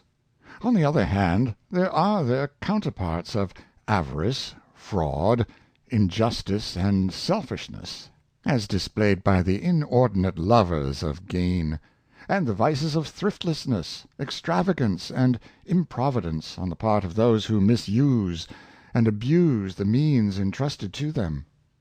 So that, as is wisely observed by Henry Taylor in his thoughtful Notes from Life, a right measure and manner in getting, saving, spending, giving, taking, lending, borrowing, and bequeathing would almost argue a perfect man. Comfort in worldly circumstances is a condition which every man is justified in striving to attain by all worthy means. It secures that physical satisfaction which is necessary for the culture of the better part of his nature, and enables him to provide for those of his own household, without which, says the Apostle, a man is worse than an infidel. Nor ought the duty to be any the less pleasing to us, that the respect which our fellow men entertain for us in no slight degree depends upon the manner in which we exercise the opportunities which present themselves for our honorable advancement in life. The very effort required to be made to succeed in life with this object is of itself an education, stimulating a man's sense of self-respect, bringing out his practical qualities, and disciplining him in the exercise of patience, perseverance, and such like virtues. The provident and careful man must necessarily be a thoughtful man, for he lives not merely for the present, but with provident forecast makes arrangements for the future. He must also be a temperate man, and exercise the virtue of self-denial, than which nothing is so much calculated to give strength to the character. John Sterling says truly that the worst education which teaches self-denial is better than the best, which teaches everything else and not that. Hence the lesson of self-denial, the sacrificing of a present gratification for a future good, is one of the last that is learned. Those classes which work the hardest might naturally be expected to value the most the money which they earn, yet the readiness with which so many are accustomed to eat up and drink up their earnings as they go, renders them to a great extent helpless and dependent upon the frugal. There are large numbers of persons among us who, though enjoying sufficient means of comfort and independence, are often found to be barely a day's march ahead of actual want when a time of pressure occurs, and hence a great cause of social helplessness and suffering.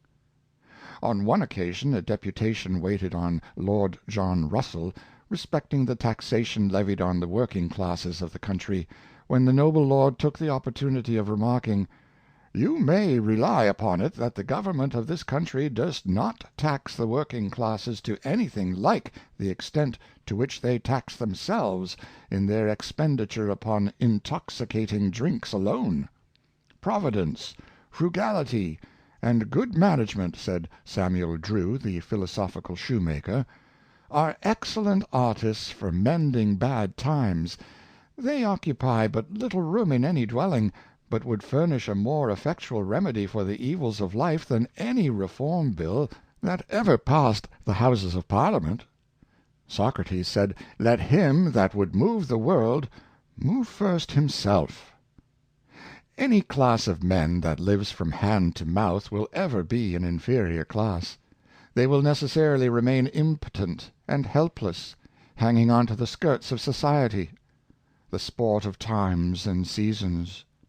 Having no respect for themselves, they will fail in securing the respect of others. In commercial crisis, such men must inevitably go to the wall. Wanting that husbanded power, with a store of savings no matter how small, invariably gives them, they will be at every man's mercy, and if possessed of right feelings, they cannot but regard with fear and trembling the future possible fate of their wives and children.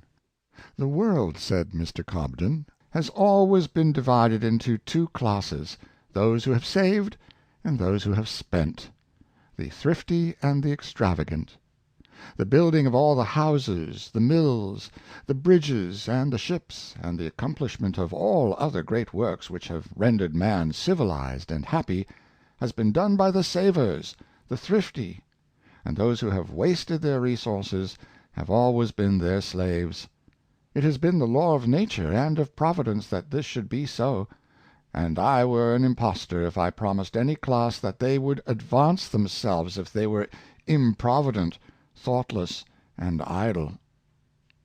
Equally sound was the advice given by Mr. Bright to an assembly of working men, when, after expressing his belief that, so far as honesty was concerned, it was to be found in pretty equal amount among all classes, he used the following words: There is only one way that is safe for any man, or any number of men, by which they can maintain their present position, if it be a good one, or raise themselves above it, if it be a bad one. That is, by the practice of the virtues of industry, frugality, temperance, and honesty. There is no royal road by which men can raise themselves from a position which they feel to be uncomfortable and unsatisfactory as regards their mental or physical condition, except by the practice of those virtues by which they find numbers amongst them are continually advancing and bettering themselves. There is no reason why the condition of the average workman should not be a useful, honorable, respectable, and happy one. The whole body of the working classes might be as frugal, virtuous, well informed, and well conditioned as many individuals of the same class have already made themselves.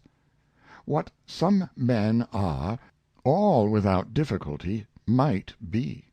Employ the same means, and the same results will follow.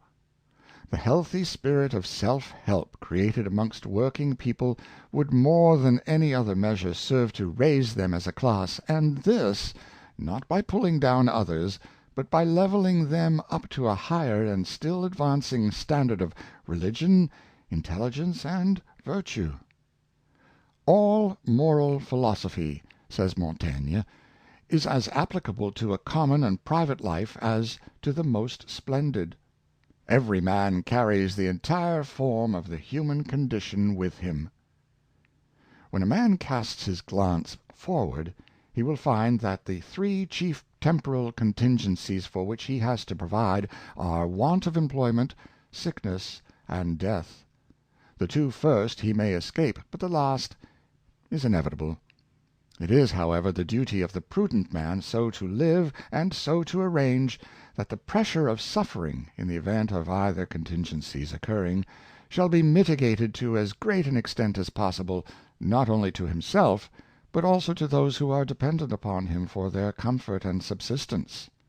Viewed in this light, the honest earning and the frugal use of money are of the greatest importance. Rightly earned, it is the representative of patient industry and untiring effort, of temptation resisted and hope rewarded; and rightly used, it affords indications of prudence, forethought, and self-denial, the true basis of manly character. Though money represents a crowd of objects without any real worth or utility, it also represents many things of great value, not only food, clothing, and household satisfaction, but personal self-respect and independence.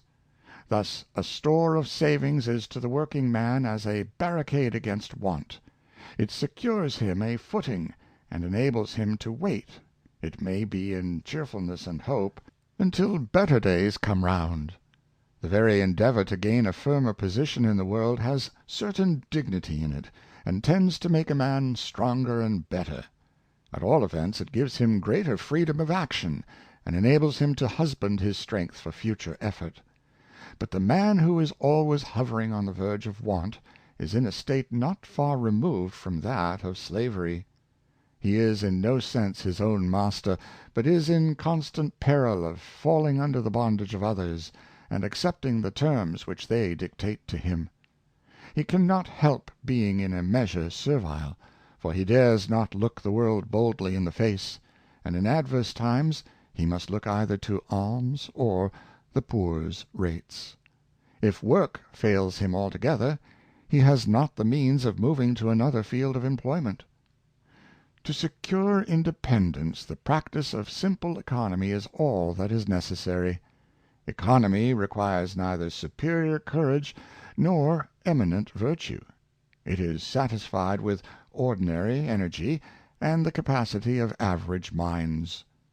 Economy, at bottom, is but the spirit of order applied in the administration of domestic affairs. It means management, regularity, prudence, and the avoidance of waste. Francis Horner's father gave him this advice on entering life: "Whilst I wish you to be comfortable in every respect, I cannot too strongly inculcate economy.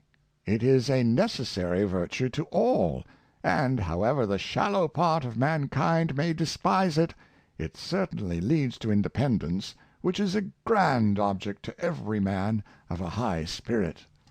It was a maxim of Lord Bacon, that when it was necessary to economize, it was better to look after petty savings than to descend to petty gettings.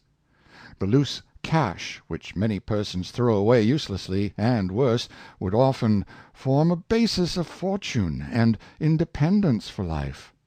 These wasters are their own worst enemies, though generally found amongst the ranks of those who rail at the injustice of the world. But if a man will not be his own friend, how can he expect that others will? Orderly men of the moderate means have always something left in their pockets to help others, whereas your prodigal and careless fellows who spend all never find an opportunity for helping anybody. It is poor economy, however, to be a scrub. Narrow-mindedness in living and in dealing is generally short-sighted, and leads to failure.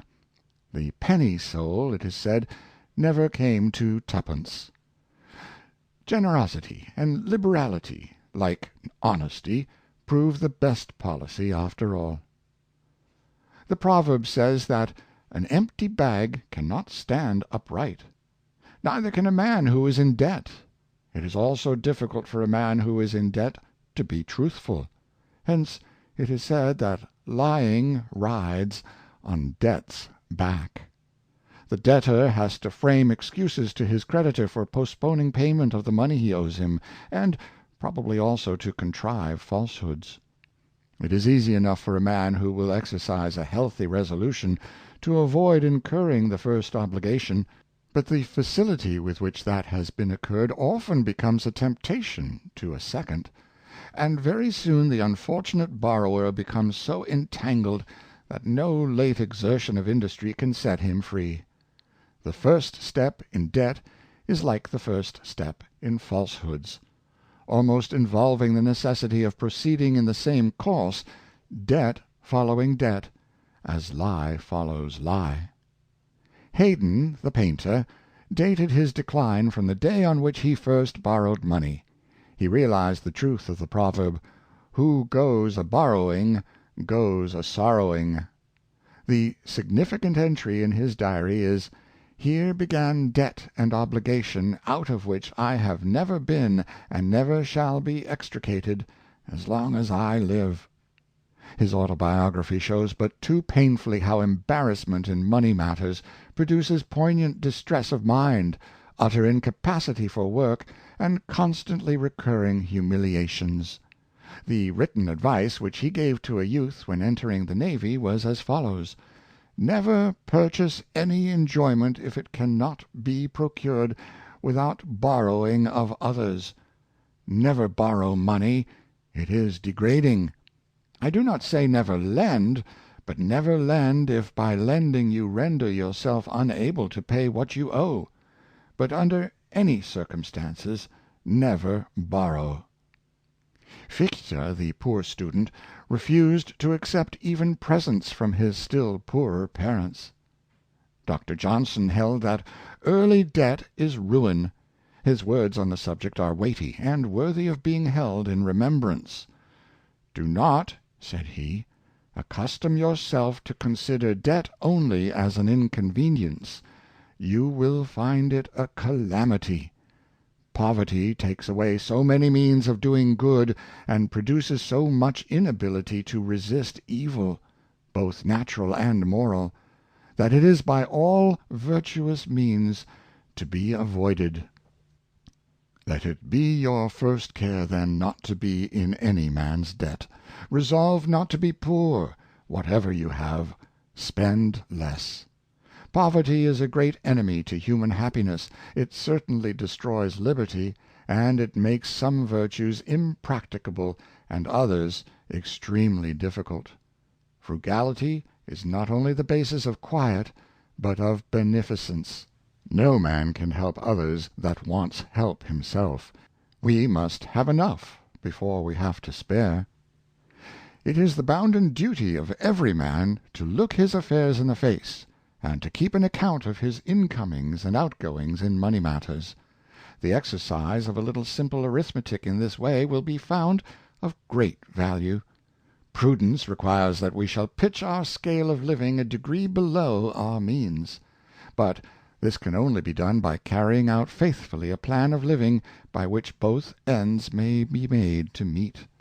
John Locke strongly advised this course.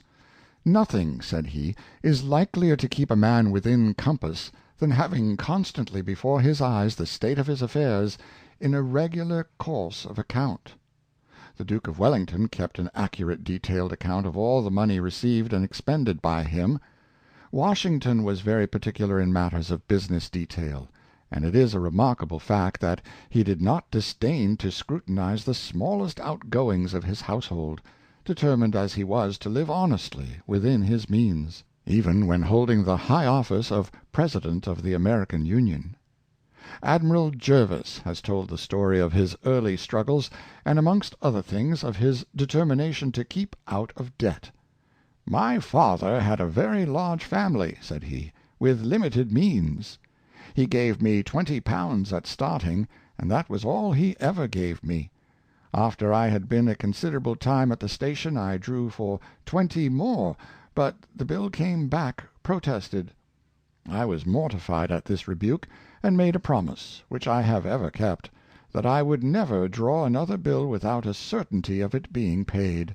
I immediately changed my mode of living, quitted my mess, lived alone, and took up the ship's allowance, which I found quite sufficient, washed and mended my own clothes, made a pair of trousers out of the ticking of my bed, and having by these means saved as much money as would redeem my honor, I took up my bill, and from that time to this I have taken care to keep within my means." Jervis for 6 years endured pinching privation, but preserved his integrity, studied his profession with success, and gradually and steadily rose by merit and bravery to the highest rank. Middle-class people are too apt to live up to their incomes, if not beyond them, affecting a degree of style which is most unhealthy in its effects upon society at large. There is an ambition to bring up boys as gentlemen, or rather genteel men, though the result frequently is only to make them gents. They acquire a taste for dress, style, luxuries, and amusements, which can never form any solid foundation for manly or gentlemanly character, and the result is that we have a vast number of gingerbread young gentry thrown upon the world, who remind one of the abandoned hulls sometimes picked up at sea, with only a monkey on board. There is a dreadful ambition abroad for being genteel. We keep up appearances, too often at the expense of honesty, and, though we may not be rich, yet we must seem to be so. We must be respectable, though only in the meanest sense, in mere vulgar outward show. We have not the courage to go patiently onward in the condition in life in which it has pleased God to call us, but must needs live in some fashionable state to which we ridiculously please to call ourselves, and to gratify the vanity of that unsubstantial genteel world of which we form a part. There is a constant struggle and pressure for front seats in the social amphitheatre, in the midst of which all noble self-denying resolve is trodden down, and many fine natures are inevitably crushed to death. What waste, what misery, what bankruptcy come from all this ambition to dazzle others with the glare of apparent worldly success, we need not describe. The mischievous results show themselves in 1,000 ways, in the rank frauds committed by men who dare to be dishonest, but do not dare to seem poor. There are rogues innumerable who are ready to sell their bodies and souls for money and for drink. Who has not heard of the elections which have been made void through bribery and corruption? This is not the way to enjoy liberty, or to keep it. The men who sell themselves are slaves. Their buyers are dishonest and unprincipled. Freedom has its humbugs.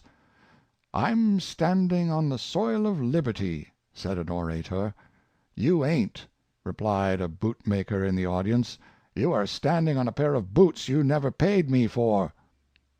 The ignorant and careless are at the mercy of the unprincipled, and the ignorant are as yet greatly in the majority. When a French quack was taken before the correctional tribunal at Paris for obstructing the Pont Neuf, the magistrate said to him, "Sirrah, how is it you draw such crowds about you, and extract so much money from them in selling your infallible rubbish?" "My lord," replied the quack, "how many people do you think cross the Pont Neuf in the hour?" "I don't know," said the judge. "Then I can tell you, about 10,000. And how many of these do you think are wise?" "Oh, perhaps 100." "It is too many," said the quack. "But I leave the 100 persons to you, and take the 9,900 for my customers." Aristides was called the Just from his unbending integrity. His sense of justice was spotless, and his self-denial unimpeachable. He fought at Marathon, at Salamis, and commanded at the battle of Plataea. Though he had borne the highest offices in the state, he died poor. Nothing could buy him, nothing could induce him to swerve from his duty. It is said that the Athenians became more virtuous from contemplating his bright example. In the representation of one of the tragedies of Aeschylus, a sentence was uttered in favor of moral goodness, on which the eyes of the audience turned involuntarily from the actor to Aristides. Phocion, the Athenian general, a man of great bravery and foresight, was surnamed the Good. Alexander the Great, when overrunning Greece, endeavored to win him from his loyalty. He offered him riches and a choice of 4 cities in Asia. The answer of Phocion bespoke the spotless character of the man. "If Alexander really esteems me," he said, "let him leave me my honesty." Yet Demosthenes, the eloquent, could be bought. When Harpalus, one of Alexander's chiefs, came to Athens, the orators had an eye upon his gold. Demosthenes was one of them. What is eloquence without honesty? On his visit to Harpalus, the chief perceived that Demosthenes was much pleased with one of the king's beautiful engraved cups. He desired him to take it in his hand, that he might feel its weight. "How much might it bring?" asked Demosthenes. "It will bring you 20 talents," replied Harpalus. That night the cup was sent to Demosthenes, with 20 talents in it. The present was not refused. The circumstance led to the disgrace of the orator, and he soon after poisoned himself. Cicero, on the other hand, refused all presents from friends, as well as from the enemies of his country. Some time after his assassination, Caesar found one of his grandsons with a book of Cicero's in his hands. The boy endeavored to hide it, but Caesar took it from him.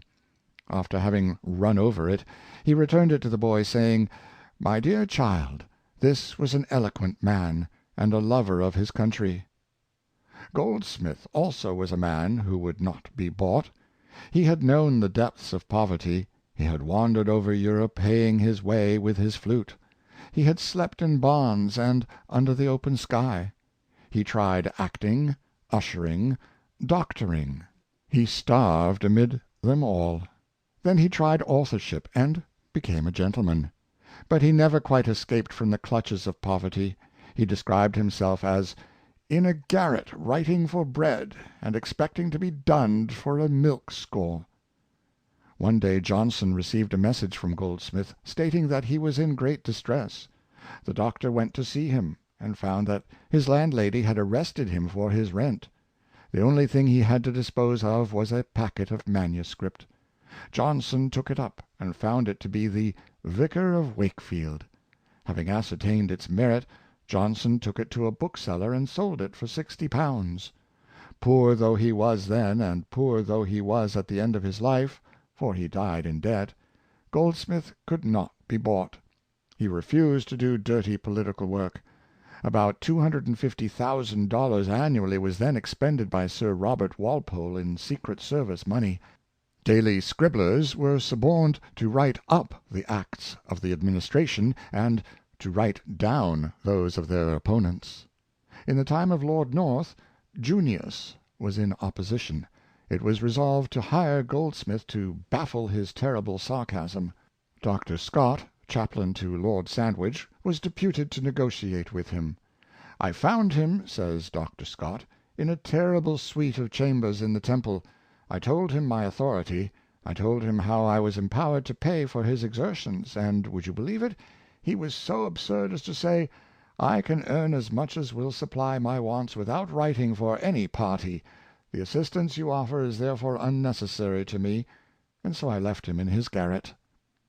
Nothing is more creditable to American statesmanship than the fact that most of our Presidents at death have left their families in very moderate circumstances.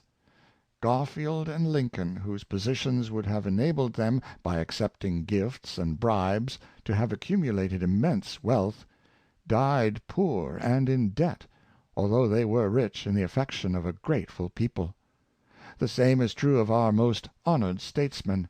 That bribery and corruption exists in our politics, and often controls legislation, cannot be denied; but it should also be said, to the great credit of a vigilant popular censorship, that corrupt and venal statesmen, when they become known as such, are promptly relegated to private life. The young man, as he passes through life, advances through a long line of tempters ranged on either side of him, and the inevitable effect of yielding is degradation in a greater or less degree. Contact with them tends insensibly to draw away from him some portion of the divine electric element with which his nature is charged, and his only mode of resisting them is to utter and act out his No manfully and resolutely. He must decide at once, not waiting to deliberate and balance reasons; for the youth, like the woman who deliberates, is lost. Temptation will come to try the young man's strength, and, once yielded to, the power to resist grows weaker and weaker. Yield once, and a portion of virtue is gone. Resist manfully, and the first decision will give strength for life. Repeated, it will become a habit.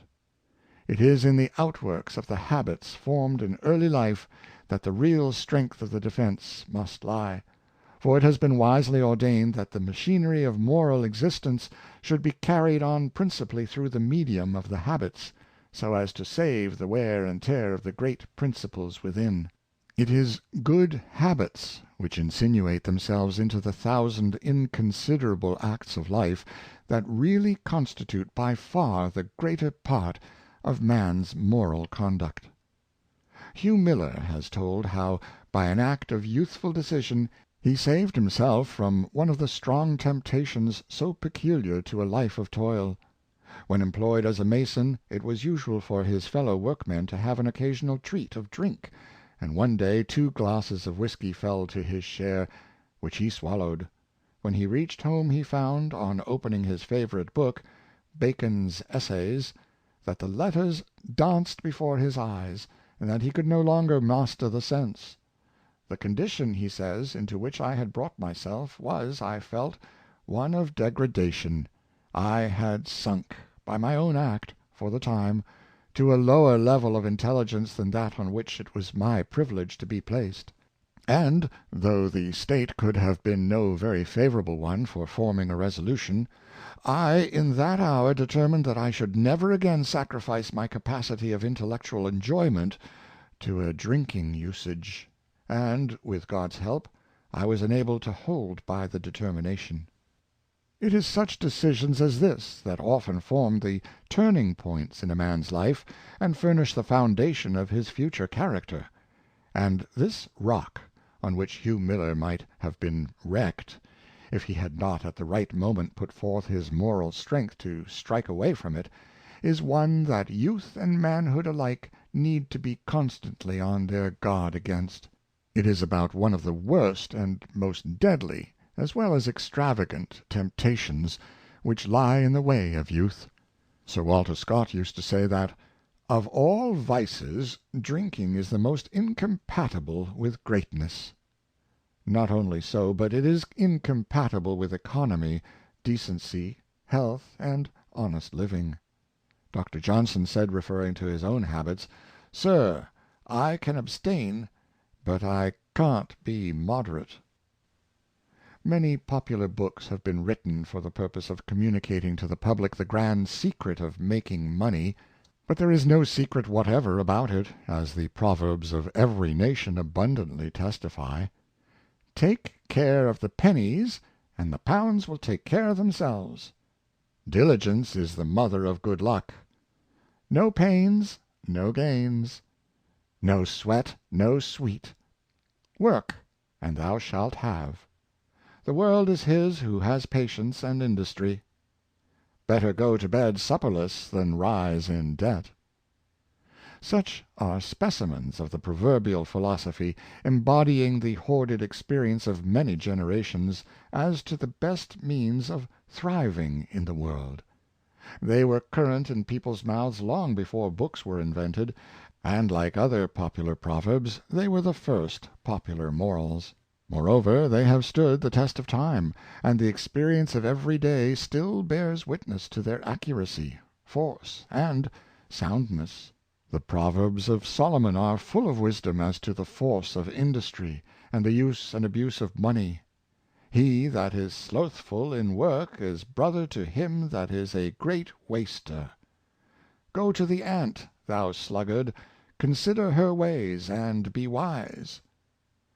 "Poverty," says the preacher, "shall come upon the idler as one that traveleth, and want as an armed man; but of the industrious and upright, the hand of the diligent maketh rich." "The drunkard and the glutton shall come to poverty, and drowsiness shall clothe a man with rags." "Seest thou a man diligent in his business, he shall stand before kings." But above all, "It is better to get wisdom than gold, for wisdom is better than rubies, and all the things that may be desired are not to be compared to it." Simple industry and thrift will go far towards making any person of ordinary working faculty comparatively independent in his means.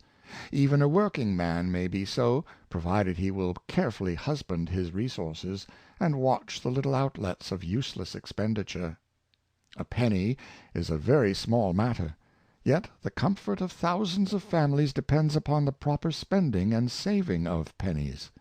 If a man allows the little pennies, the results of his hard work, to slip out of his fingers, some to the beer shop, some this way and some that, he will find that his life is little raised above one of mere animal drudgery.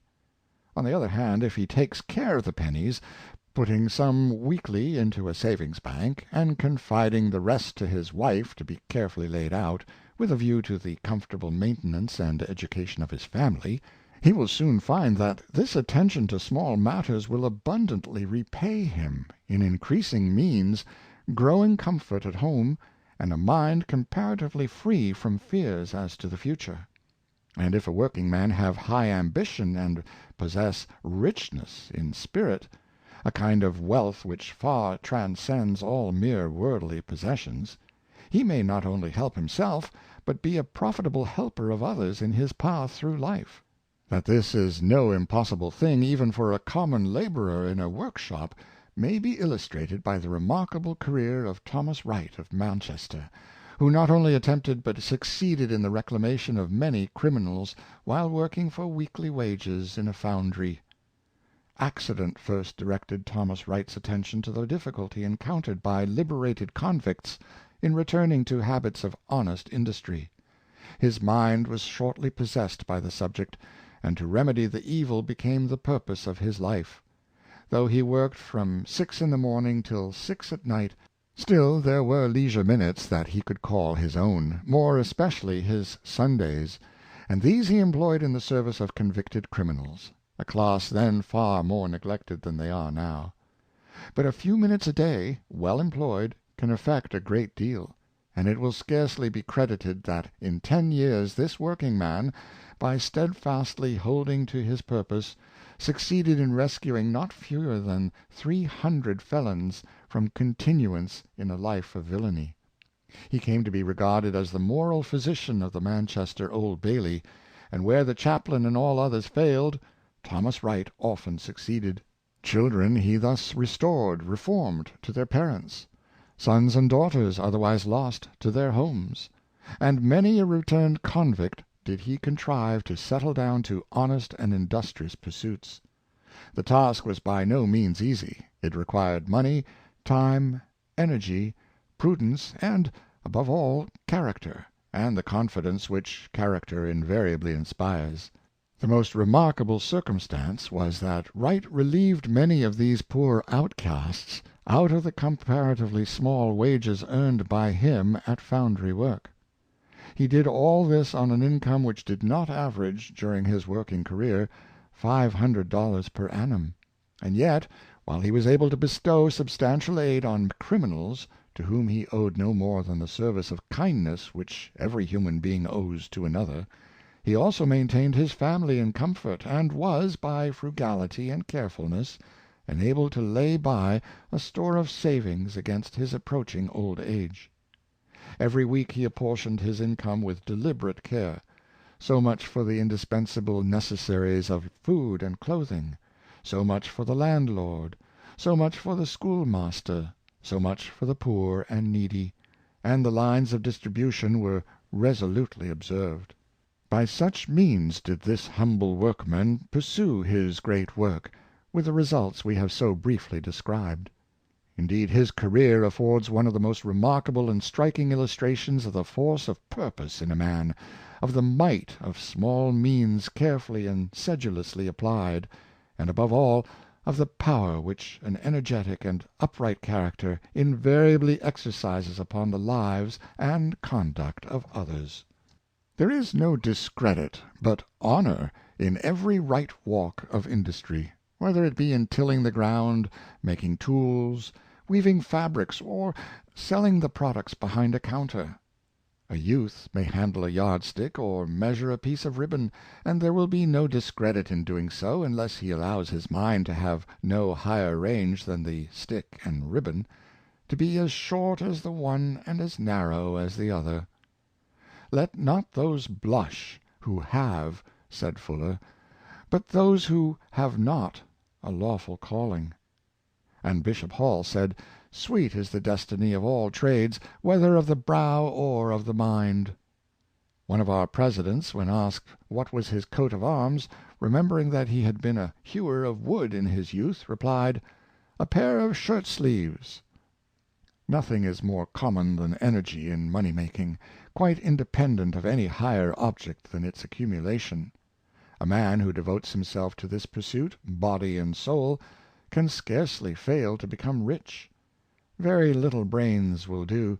Spend less than you earn, add guinea to guinea, scrape and save, and the pile of gold will gradually rise. John Foster has cited a striking illustration of what determination will do in money making. A young man who ran through his patrimony, spending it in profligacy, was at length reduced to utter want and despair.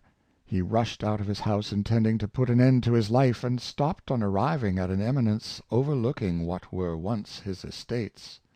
He sat down, ruminated for a time, and rose with the determination that he would recover them. He returned to the streets, saw a load of coal which had been shot out of a cart onto the pavement before a house, offered to carry it in, and was employed. He thus earned a few pence, requested some meat and drink as a gratuity, which was given him, and the pennies were laid by. Pursuing this menial labor, he earned and saved more pennies, accumulated sufficient to enable him to purchase some cattle, the value of which he understood, and these he sold to advantage. He proceeded by degrees to undertake larger transactions, until at length he became rich. The result was that he more than recovered his possessions, and died an inveterate miser. When he was buried, mere earth went to earth. With a nobler spirit, The same determination might have enabled such a man to be a benefactor to others as well as to himself; but the life and its end in this case were alike sordid. To provide for others and for our own comfort and independence in old age is honorable and greatly to be commended; but to hoard for mere wealth's sake is the characteristic of the narrow souled and the miserly. It is against the growth of this habit of inordinate saving that the wise man needs most carefully to guard himself; else what in youth was simple economy may in old age grow into avarice, and what was a duty in the one case may become a vice in the other. It is one of the defects of business, too exclusively followed, that it insensibly tends to a mechanism of character. The business man gets into a rut, and often does not look beyond it. If he lives for himself only, he becomes apt to regard other human beings only in so far as they minister to his ends. Take a leaf from such a man's ledger, and you have his life. Respectability, in its best sense, is good. The respectable man is one worthy of regard, literally worth turning to look at. But the respectability that consists in merely keeping up appearances is not worth looking at in any sense. Far better and more respectable is the good poor man than the bad rich one, better the humble silent man than the agreeable well-appointed rogue who keeps his gig. A well-balanced and well-stored mind, a life full of useful purpose, whatever the position occupied in it may be, is of far greater importance than average worldly respectability. The highest object of life we take to be to form a manly character, and to work out the best development possible of body and spirit, of mind, conscience, heart and soul. This is the end. All else ought to be regarded but as the means. Accordingly, that is not the most successful life in which a man gets the most pleasure, the most money, the most power or place, honor or fame; but that in which a man gets the most manhood, and performs the greatest amount of useful work and of human duty. Money is power after its sort, it is true; but intelligence, public spirit, and moral virtue are powers too, and far nobler ones. When Sir Humphrey Davy, after great labor, invented his safety lamp, for the purpose of mitigating the dangers to colliers working in inflammable gas, he would not take out a patent for it, but made it over to the public. A friend said to him, "You might as well have secured this invention by a patent, and received your 5,000 or 10,000 a year for it." "No, my good friend," said Davy, "I never thought of such a thing. My sole object was to serve the cause of humanity. I have enough for all my views and purposes. More wealth might distract my attention from my favorite pursuits. More wealth could not increase either my fame or my happiness. It might undoubtedly enable me to put 4 horses to my carriage, but what would it avail me to have it said that Sir Humphrey drives his carriage and 4? The making of a fortune may no doubt enable some people to enter society, as it is called; but to be esteemed there they must possess qualities of mind, manners, or heart, else they are merely rich people, nothing more. There are men in society now as rich as Croesus, who have no consideration extended towards them, and elicit no respect. For why? They are but as money bags. Their only power is in their till. The men of mark in society, the guides and rulers of opinion, the really successful and useful men, are not necessarily rich men, but men of sterling character, of disciplined experience, and of moral excellence. Even the poor man, like Thomas Wright, though he possess but little of this world's goods, may, in the enjoyment of a cultivated nature, of opportunities used and not abused, of a life spent to the best of his means and ability, look down, without the slightest feeling of envy, upon the person of mere worldly success, the man of money bags and acres. Chapter 15. Money, its Use and Abuse. Read by John Greenman.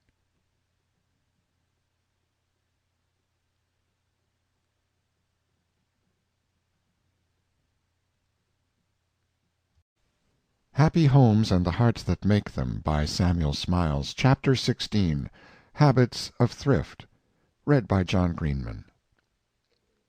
We are taxed twice as heavily by our pride as by the state. Poor Richard. Economy is of itself a great revenue. Cicero.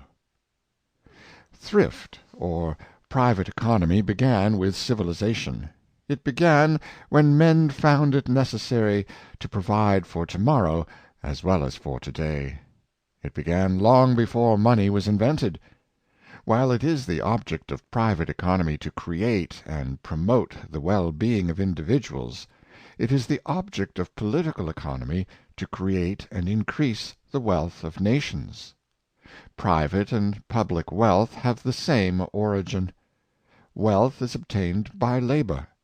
It is preserved by savings and accumulations, and it is increased by diligence and perseverance. It is the savings of individuals which compose the wealth and well-being of every nation. On the other hand, it is the wastefulness of individuals which occasions the impoverishment of states. So that every thrifty person may be regarded as a public benefactor, and every thriftless person as a public enemy. Prodigality is much more natural to man than thrift. The savage is the greatest of spendthrifts, for he has no forethought, no tomorrow. The prehistoric man saved nothing. He lived in caves or in hollows of the ground, covered with branches. He subsisted on shellfish, which he picked up on the seashore, or upon fruits which he gathered in the woods. He killed animals with stones. He lay in wait for them, or ran them down on foot. Then he learned to use stones as tools, making stone arrowheads and spear points, thereby utilizing his labor, and killing birds and animals more quickly. The original savage knew nothing of agriculture. It was only in comparatively recent times that men gathered seeds for food, and saved a portion of them for next year's crop. When minerals were discovered, and fire was applied to them, and the minerals became smelted into metal, man made an immense stride. He could then fabricate hard tools, chisel stone, build houses, and proceed by unwearying industry to devise the manifold means and agencies of civilization. The dweller by the ocean burned a hollow in a felled tree, launched it, went to sea in it, and fished for food. The hollow tree became a boat, held together with iron nails. The boat became a galley, a ship, a paddle boat, a screw steamer, and the world was opened up for colonization and civilization. Man would have continued a savage but for the results of the useful labors of those who preceded him. The soil was reclaimed by them, and made to grow food for human uses. They invented tools and fabrics, and we reap the useful results. They discovered art and science, and we succeed to the useful effects of their labors. The history of industry is uniform in the character of its illustrations. Industry enables the poorest man to achieve honor, if not distinction. The greatest names in the history of art, literature, and science are those of laboring men. By the working man we do not mean merely the man that labors with his muscles and sinews. A horse can do this. But he is preeminently the working man who works with his brain also, and whose whole physical system is under the influence of his higher faculties. The man who paints a picture, who writes a book, who makes a law, who creates a poem, is a working man of the highest order, not so necessary to the physical sustainment of the community as the plowman or the shepherd, but not less important as providing for society its highest intellectual nourishment.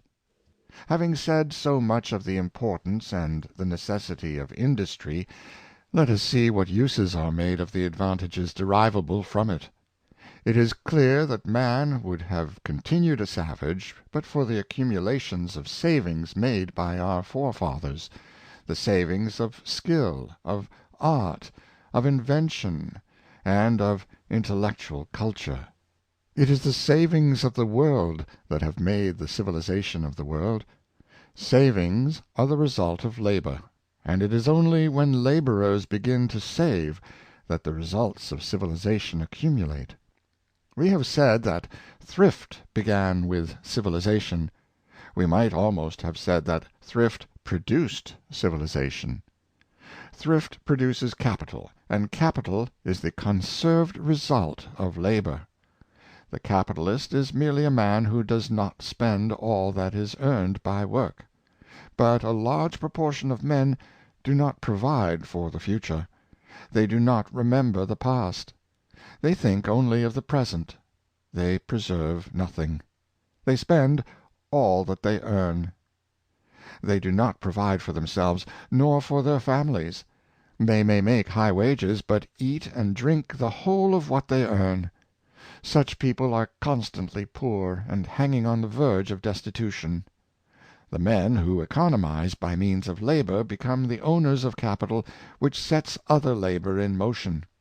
Capital accumulates in their hands, and they employ other laborers to work for them. Thus trade and commerce begin.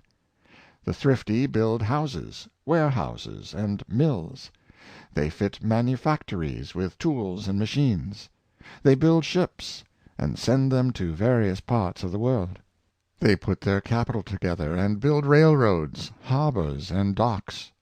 They open up mines of coal, iron, and copper, and erect pumping engines to keep them clear of water. They employ laborers to work the mines, and thus give rise to an immense amount of employment. All this is the result of thrift. It is the result of economizing money, and employing it for beneficial purposes. The thriftless man has no share in the progress of the world. He spends all that he gets, and can give no help to anybody. No matter how much money he makes, his position is not in any respect raised. He husbands none of his resources.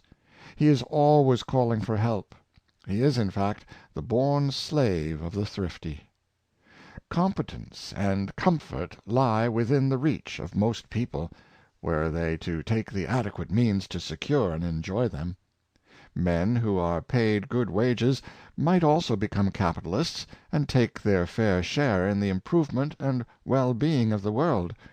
But it is only by the exercise of labor, energy, honesty, and thrift that they can advance their own position, or that of their class.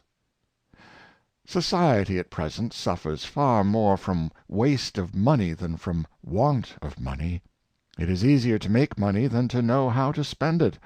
It is not what a man gets that constitutes his wealth, but his manner of spending and economizing. And when a man obtains by his labor more than enough for his personal and family wants, and can lay by a little store of savings besides, he unquestionably possesses the elements of social well-being. The savings may amount to little, but they may be sufficient to make him independent. There is no reason why the highly paid workman of to-day may not save a store of capital. It is merely a matter of self-denial and private economy. Indeed, the principal industrial leaders of to-day consist, for the most part, of men who have sprung directly from the ranks. Thrift of time is equal to thrift of money. Franklin said, "Time is gold." If one wishes to earn money, it may be done by the proper use of time. But time may also be spent in doing many good and noble actions. It may be spent in learning, in study, in art, in science, in literature. Time can be economized by system. System is an arrangement to secure certain ends, so that no time may be lost in accomplishing them. Every business man must be systematic and orderly, so must every housewife. There must be a place for everything, and everything in its place. There must also be a time for everything, and everything must be done in time. Thrift does not require superior courage, superior intellect, nor any superhuman virtue. It merely requires common sense, and the power of resisting selfish enjoyments. In fact, thrift is merely common sense in everyday working action. It needs no fervent resolution, but only a little patient self-denial. "Begin" is its device. The more the habit of thrift is practiced, the easier it becomes, and the sooner it compensates the self-denier for the sacrifices which it has imposed. The question may be asked, is it possible for a man working for small wages to save anything and lay it by in a savings bank when he requires every penny for the maintenance of his family? But the fact remains that it is done by many industrious and sober men, that they do deny themselves, and put their spare earnings into savings banks, and the other receptacles provided for poor men's savings. And if some can do this, all may do it under similar circumstances, without depriving themselves of any genuine pleasure or any real enjoyment. How intensely selfish is it for any one in the receipt of good pay to spend everything upon himself, or if he has a family, to spend his whole earnings from week to week, and lay nothing by. When we hear that a man who has been in the receipt of a good salary has died and left nothing behind him, that he has left his wife and family destitute, left them to chance, to live or perish anywhere, we can not but regard it as the most selfish thriftlessness. And yet comparatively little is thought of such cases. Perhaps the hat goes round, subscriptions may produce something, perhaps nothing, and the ruined remnants of the unhappy family sink into poverty and destitution.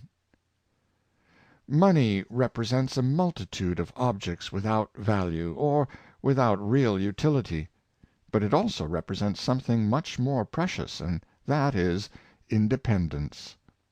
In this light it is of great moral importance. No class ever accomplished anything that lived from hand to mouth. People who spend all that they earn are ever hanging on to the brink of destitution. They must necessarily be weak and impotent, the slaves of time and circumstance. They keep themselves poor, they lose self-respect as well as the respect of others.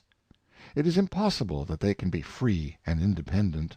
To be thriftless is enough to deprive one of all manly spirit and virtue. But a man with something saved, no matter how little, is in a different position. The little capital he has stored up is always a source of power. He is no longer the sport of time and fate. He can boldly look the world in the face. He is, in a manner, his own master. He can dictate his own terms. He can neither be bought nor sold. He can look forward with cheerfulness to an old age of comfort and happiness. What a serious responsibility does the man incur who marries! Not many seriously think of this responsibility. Perhaps this is wisely ordered, for much serious thinking might end in the avoidance of married life and its responsibilities. But once married, a man ought forthwith to determine that, so far as his own efforts are concerned, want shall never enter his household, and that his children shall not, in the event of his being removed from the scene of life and labor, be left a burden upon society.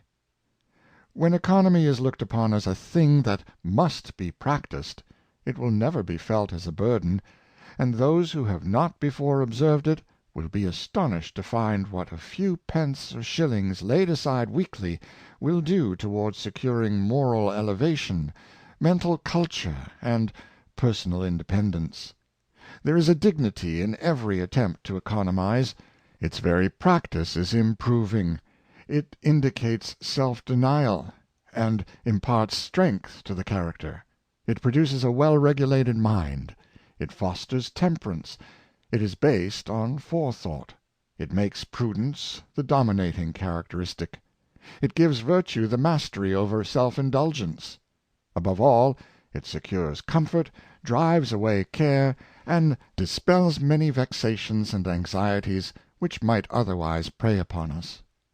The number of well-paid workmen in this country has become very large, who might easily save and economize to the improvement of their moral well-being, of their respectability and independence, and of their status in society as men and citizens. They are improvident and thriftless to an extent which proves not less hurtful to their personal happiness and domestic comfort than it is injurious to the society of which they form so important a part. In prosperous times they spend their gains recklessly, and when adverse times come they are at once plunged in misery.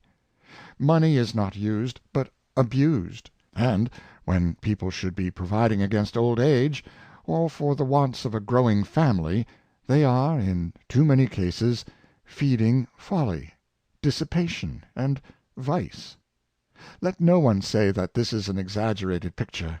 It is enough to look around in any neighborhood, and see how much is spent, and how little is saved. What a large proportion of savings goes to the beer shop, and how little to the savings bank! Prosperous times are very often the least prosperous of all times. There are demands for higher wages, and the higher wages, when obtained, are spent as soon as earned. Intemperate habits are formed, and, once formed, the habit of intemperance continues. Increased wages, instead of being saved, are, for the most part, spent in drink. Thus, when a population are thoughtless and improvident, no kind of material prosperity will benefit them. Unless they exercise forethought and economy, they will alternately be in a state of hunger and burst. When trade falls off, as it does after exceptional prosperity, they will not be comforted by the thought of what they might have saved, had it ever occurred to them that the prosperous times might not have proved permanent. "Where are all the workmen?" said a master to his foremen on going the rounds among his builders. "This work must be pushed on and covered in while the fine weather lasts." "Why, sir," said the foreman, "this is Monday, and they have not spent all their money yet." The difference in thriftiness between the English working people and the inhabitants of Guernsey is thus referred to by Mr. Denison: "The difference between poverty and pauperism is brought home to us very strongly by what I see here. In England we have people faring sumptuously while they are getting good wages, and coming on the parish as paupers the moment those wages are suspended. Here people are never dependent on any support but their own, but they live, of their own free will, in a style of frugality which a landlord would be hooted at for suggesting to his cottagers. We pity Hodge, reduced to bacon and greens, and to meat only once a week. The principal meal of a Guernsey farmer consists of cabbage and peas, stewed with a little dripping. This is the daily dinner of men who own perhaps 3 or 4 cows, a pig or 2, and poultry. But the produce and flesh of these creatures they sell in the market, investing their gains in extension of land or stock, or in rent charges on land, certificates of which are readily bought and sold in the market. No one can reproach the American workman with want of industry. He works harder and more skillfully than the workman of any other country; and he might be more comfortable and independent in his circumstances were he as prudent as he is laborious. But improvidence is unhappily the defect of the class. Even the best paid American workmen, though earning more money than the average of professional men, are still for the most part poor because of their thoughtlessness. In prosperous times they are not accustomed to make provision for adverse times, and when a period of social pressure occurs, they are rarely found more than a few weeks ahead of positive want. Franklin, with his shrewd common sense, observed, "The taxes are indeed very heavy, and if those laid on by the government were the only ones we had to pay, we might more easily discharge them, but we have many others, and much more grievous to some of us. We are taxed quite as much by our idleness, 3 times as much by our pride, and 4 times as much by our folly, and from these taxes the commissioners can not ease or deliver us by allowing an abatement. It is difficult to account for the waste and extravagance of working people. It must be the hereditary remnant of the original savage. It must be a survival. The savage feasts and drinks until everything is gone, and then he hunts, or goes to war. Or it may be the survival of slavery in the state. Slavery was one of the first human institutions. The strong man made the weak man work for him.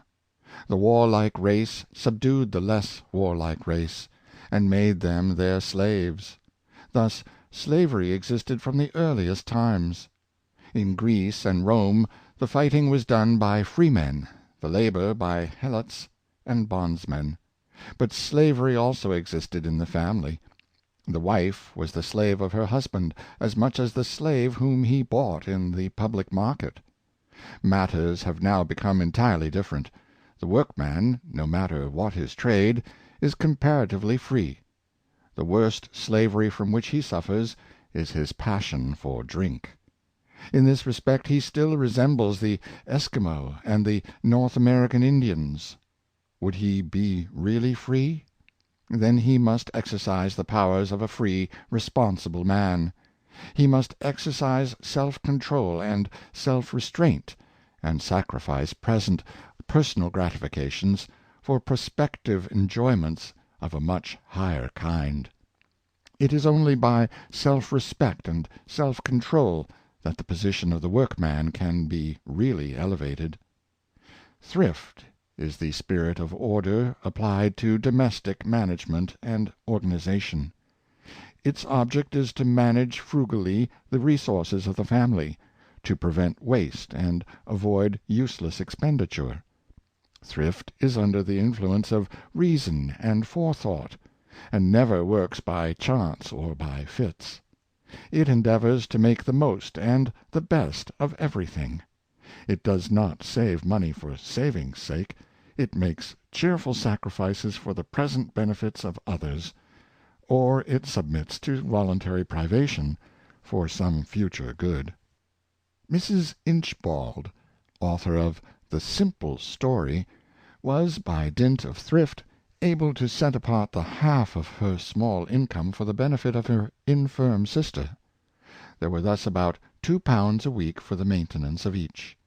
Many times, she says, during the winter, when I was crying with cold, have I said to myself, "Thank God, my dear sister need not leave her chamber. She will find her fire ready for her each morning, for she is now far less able than I am to endure privation." Mrs. Inchbald's family were, for the most part, very poor, and she felt it right to support them during their numerous afflictions. There is one thing that may be said of benevolence, that it has never ruined any one, though selfishness and dissipation have ruined thousands. The words "waste not, want not," carved in stone over Sir Walter Scott's kitchen fireplace at Abbotsford, expresses in a few words the secret of order in the midst of abundance. Order is most useful in the management of everything, of a household, of a business, of a manufactory, of an army. Its maxim is, "A place for everything, and everything in its place." Order is wealth, for whoever properly regulates the use of his income almost doubles his resources. Disorderly persons are rarely rich, and orderly persons are rarely poor. Order is the best manager of time, for unless work is properly arranged, time is lost, and once lost is gone forever. Thrift is the spirit of order in human life. It is the prime agent in private economy. It preserves the happiness of many a household. And as it is usually woman who regulates the order of the household, it is mainly upon her that the well being of society depends. It is therefore all the more necessary that she should early be educated in orderly habits. Upon an income not exceeding $200 a year, the 10th Earl of Buchan brought up a numerous family of children, one of whom afterwards rose to be Lord Chancellor of England. It is not the amount of income so much as the good use of it that marks the true man; and, viewed in this light, good sense, good taste, and sound mental culture are among the best of all economists. The late Dr. Ayton said that his father brought a still larger family up on only half the income of the Earl of Buchan. The following dedication, prefixed to his work on Clerical Economics, is worthy of being remembered. This work is respectfully dedicated to a father, now in the 83rd year of his age, who, on an income which never exceeded £100 yearly, educated, out of a family of 12 children, 4 sons to liberal professions, and who has often sent his last shilling to each of them in their turn, when they were at college. Many men, in order to advance themselves in the world and to raise themselves in society, have scorned delights and lived laborious days.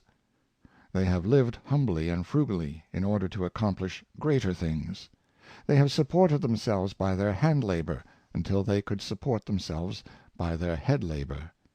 When Lord Elcho addressed the East Lothian colliers, he named several men who had raised themselves from the coal-pit, and first of all he referred to Mr. MacDonald, member for Stafford. "The beginning of my acquaintance with Mr. MacDonald," he said, "was when I was told a miner wanted to see me in the lobby of the House of Commons. I went out and saw Mr. MacDonald, who gave me a petition from his district, which he asked me to present. I entered into conversation with him, and was much struck by his intelligence. He told me that he had begun life as a boy in the pit at Lanarkshire, and that the money he saved as a youth in the summer he spent at Glasgow University in the winter, and that is where he got whatever book learning or power of writing he possesses.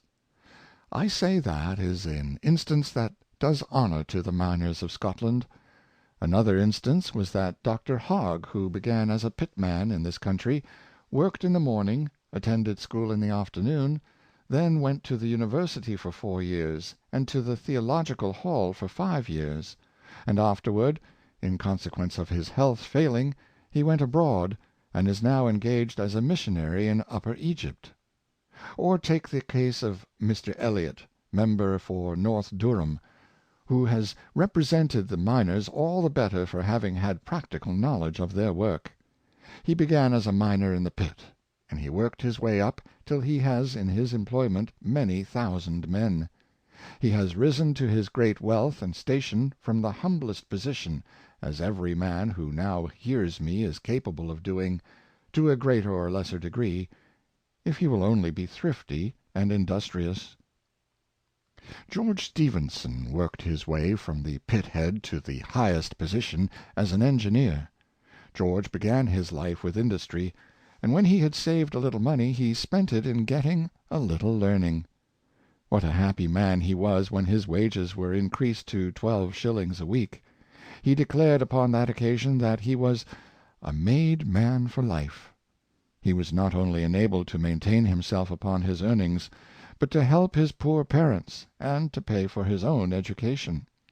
When his skill had increased, and his wages had advanced to £1 a week, he immediately began, like a thoughtful, intelligent workman, to lay by his surplus money, and when he had saved his first guinea, he proudly declared to one of his colleagues that he was now a rich man.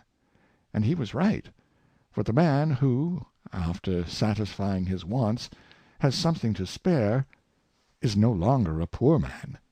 It is certain that from that day Stephenson never looked back.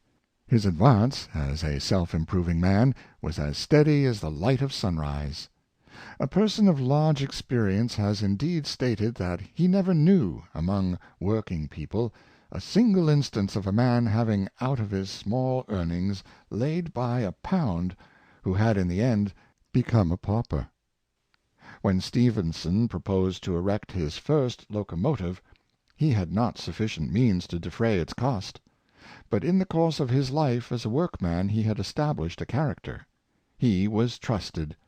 He was faithful. He was a man who could be depended on.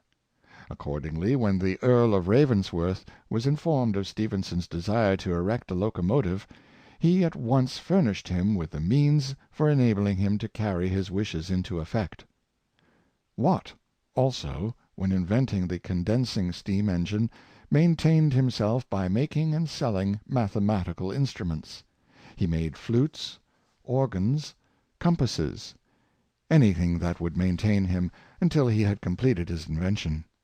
At the same time he was perfecting his own education, learning French, German, mathematics, and the principles of natural philosophy. This lasted for many years, and by the time Watt developed his steam engine and discovered Matthew Boulton, he had by his own efforts become an accomplished and scientific man. These great workers did not feel ashamed of laboring with their hands for a living, but they also felt within themselves the power of doing headwork as well as handwork, and while thus laboring with their hands, they went on with their inventions, the perfecting of which has proved of so much advantage to the world. Hugh Miller furnished, in his own life, an excellent instance of that practical common sense in the business of life which he so strongly recommended to others. When he began to write poetry, and felt within him the growing powers of a literary man, he diligently continued his labor as a stone-cutter. A man who feels he has some good work in him, which study and labor might yet bring out, is fully justified in denying himself, and in applying his energies to the culture of his intellect. And it is astonishing how much carefulness, thrift, the reading of books, and diligent application will help such men onward. Franklin long maintained himself by his trade of printing. He was a hard-working man, thrifty, frugal, and a great saver of time. He worked for character as much as for wages, and when it was found that he could be relied on, he prospered. At length he was publicly recognized as a great statesman, and as one of the most scientific men of his time. Samuel Richardson, while writing his novels, stuck to his trade of a bookseller. He sold his books in the front shop, while he wrote them in the back.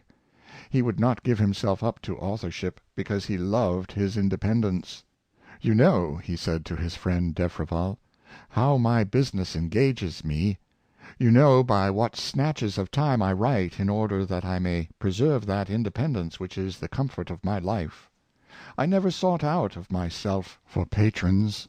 My own industry and God's providence have been my whole reliance. The great are not great to me unless they are good, and it is a glorious privilege that a middling man enjoys, who has preserved his independence, and can occasionally tell the world what he thinks of that world, in hopes to contribute, by his might, to mend it." Lowe, the English sculptor, is another instance of self-denial and hard work. When a boy he was fond of drawing. At school he made drawings of horses, dogs, cows, and men, for pins. That was his first pay, and he used to go home with his jacket-sleeve stuck full of them. He and his brother next made figures in clay.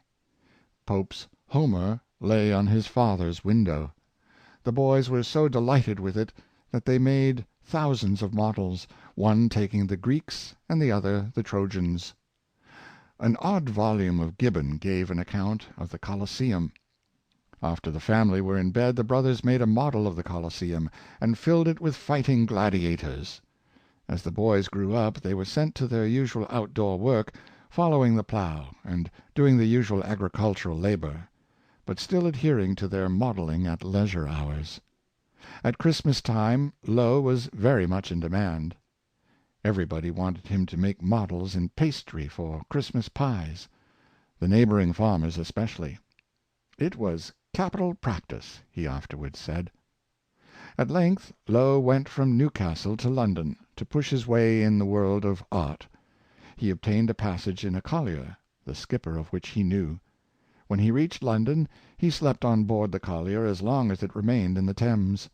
He was so great a favorite with the men that they all urged him to go back. He had no friends, no patronage, no money. What could he do with everything against him? But, having already gone so far, he determined to proceed. He would not go back, at least not yet. The men all wept when he took farewell of them.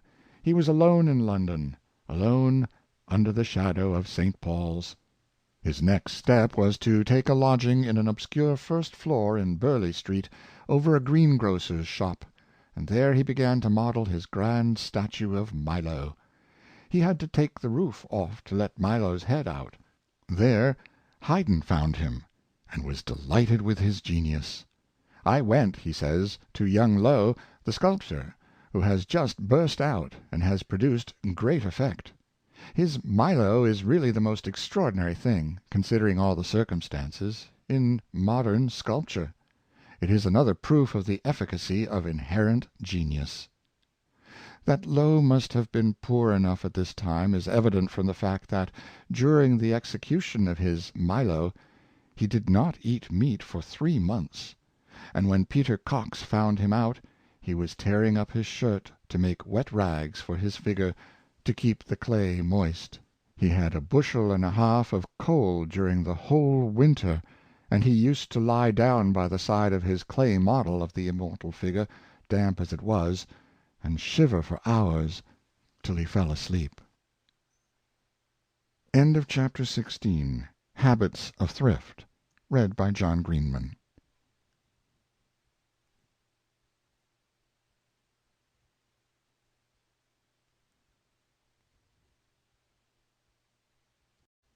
Chapter 17. Methods of Economy. Read by John Greenman. The only true secret of assisting the poor is to make them agents in bettering their own condition. Archbishop Sumner. The methods of practicing economy are very simple. Spend less than you earn. That is the first rule. A portion should always be set apart for the future. The person who spends more than he earns is a fool. The civil law regards the spendthrift as akin to the lunatic, and frequently takes from him the management of his own affairs. The next rule is to pay ready money, and never on any account to run in debt. The person who runs in debt is apt to get cheated, and if he runs in debt to any extent, he will himself be apt to get dishonest. Who pays what he owes enriches himself. The next is, never to anticipate uncertain profits by expending them before they are secured. The profits may never come, and in that case you will have taken upon yourself a load of debt which you may never get rid of. It will sit upon your shoulders like the old man in Sinbad.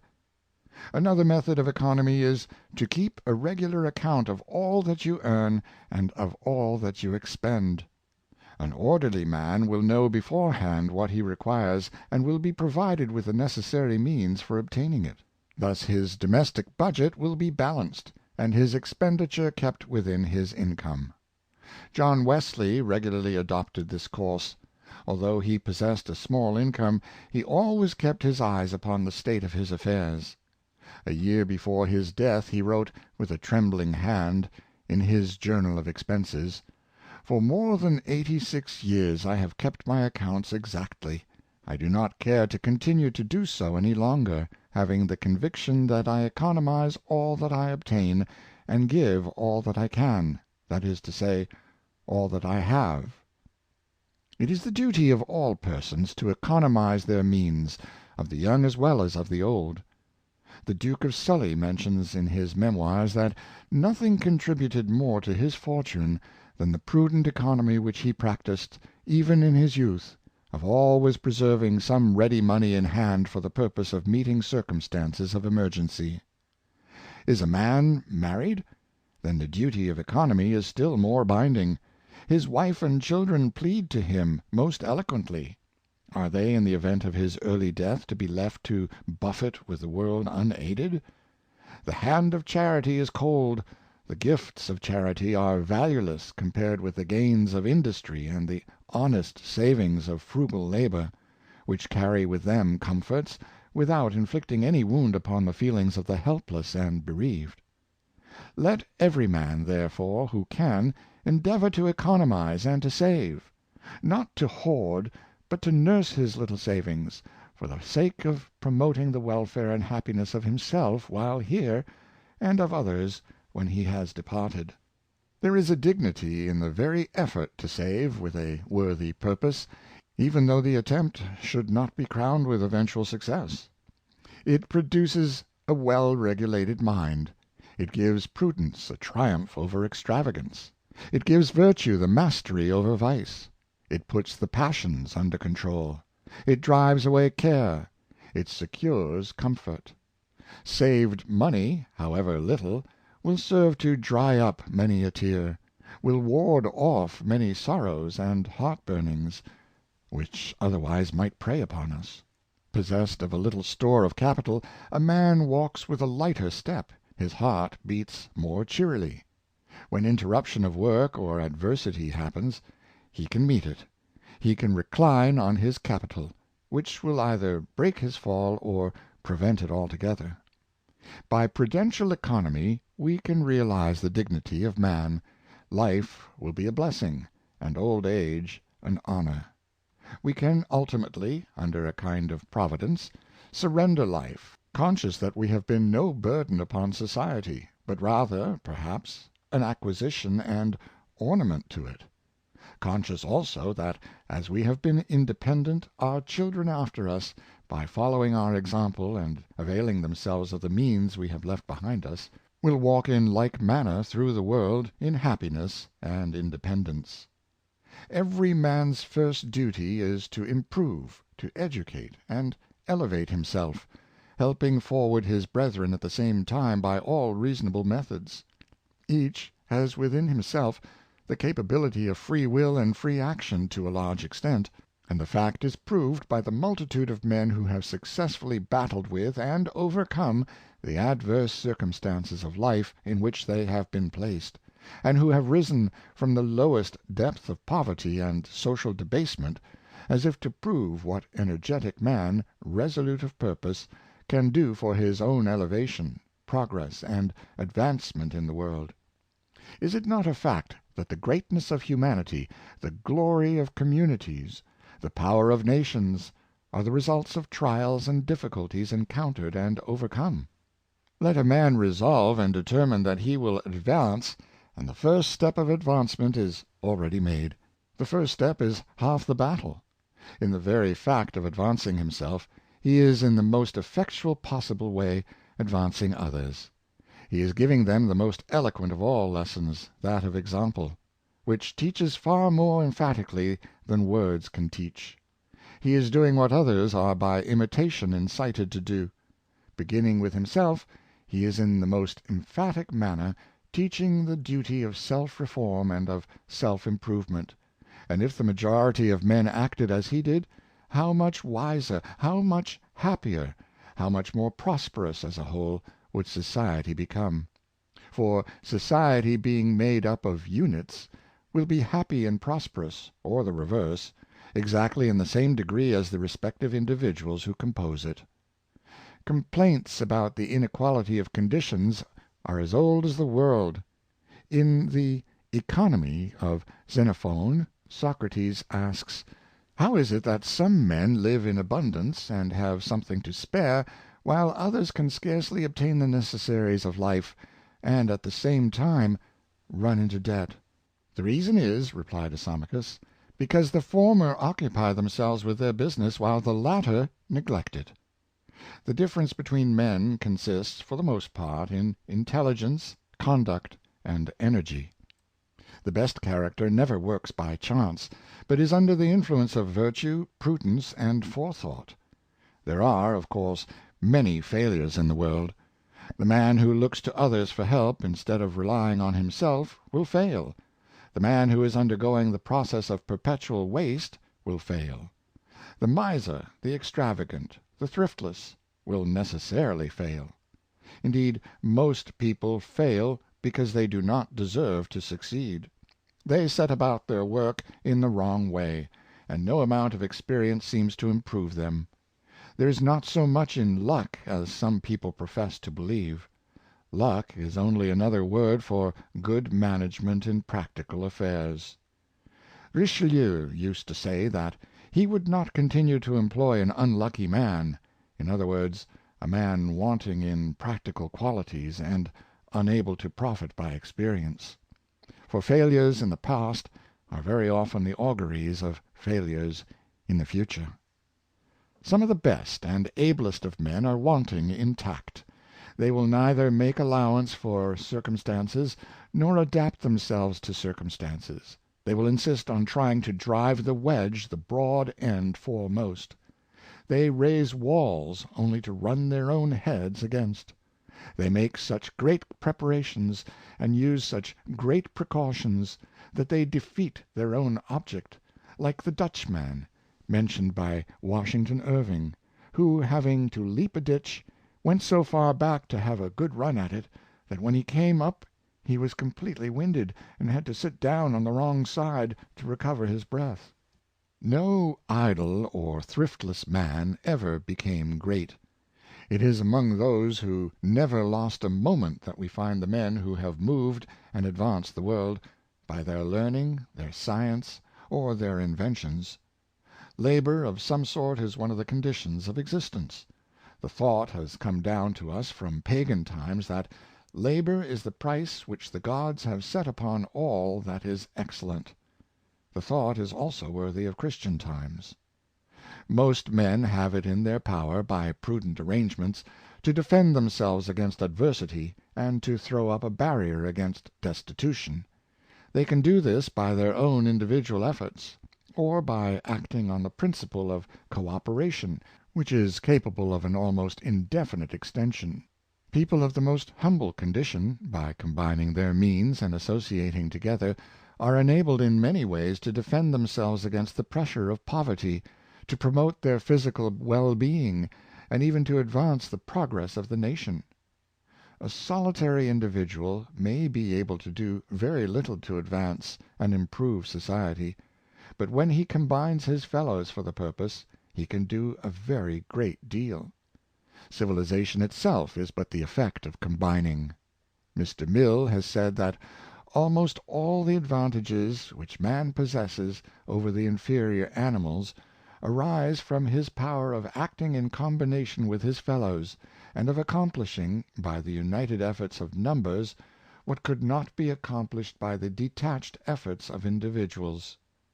The secret of social development is to be found in cooperation, and the great question of improved economical and social life can only receive a satisfactory solution through its means. To effect good on a large scale, men must combine their efforts, and the best social system is that in which the organization for the common good is rendered the most complete in all respects.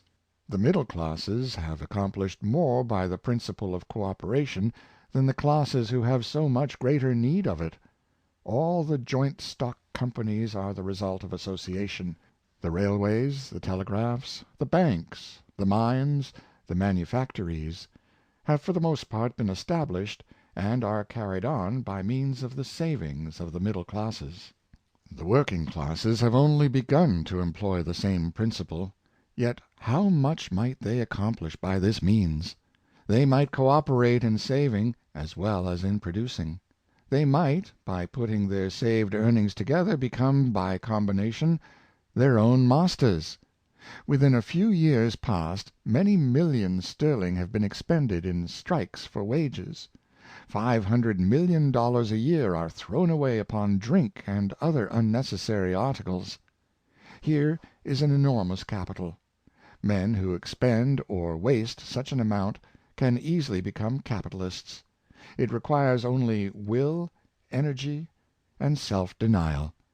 So much money spent on buildings, plant, and steam engines would enable them to manufacture for themselves, instead of for the benefit of individual capitalists.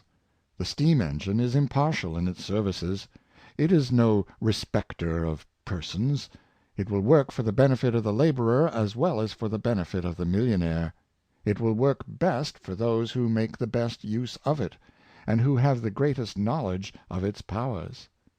The greater number of workmen possess little capital save their labor, and, as we have already seen, many of them uselessly and wastefully spend most of their earnings, instead of saving them and becoming capitalists. By combining in large numbers for the purposes of economical working, they might easily become capitalists, and operate upon a large scale. As society is now constituted, every man is not only justified, but bound in duty as a citizen to accumulate his earnings by all fair and honorable methods, with a view of securing a position of ultimate competence and independence. We do not say that men should save and hoard their gains for the mere sake of saving and hoarding. That would be parsimony and avarice. But we do say that all men ought to aim at accumulating a sufficiency, enough to maintain them in comfort during the helpless years that are to come; to maintain them in time of sickness and of sorrow, and in old age, which, if it does come, ought to find them with a little store of capital in hand, sufficient to secure them from dependence upon the charity of others. Workmen are for the most part disposed to associate, but the association is not always of a healthy kind. It sometimes takes the form of unions against masters, and displays itself in the strikes that are so common, and usually so unfortunate. Workmen also strike against men of their own class, for the purpose of excluding them from their special calling. One of the principal objects of trades unions is to keep wages at the expense of the lower paid and unassociated working people. They endeavor to prevent poor men learning their trade, and thus keep the supply of labor below the demand. This system may last for a time, but it becomes ruinous in the end. It is not the want of money that prevents skilled workmen from becoming capitalists, and opening the door for the employment of laboring men who are poorer and less skilled than themselves. The working people threw away $2.5 millions during the Preston strike, after which they went back to work at the old terms. The London building trades threw away over $1.5 million during their strike, and even had they obtained the terms for which they struck, it would have taken 6 years to make up for their loss. The colliers in the Forest of Dean went back to work at the old terms after 11 weeks' play, at the loss of $250,000. The iron workers of Northumberland and Durham, after spending a third of a year in idleness and losing $1 million in wages, went back to work at a reduction of 10%. The colliers and iron workers of South Wales during the recent strike were idle for 4 months, and, according to Lord Aberdare, lost in wages alone not less than $15 million. Here, then, is abundance of money within the power of working men, money which they might utilize, but do not. Think only for a solitary million out of the $15 million which they threw away during the coal strike, being devoted to the starting of collieries, or iron mills, or manufactories, to be worked by cooperative production for the benefit of the operatives themselves. With frugal habits, says Mr. Gregg, the well-conditioned workman might in 10 years easily have £500 in the bank, and combining his savings with 20 other men similarly disposed, they might have $50,000 for the purpose of starting any manufacture in which they are adepts. The annual expenditure of the working classes alone, on drink and tobacco, is not less than $300 millions. Every year, therefore, the working classes have it in their power to become capitalists, simply by saving wasteful and pernicious expenditure, to an extent which would enable them to start at least 500 cotton mills, or coal mines, or iron works on their own account, or to purchase at least 500,000 acres, and so set up 50,000 families each, with a nice little estate of their own of 10 acres on fee simple. No one can dispute the facts. No one can deny the inference. That this is not an impracticable scheme is capable of being easily proved. The practice of cooperation has long been adopted by working people throughout England. A large proportion of the fishery industry has been conducted on that principle for hundreds of years. Fishermen join in building, rigging, and manning a boat. The proceeds of the fish they catch at sea is divided among them, so much to the boat, so much to the fishermen. The company of oyster dredgers of Whitstable has existed time out of mind, though it was only in 1793 that they were incorporated by Act of Parliament.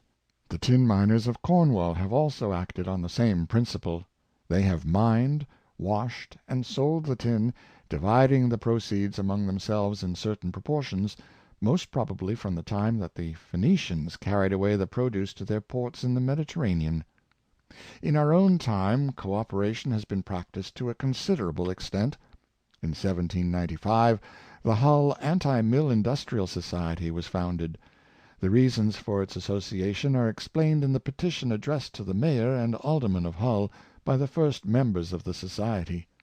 The petition begins thus: "We, the poor inhabitants of the said town, have lately experienced much trouble and sorrow in ourselves and families on the occasion of the exorbitant price of flour; and though the price is much reduced at present, yet we judge it needful to take every precaution to preserve ourselves from the invasions of covetous and merciless men in the future." They accordingly entered into a subscription to build a mill, in order to supply themselves with flour. The corporation granted their petition, and supported them by liberal donations. The mill was built, and exists to this day. It now consists of more than 4,000 members, each holding a share of 25 shillings. The members belong principally to the laboring classes. The millers endeavored by action at law to put down the society, but the attempt was successfully resisted. The society manufactures flour, and sells it to the members at market price, dividing the profits annually among the shareholders, according to the quantity consumed in each member's family. The society has proved eminently remunerative.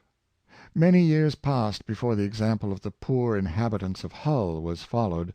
It was only in 1847 that the co-operators of Leeds purchased a flour mill, and in 1850 that those of Rochdale did the same, since which time they have manufactured flour for the benefit of their members. The corn millers of Leeds attempted to undersell the Leeds Industrial Society. They soon failed, and the price of flour was permanently reduced. The Leeds mill does business amounting to more than $500,000 yearly. Its capital amounts to $110,000, and it paid more than £8,000 of profits and bonuses to its 3,600 members in 1866, besides supplying them with flour of the best quality. The Rochdale District Cooperative Corn Mill Society has also been eminently successful. It supplies flour to consumers residing within a radius of about 15 miles around Rochdale. It also supplies flour to 62 cooperative societies, numbering over 12,000 members. Its business in 1866 amounted to $1,120,000, and its profits to over $90,000. The Rochdale Corn Mill grew out of the Rochdale Equitable Pioneers Society, which formed an epoch in the history of industrial cooperative institutions. The Equitable Pioneer Society was established in the year 1844, at a time when trade was in a very bad condition, and working people generally were heartless and hopeless as to their future state. Some 28 or 30 men, mostly flannel weavers, met and formed themselves into a society for the purpose of economizing their hard-won earnings. It is pretty well known that working men generally pay at least 10% more for the articles they consume than they need to under a sounder system. Professor Fawcett estimates their loss at near 20% than 10%. At all events, these working men wished to save this amount of profit, which before went into the pockets of the distributors of the necessaries, in other words, into the pockets of the shopkeepers.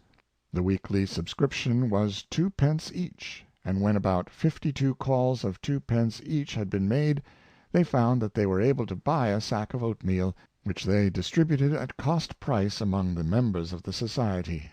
The number of members grew, and the subscription so increased that the society was enabled to buy tea, sugar, and other articles, and distribute them among the members at cost price. They superseded the shopkeepers, and became their own tradesmen. They insisted from the first on payments in cash. No credit was given. The society grew.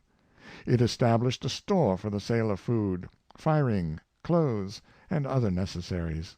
In a few years the members set on foot the cooperative corn mill. They increased the capital by the issue of £1 shares, and began to make and sell clothes and shoes. They also sold drapery. But the principal trade consisted in the purchase and sale of provisions, butcher's meat, groceries, flour, and such like. Notwithstanding the great distress during the period of the cotton famine, the society continued to prosper. From the first, it set apart a portion of its funds for educational purposes, and established a newsroom and a library, which now contains over 6,000 volumes. The society continued to increase until it possessed 11 branches for the sale of goods and stores in or near Rochdale, besides the original office in Toad Lane. At the end of 1866 it had 6,246 members, and a capital of $499,540. Its income for goods sold and cash received during the year was $1,245,610, and the gross profit $159,655. But this was not all. 2.5% were appropriated for the net profits to support the newsrooms and library, and there are now 11 news and reading rooms at different places in or near the town where the society carries on its business, the sum devoted to this object amounting to over £700 per annum. The members play at chess and draughts, and use the stereoscopic views, microscopes, and telescopes placed in the libraries.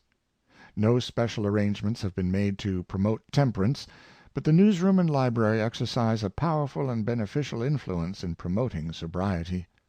It has been said that the society has done more to remove drunkenness from Rochdale than all that the advocates of temperance have been able to effect. The example of the Rochdale pioneers has exercised a powerful influence on working men throughout the northern counties of England. There is scarcely a town or village but has a cooperative institution of one kind or another.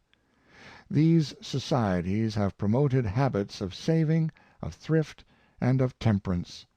They have given the people an interest in money matters, and enabled them to lay out their earnings to the best advantage. They have also given the working people some knowledge of business, for the whole of their concerns are managed by committees selected at the general meetings of the members. One of the most flourishing cooperative societies is that established at Over Darwin. The society has erected a row of handsome buildings in the center of the town. The shops for the sale of provisions, groceries, clothing, and other necessaries occupy the lower story. Over the shops are the library, reading rooms, and classrooms, which are open to the members and their families. The third story consists of a large public hall, which is used for lectures, concerts, and dances. There are 6 branches of the society established in different parts of the town. A large amount of business is done, and the profits are very considerable.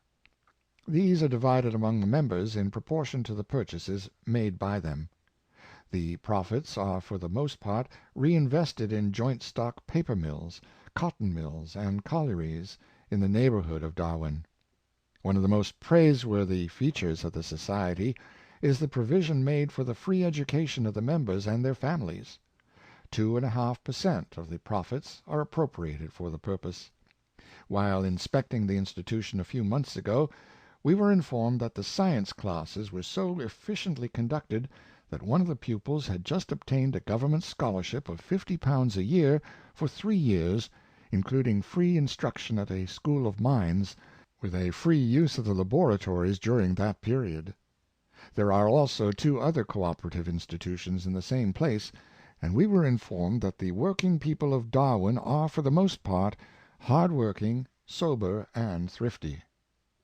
The sole secret of its success consists in ready money. It gives no credit. Everything is done for cash, the profit of the trade being divided among the members. Every business man knows that cash payment is the soundest method of conducting business. The Rockdale pioneers, having discovered the secret, have spread it among their class.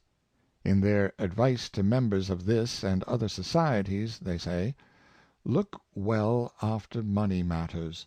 Buy your goods as much as possible in the first markets, or, if you have the produce of your industry to sell, contrive, if possible, to sell it in the last. Never depart from the principle of buying and selling for ready money.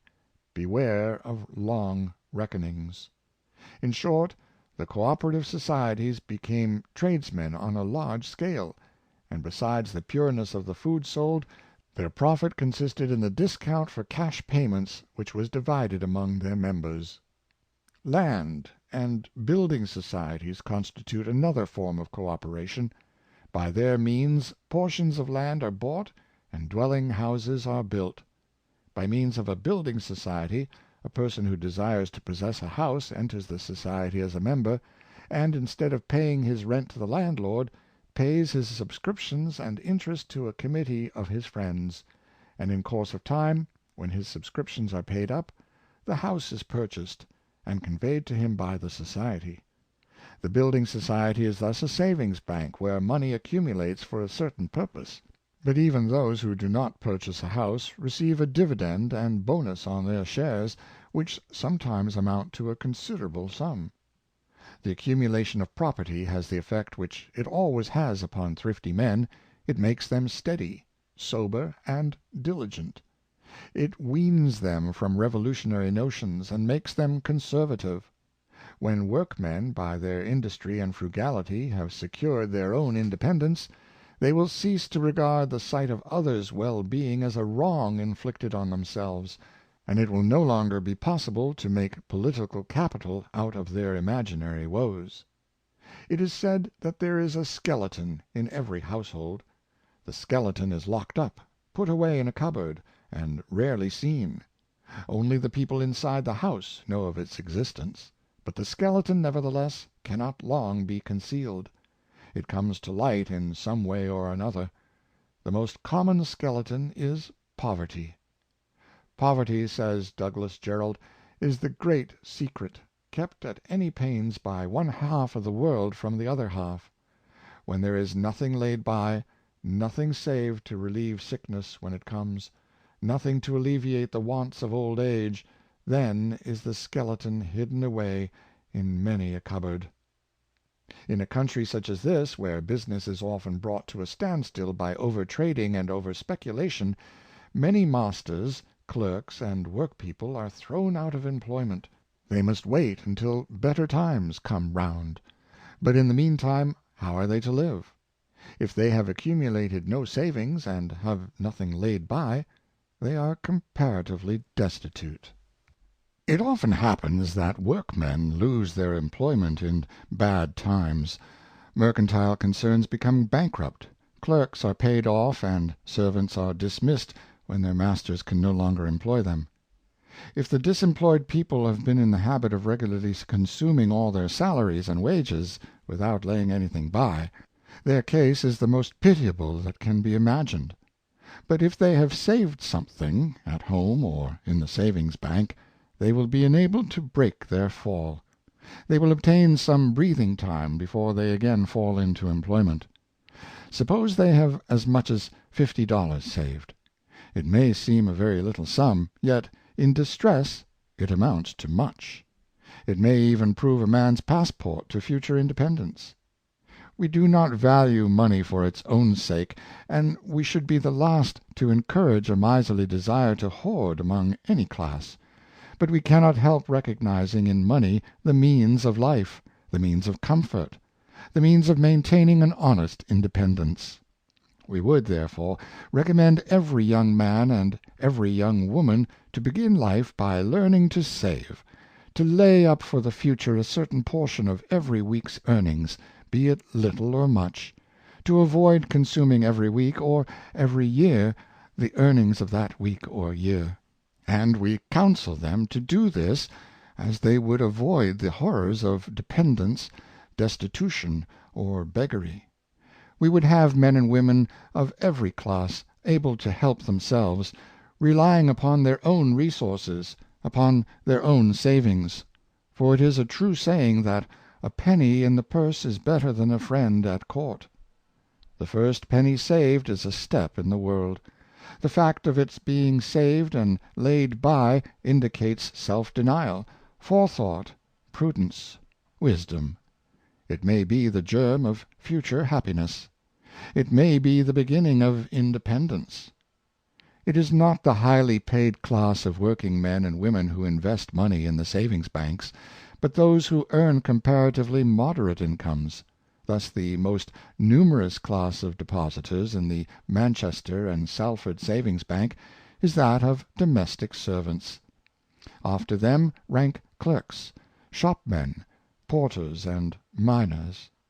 Only about a third part of the deposits belongs to the operatives, artisans, and mechanics. It is the same in manufacturing districts generally. A few years since it was found that of the numerous female depositors at Dundee, only one was a factory worker; the rest were, for the most part, servants. There is another fact that is remarkable. The habit of saving does not so much prevail in those counties where wages are the highest as in those counties where wages are the lowest.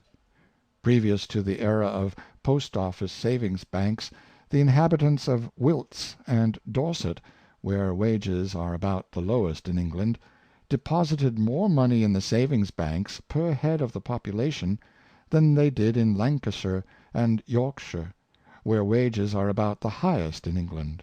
Taking Yorkshire itself, and dividing it into manufacturing and agricultural, the manufacturing inhabitants of the West Riding of York invested about 25 shillings per head of the population in the savings banks, while the agricultural population of the East Riding invested about 3 times that amount.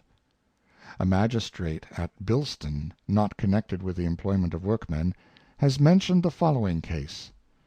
"I prevailed," he says, "upon a workman to begin a deposit in the savings bank. He came most unwillingly. His deposits were small, although I knew his gains to be great. I encouraged him by expressing satisfaction at the course he was taking. His deposits became greater, and at the end of 5 years he drew out the fund he had accumulated, bought a piece of land, and has built a house upon it. I think if I had not spoken to him, the whole amount would have been spent in feasting, or clubs, or contributions to the trades unions. That man's eyes are now open, his social position is raised, he sees and feels as we do, and will influence others to follow his example."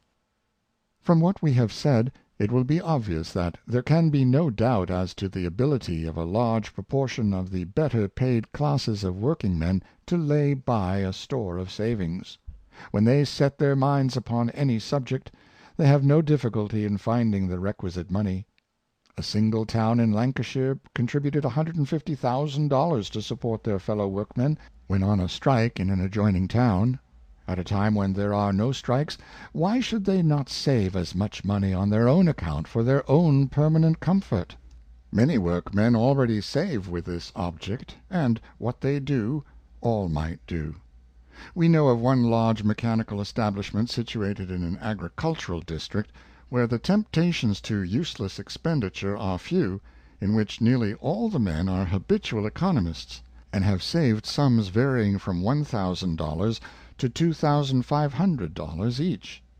Many factory operatives, with their families, might easily lay by from 5 to 10 shillings a week, which in a few years would amount to considerable sums. At Darwen, only a short time ago, an operative drew his savings out of the bank to purchase a row of cottages, now become his property. Many others in the same place and in the neighboring towns are engaged in building cottages for themselves, some by means of their contributions to building societies, and others by means of their savings accumulated in the bank. A respectably dressed working man, when making a payment one day at the Bradford Savings Bank, which brought his account up to nearly £80, informed the manager how it was that he had been induced to become a depositor. He had been a drinker, but one day, accidentally finding his wife's savings bank deposit book, from which he learned that she had laid by about $100, he said to himself, "Well, now, if this can be done while I am spending, what might we do if both were saving?" The man gave up his drinking, and became one of the most respectable persons of his class. "I owe it all," he said, "to my wife and the savings bank." The penny bank reaches a class of persons of very small means, whose ability to save is much less than that of the highly paid workmen, and who, if the money were left in their pockets, would in most cases spend it in the nearest public house. When a penny bank was established at Putney, and the deposits were added up at the end of the first year, a brewer who was on the committee made the remark, "Well, that represents 30,000 pints of beer not drunk." But the principal supporters of the penny banks are boys, and this is their most hopeful feature, for it is out of boys that men are made. At Huddersfield many of the lads go in bands from the mills to the penny banks. Emulation as well as example urging them on. They save for various purposes: one, to buy a chest of tools; another, a watch; a third, a grammar or a dictionary. Thus these institutions give help and strength in many ways, and besides enabling young people to keep out of debt and honestly to pay their way, furnish them with the means of performing kindly and generous acts in times of family trial and emergency. It is an admirable feature of the Ragged Schools that almost every one of them has a penny bank connected with it, for the purpose of training the scholars in good habits, which they most need.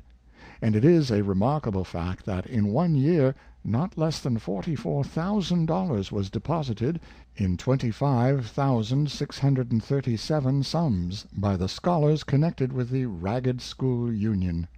And when this can be done by the poor boys of the Ragged Schools, what might not be accomplished by the highly paid operatives and mechanics of England? But another capital feature in the working of penny banks, as regards the cultivation of prudent habits among the people, is the circumstance that the example of boys and girls depositing their spare weekly pennies has often the effect of drawing their parents after them. A boy goes on for weeks paying his pence and taking home his passbook. The book shows that he has a ledger folio at the bank expressly devoted to him; that his pennies are all duly entered, together with the respective dates of their deposits; that these savings are not lying idle, but bear interest at 2½ per cent per annum, and that he can have them restored to him at any time, if under 20 shillings, without notice; and if above 20 shillings, then after a week's notice has been given. The book is a little history in itself, and can not fail to be interesting to the boy's brothers and sisters, as well as to his parents. They call him Good Boy, and they see he is a well-conducted boy. The father, if he is a sensible man, naturally bethinks him that if his boy can do so creditable a thing, worthy of praise, so might he himself. Accordingly, on the next Saturday night, when the boy goes to deposit his 3d at the penny bank, the father often sends his shilling. Thus a good beginning is often made, and a habit initiated, which, if persevered in, very shortly exercises a most salutary influence on the entire domestic condition of the family. The observant mother is quick to observe the effects of this new practice upon the happiness of the home; and in course of time, as the younger children grow up and earn money, She encourages them to follow the elder boy's example. She herself takes them by the hand, leads them to the penny bank, and accustoms them to invest their savings there. Women have even more influence in such matters than men, and where they exercise it, the beneficial effects are much more lasting. One evening a strong, muscular mechanic appeared at the Bradford Savings Bank in his working dress, bringing with him 3 children, one of them in his arms. He placed on the counter their deposit books, which his wife had previously been accustomed to present, together with 10 shillings to be equally appropriated among the 3. Pressing to his bosom the child in his arms, the man said, "Poor things, they have lost their mother since they were here last, but I must do the best I can for them." And he continued the good lesson to his children which his wife had begun, bringing them with him each time to see their little deposits made. There is an old English proverb which says, "He that would thrive must first ask his wife." But the wife must not only let her husband thrive, but help him, otherwise she is not the helpmeet which is as needful for the domestic comfort and satisfaction of the working man as of every other man who undertakes the responsibility of a family.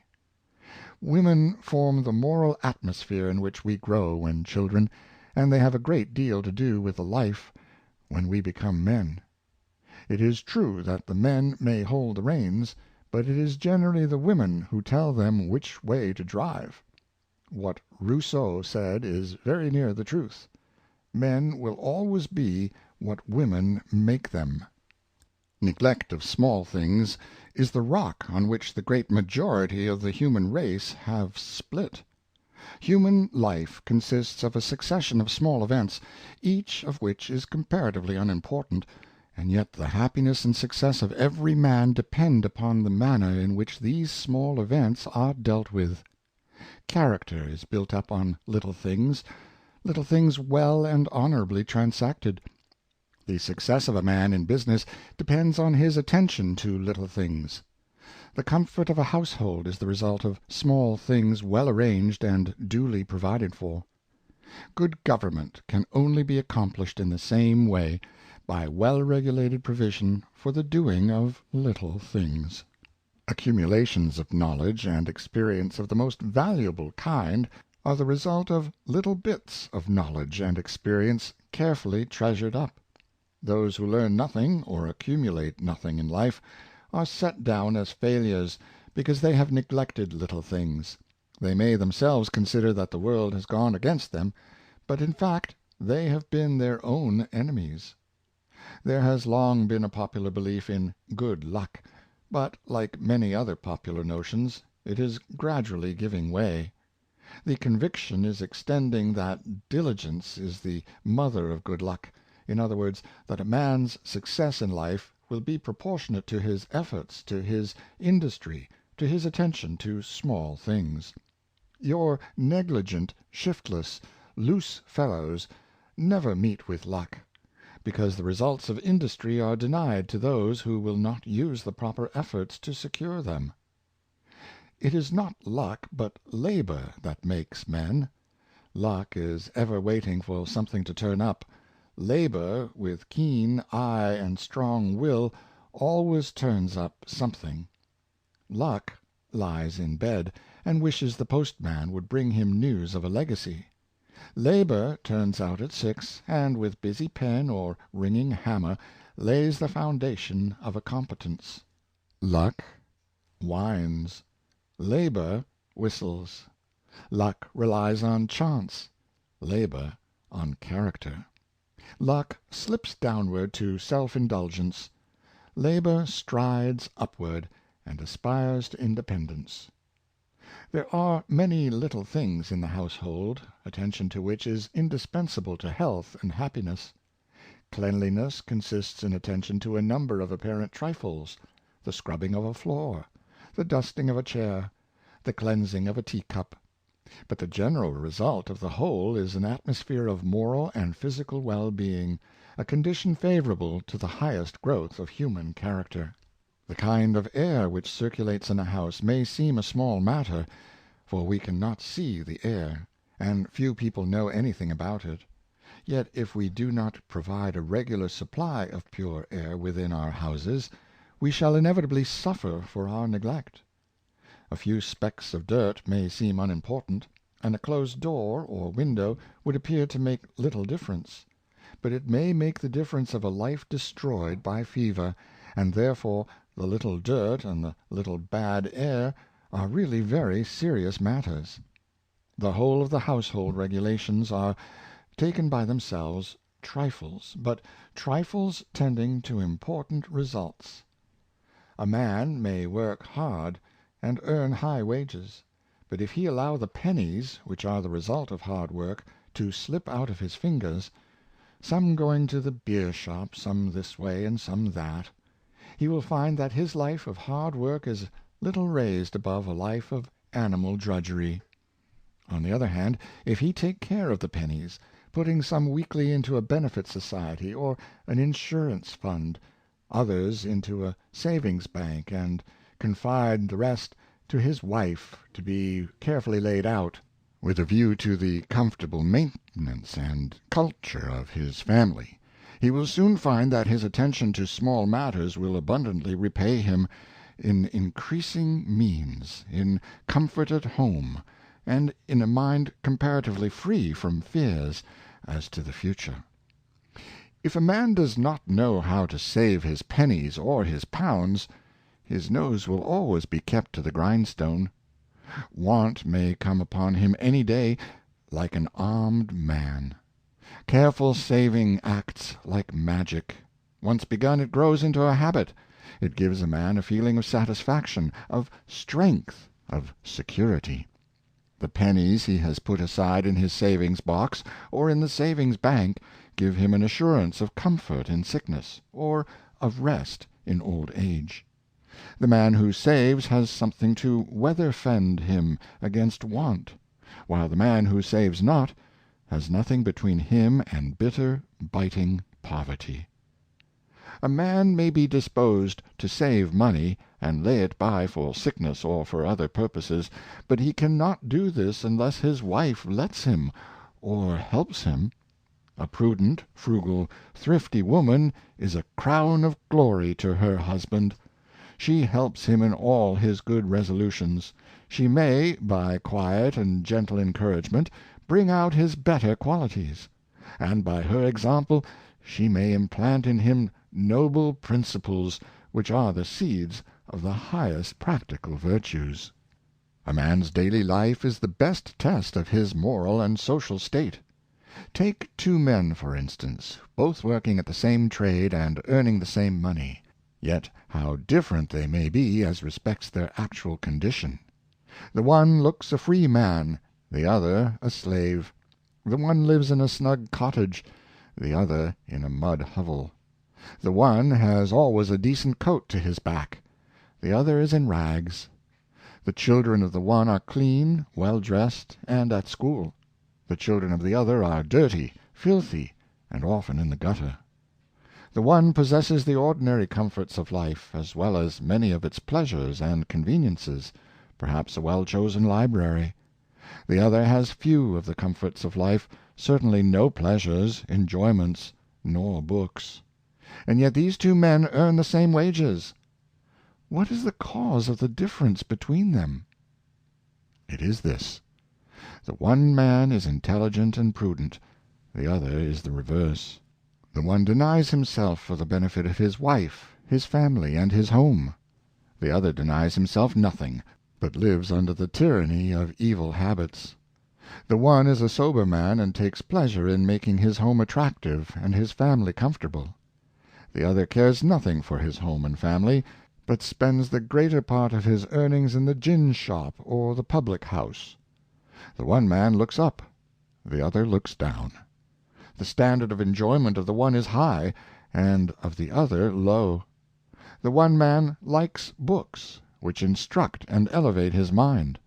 The other likes drink, which tends to lower and brutalize him. The one saves his money, the other wastes it. End of chapter 17. Methods of Economy, read by John Greenman.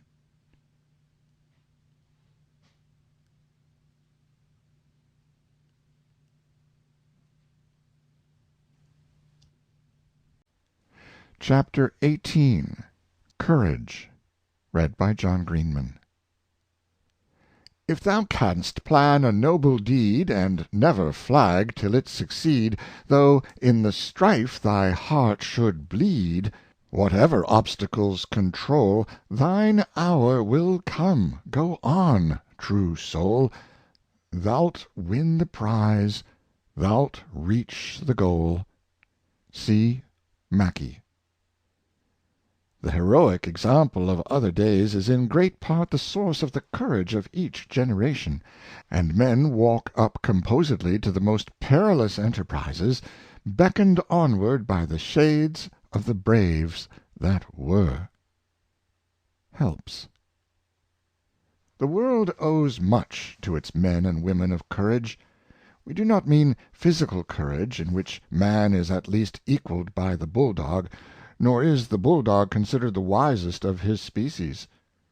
The courage that displays itself in silent effort and endeavor, that dares to endure all and suffer all for truth and duty, is more truly heroic than the achievements of physical valor, which are rewarded by honors and titles, or by laurels sometimes steeped in blood.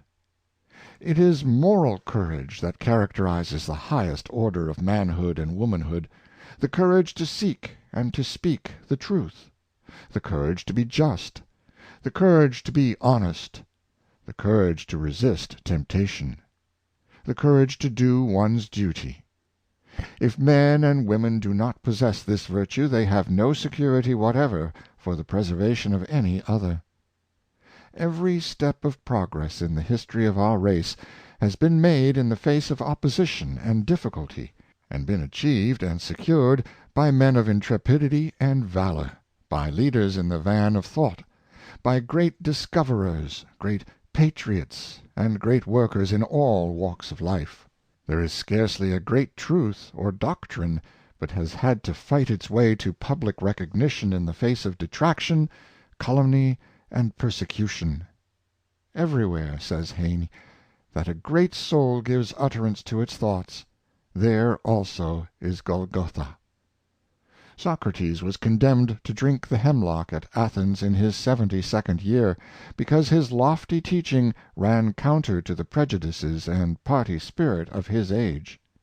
He was charged by his accusers with corrupting the youth of Athens, by inciting them to despise the tutelary deities of the state.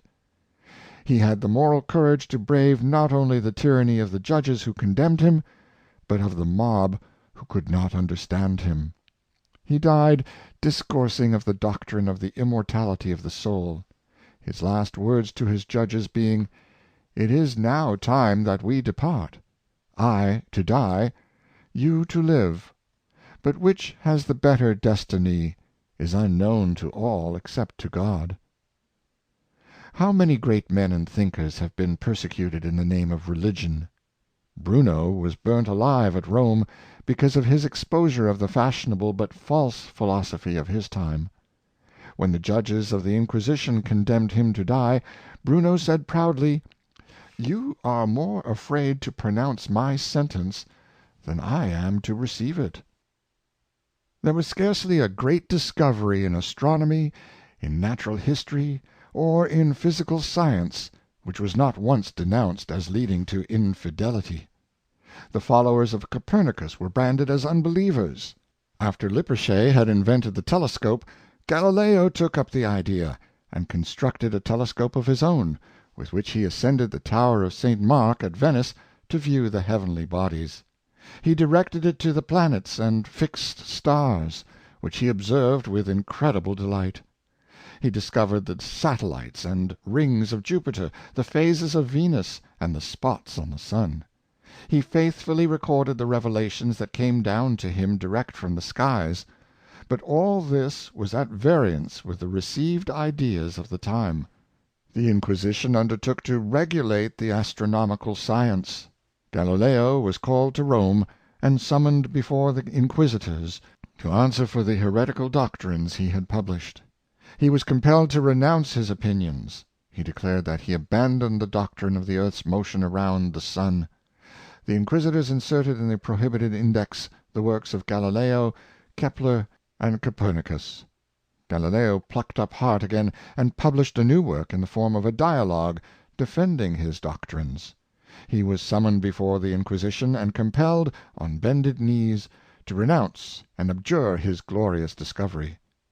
Galileo wanted the courage of his opinions, but he was an old man of 70 when he denied his faith. Galileo would not have been persecuted could he have been answered. Yet the truth lived, and men were set on the right track of observation for all ages to come. Pascal said of his condemnation, "It is in vain that you have procured against Galileo a decree from Rome condemning his opinions of the earth's motion. Assuredly that will never prove it to be at rest. And if we have unerring observations proving that it turns round, not all mankind together can keep it from turning, nor themselves from turning with it." The life of Kepler was as sad as that of Galileo. Originally a poor boy, he was admitted to the school at the monastery at Mulbroom, and eventually became a learned man. He accepted the astronomical chair at Graz, and devoted himself to the study of the planets. He was afterward appointed imperial mathematician to the emperor, though his salary was insufficient to maintain himself and his family. He was excommunicated by the Church because of some opinions he had expressed respecting transubstantiation. "Judge," he said to Hoffman, "how far I can assist you, in a place where the priest and school inspector have combined to brand me with the public stigma of heresy, because in every question I take that side which seems to me consonant with the will of God." Kepler was then offered the professorship of mathematics at Bologna, but having the recantation and condemnation of Galileo before him, he declined the chair. "I might," he said, "notably increase my fortune, but, living a German among Germans, I am accustomed to a freedom of speech and manners which, if persevered in at Bologna, would draw upon me, if not danger, at least notoriety, and might expose me to suspicion and party malice." In 1619 Kepler discovered the celebrated law, which will be ever memorable in the history of science, that the squares of the periodic times of the planets are to one another as the cubes of their distances. He recognized with transport the absolute truth of a principle which, for 17 years, had been the object of his incessant labors. "The die is cast," he said, "the book is written, to be read either now or by posterity, I care not which. It may well wait a century for a reader, as God has waited 6,000 years for an observer." The next book Kepler published, the epitome of the Copernican astronomy, was condemned at Rome and placed in the prohibited index. In the meantime his mind was distracted by a far greater trouble. His mother, 79 years old, was thrown into prison, condemned to torture, and was about to be burned as a witch. Kepler immediately flew to her relief, and arrived at his Swabian home in time to save her from further punishment. But more troubles followed. The states of Styria ordered all the copies of his Calendar for 1624 to be publicly burned. His library was sealed up by order of the Jesuits, and he was compelled to leave Linz by the popular insurrection which then prevailed. He went to Sagan in Silesia, and shortly after died there of disease of the brain, the result of too much study. When Columbus stated his views to King Ferdinand, the clergy declared that the theory of an antipodes was hostile to the faith. The earth, they said, was an immense flat disk, and if there was a new earth beyond the ocean, then all men could not be descended from Adam. Columbus was dismissed as a fool. Roger Bacon, the Franciscan monk, was persecuted on account of his studies in natural philosophy, and he was charged with dealing in magic because of his investigations in chemistry. His writings were condemned, and he was thrown into prison, where he lay for 10 years, during the lives of 4 successive popes. It is even averred that he died in prison. Occam, the early English speculative philosopher, was excommunicated and died in exile at Munich, where he was protected by the friendship of the Emperor of Germany. The Inquisition branded Vesalius as a heretic for revealing man to man, as it had before branded Bruno and Galileo for revealing the heavens to man.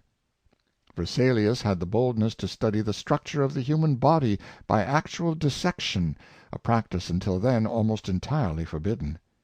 He laid the foundations of a science, but he paid for it with his life.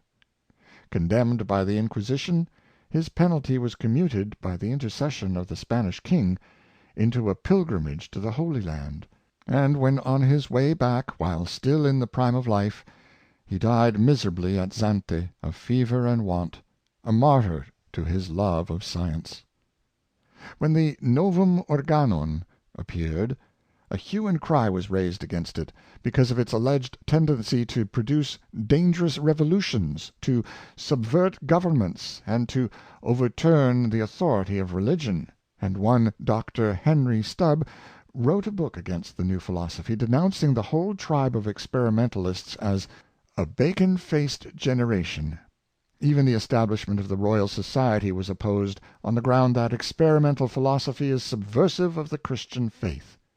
Even the pure and simple-minded Newton, of whom Bishop Burnet said that he had the whitest soul he ever knew, who was a very infant in the purity of his mind, even Newton was accused of dethroning the Deity by his sublime discovery of the law of gravitation, and a similar charge was made against Franklin for explaining the nature of the thunderbolt. Spinoza was excommunicated by the Jews, to whom he belonged, because of his views of philosophy, which were supposed to be adverse to religion, and his life was afterwards attempted by an assassin for the same reason. Spinoza remained courageous and self-reliant to the last, dying in obscurity and poverty. The philosophy of Descartes was denounced as leading to irreligion. The doctrines of Locke were said to produce materialism, and in our own day Dr. Buckland, Mr. Sedgwick, and other leading geologists have been accused of overturning revelation with regard to the constitution and history of the earth. Indeed, there has scarcely been a discovery in astronomy, in natural history, or in physical science that has not been attacked by the bigoted and narrow-minded as leading to infidelity. Other great discoverers, though they may not have been charged with irreligion, have had not less obloquy of a professional and public nature to encounter. When Dr. Harvey published his theory of the circulation of the blood, his practice fell off, and the medical profession stigmatized him as a fool. "The few good things I have been able to do," said John Hunter, "have been accomplished with the greatest difficulty, and encountered the greatest opposition." Sir Charles Bell, while employed in his important investigations as to the nervous system, which issued in one of the greatest of physiological discoveries, wrote to a friend, "If I were not so poor, and had not so many vexations to encounter, how happy would I be!" But he himself observed that his practice sensibly fell off after the publication of each successive stage of his discovery. Thus nearly every enlargement of the domain of knowledge, which has made us better acquainted with the heavens, with the earth, and with ourselves, has been established by the energy, the devotion, the self-sacrifice, and the courage of the great spirits of past times, who, however much they have been opposed or reviled by their contemporaries, now rank among those whom the enlightened of the human race most delight to honor. Nor is the unjust intolerance displayed toward men of science in the past without its lesson for the present. It teaches us to be forbearant toward those who differ from us, provided they observe patiently, think honestly, and utter their convictions freely and truthfully. It was a remark of Plato that "the world is God's epistle to mankind, and to read and study that epistle, so as to elicit its true meaning, can have no other effect on a well-ordered mind than to lead to a deeper impression of his power, a clear perception of His wisdom, and a more grateful sense of His goodness. While such has been the courage of the martyrs of science, not less glorious has been the courage of the martyrs of faith. The passive endurance of the man or woman who, for conscience' sake, is found ready to suffer and to endure in solitude, without so much as the encouragement of even a single sympathizing voice, is an exhibition of courage of a far higher kind than that displayed in the roar of battle, where even the weakest feels encouraged and inspired by the enthusiasm of sympathy and the power of numbers. Time would fail to tell of the deathless names of those who through faith in principles, and in the face of difficulty, danger, and suffering, have wrought righteousness and waxed valiant in the moral warfare of the world, and been content to lay down their lives rather than prove false to their conscientious convictions of the truth. Men of this stamp, inspired by a high sense of duty, have in past times exhibited character in its most heroic aspects, and continue to present to us some of the noblest spectacles to be seen in history. Even women, full of tenderness and gentleness, not less than men, have in this cause been found capable of exhibiting the most unflinching courage.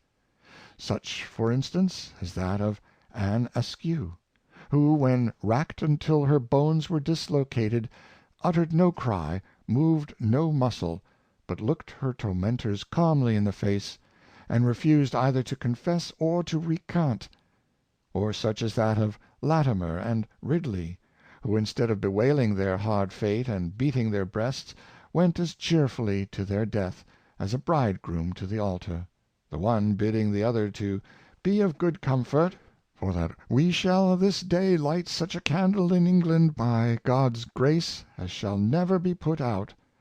Or such again as that of Mary Dyer the Quakeress, hanged by the Puritans of New England for preaching to the people, who ascended the scaffold with a willing step, and after calmly addressing those who stood about, resigned herself into the hands of her persecutors, and died in peace and joy.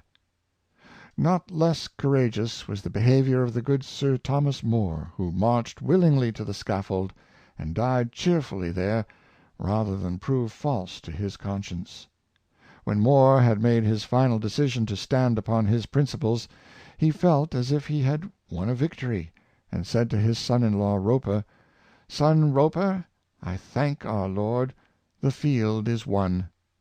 The Duke of Norfolk told him of his danger, saying, "By the mass, Master More, it is perilous striving with princes.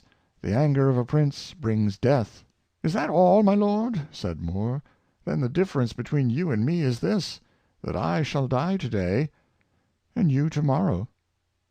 Martin Luther was not called upon to lay down his life for his faith, but from the day that he declared himself against the Pope, he daily ran the risk of losing it. At the beginning of his great struggle he stood almost entirely alone. The odds against him were tremendous. "On one side," said he himself, "are learning, genius, numbers, grandeur, rank, power, sanctity, miracles; on the other, Wycliffe, Lorenzo Valla, Augustine, and Luther, a poor creature, a man of yesterday, standing well nigh alone with a few friends."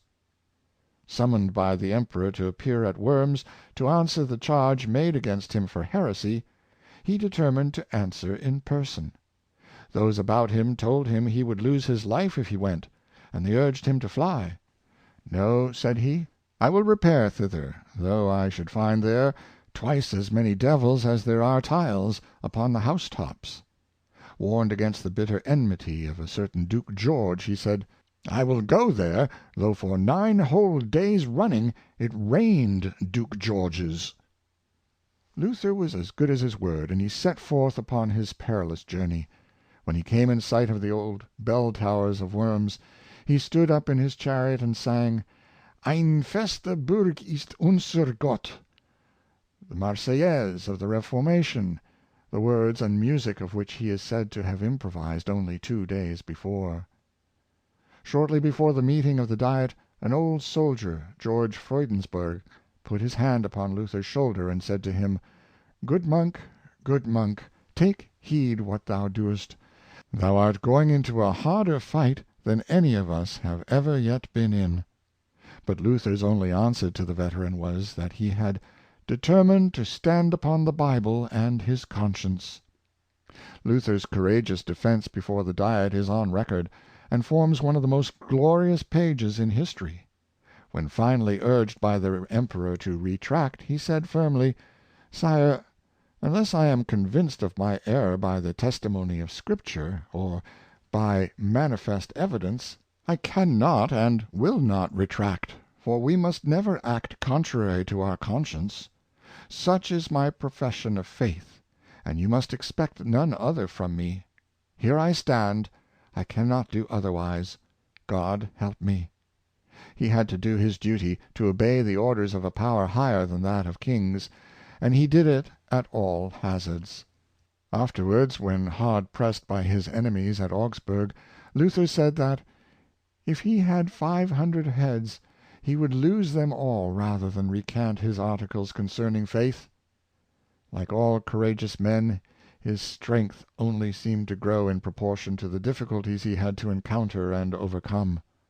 "There is no man in Germany," said Hutten, "who more utterly despises death than does Luther; and to his moral courage, perhaps more than to that of any other single man, do we owe the liberation of modern thought, and the vindication of the great rights of the human understanding." But it is a mistake to suppose that the days requiring self-sacrifice and suffering for conscience or the truth's sake are past. Modern freedom, says Thoreau, is only the exchange of the slavery of feudality for the slavery of opinion. The tyranny of a multitude is worse than the tyranny of an individual. How many, even in our own progressive age, have suffered persecution for bravely advocating principles and doctrines which they believe to be true! The decisions reached by councils and conferences are but an expression of the average or popular opinion. Men of earnest thought are generally far in advance of the average sentiment. What wonder is it then that the most profound, the best, the most earnest men of every age have been men who were abused by their associates, or through charges of heresy expelled from the churches? William Penn was of opinion that there was no greater mistake than to suppose that a country or a people were strengthened by all the people holding one opinion, whether upon religious doctrine or religious practice; and that a variety of opinions, of professions, and of practice was a strength to a people and to a government, if all were alike tolerated. Individuality must be upheld, for without individuality there can be no liberty. Individuality is everywhere to be spared and respected as the root of everything good. "Even despotism does not produce its worst effects," says John Stuart Mill, "so long as individuality exists under it; and whatever crushes individuality is despotism, by whatever name it may be called, and whether it professes to be enforcing the will of God or the injunctions of men." But the greater part of the courage that is needed in the world is not of a heroic kind. Courage may be displayed in everyday life as well as in historic fields of action. There needs, for example, the common courage to be honest, the courage to resist temptation, the courage to speak the truth, the courage to be what we really are, and not to pretend to be what we are not, the courage to live honestly within our own means, and not dishonestly upon the means of others. A great deal of the unhappiness and much of the vice of the world is owing to weakness and indecision of purpose, in other words, to lack of courage. Men may know what is right, and yet fail to exercise the courage to do it. They may understand the duty they have to do, but will not summon up the requisite resolution to perform it. The weak and undisciplined man is at the mercy of every temptation. He cannot say "no," but falls before it; and if his companionship be bad, he will be all the easier led away by bad example into wrong doing. Nothing can be more certain than that the character can only be sustained and strengthened by its own energetic action. The will, which is the central force of character, must be trained to habits of decision, otherwise it will neither be able to resist evil nor to follow good. Decision gives the power of standing firmly, when to yield, however slightly, might be only the first step in a downhill course to ruin. Calling upon others for help in forming a decision is worse than useless. A man must so train his habits as to rely upon his own powers, and depend upon his own courage in moments of emergency. Plutarch tells of a king of Macedon who, in the midst of an action, withdrew into the adjoining town to sacrifice to Hercules, while his opponent Emilius, at the same time that he implored the divine aid, sought for victory sword in hand, and won the battle. And so it is ever in the actions of daily life. There needs also the exercise of no small degree of moral courage to resist the corrupting influences of what is called society. Although Mrs. Grundy may be a very vulgar and commonplace personage, her influence is nevertheless prodigious. Most men, but especially women, are the moral slaves of the class or caste to which they belong. There is a sort of unconscious conspiracy existing among them against each other's individuality. Each circle and section, each rank and class, has its respective customs and observances, to which conformity is required at the risk of being tabooed. Some are immured within a bastile of fashion, others of custom, others of opinion; and few there are who have the courage to think outside their sect, to act outside their party, and to step out into the free air of individual thought and action. We dress and eat and follow fashion, though it may be at the risk of debt, ruin, and misery; living not so much according to our means as according to the superstitious observances of our class. Though we may speak contemptuously of the Indians who flatten their heads, and of the Chinese who cramp their toes, we have only to look at the deformities of fashion among ourselves to see that the reign of Mrs. Grundy is universal.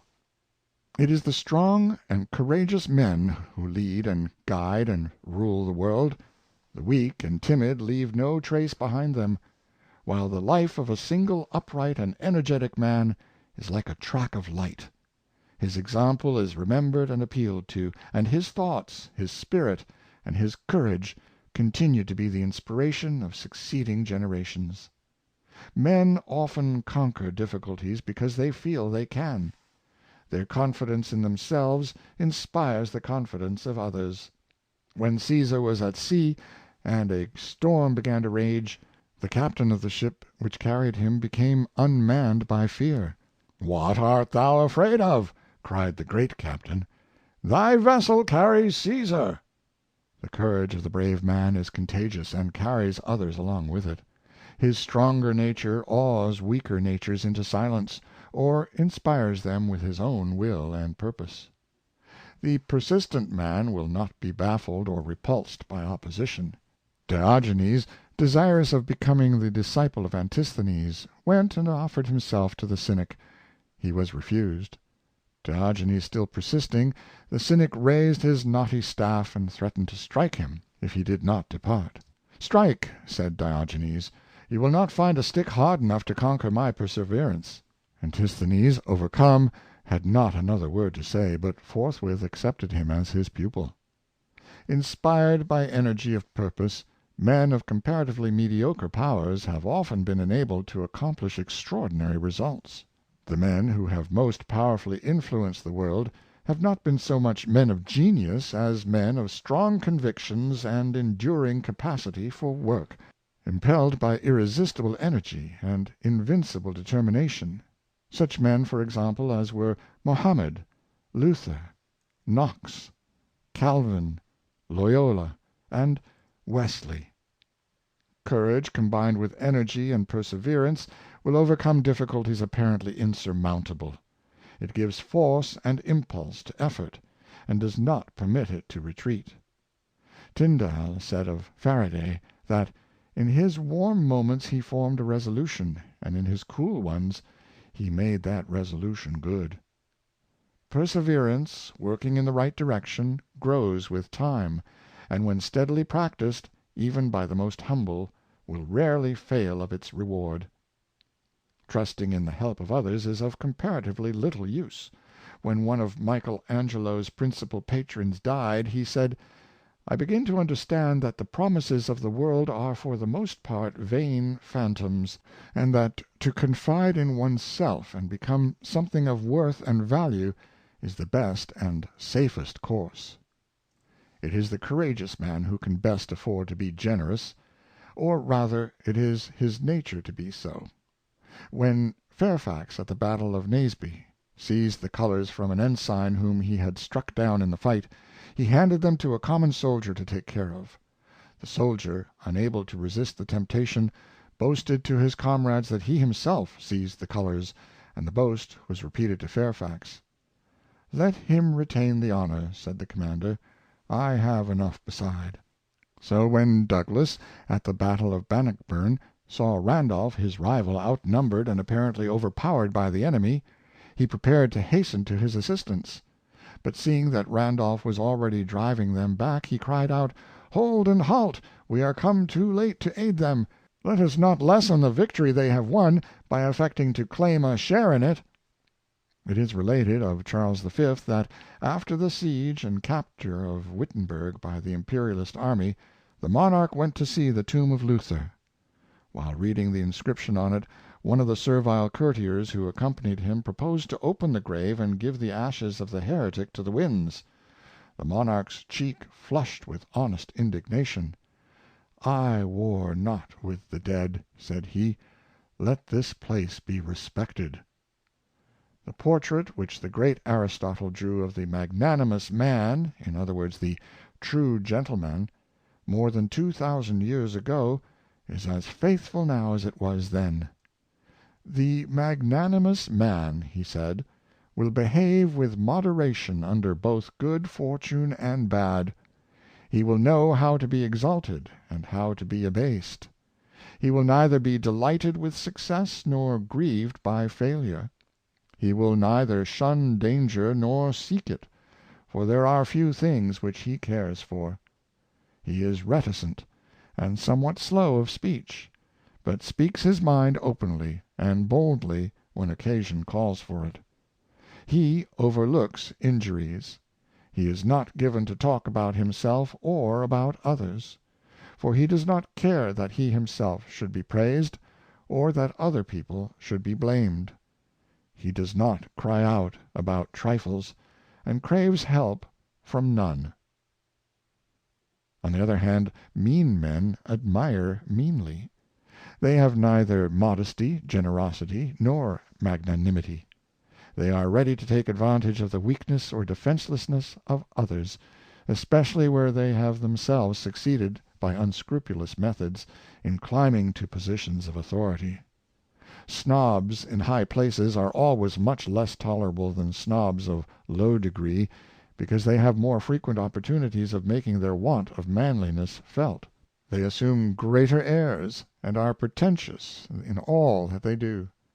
And the higher their elevation, the more conspicuous is the incongruity of their position. "The higher the monkey climbs," says the proverb, "the more he shows his tail." Much depends on the way in which a thing is done. An act which might be taken as a kindness if done in a generous spirit, when done in a grudging spirit may be felt as stingy, if not harsh and even cruel. When Ben Jonson lay sick and in poverty, the king sent him a paltry message, accompanied by a gratuity. The sturdy, plain-spoken poet's reply was, "I suppose he sends me this because I live in an alley. Tell him his soul lives in an alley." From what we have said, it will be obvious that to be of an enduring and courageous spirit is of great importance in the formation of character. It is a source not only of usefulness in life, but of happiness.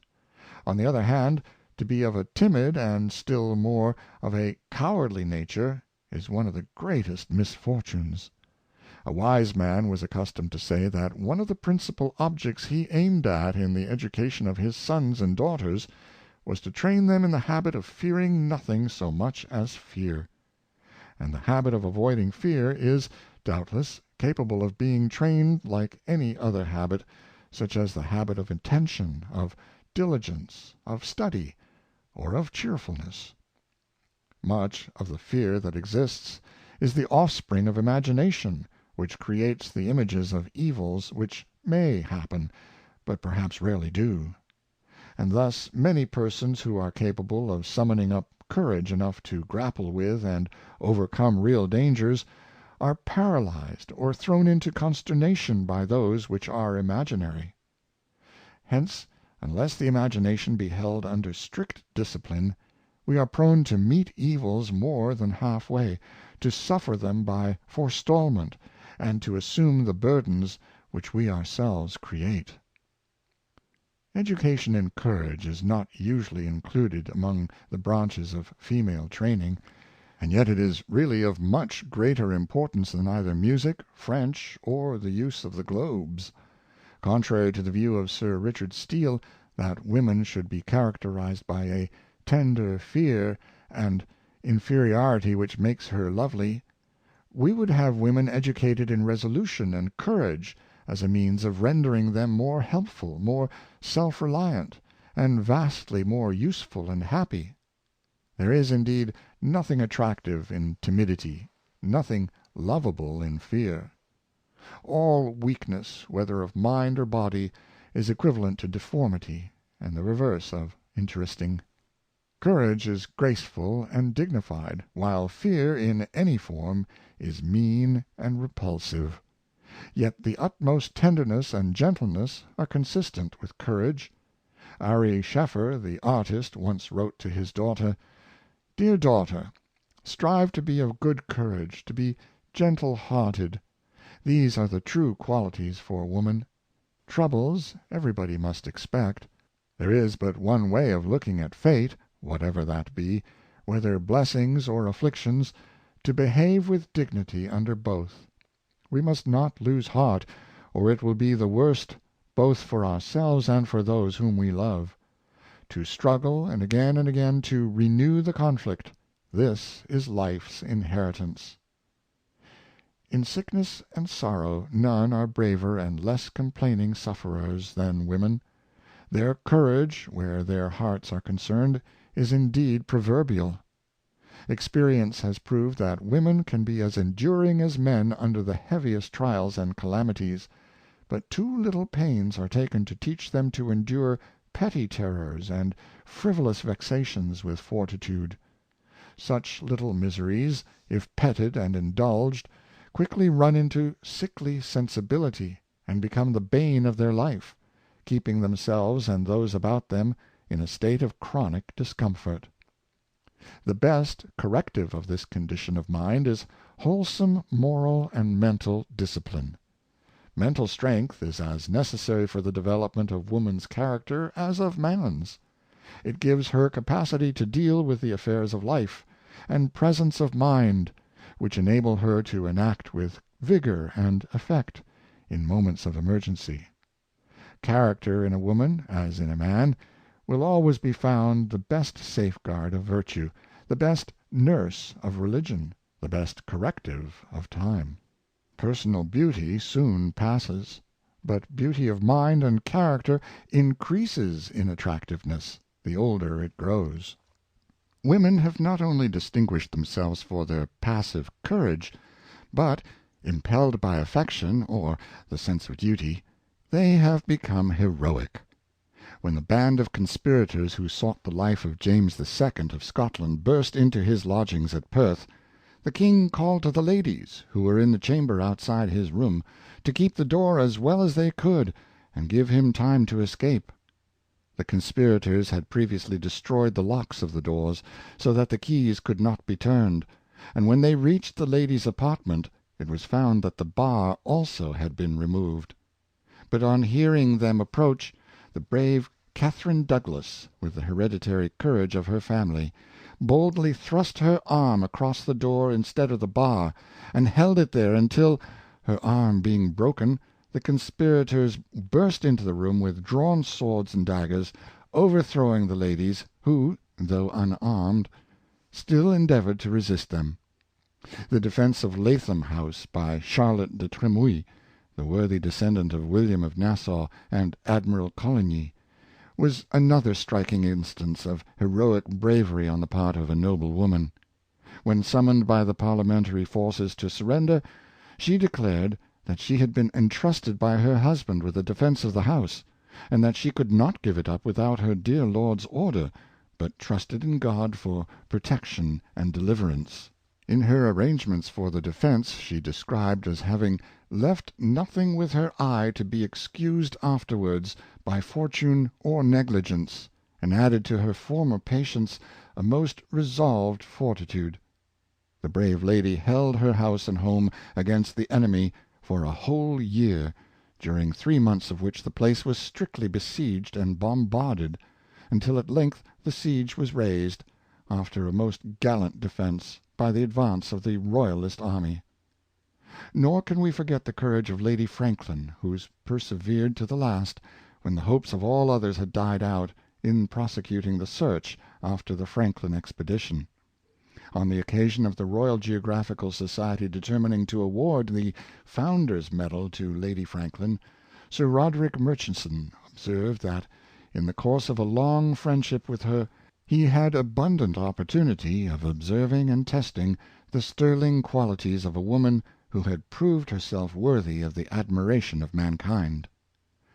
Nothing daunted by failure after failure, through 12 long years of hope deferred, she had persevered, with a singleness of purpose and a sincere devotion which were truly unparalleled. And now that her last expedition, under the gallant McClintock, had realized the two great facts, that her husband had traversed wide seas unknown to former navigators, and died in discovering a northwest passage, then surely the adjudication of the medal would be hailed by the nation as one of the many recompenses to which the widow of the illustrious Franklin was so eminently entitled. But that devotion to duty which marks the heroic character has more often been exhibited by women in deeds of charity and mercy. The greater part of these are never known, for they are done in private, out of the public sight, and for the mere love of doing good. Where fame has come to them, because of the success which has attended their labors in a more general sphere, it has come unsought and unexpected, and is often felt as a burden. Who has not heard of Mrs. Fry and Miss Carpenter as prison visitors and reformers; of Mrs. Chisholm and Miss Rye as promoters of emigration; and of Miss Nightingale and Miss Garrett as apostles of hospital nursing?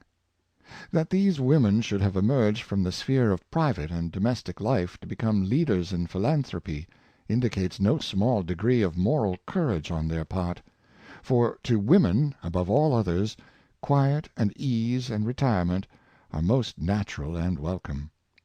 Very few women step beyond the boundaries of home in search of a large field of usefulness; but when they have desired one, they have had no difficulty in finding it.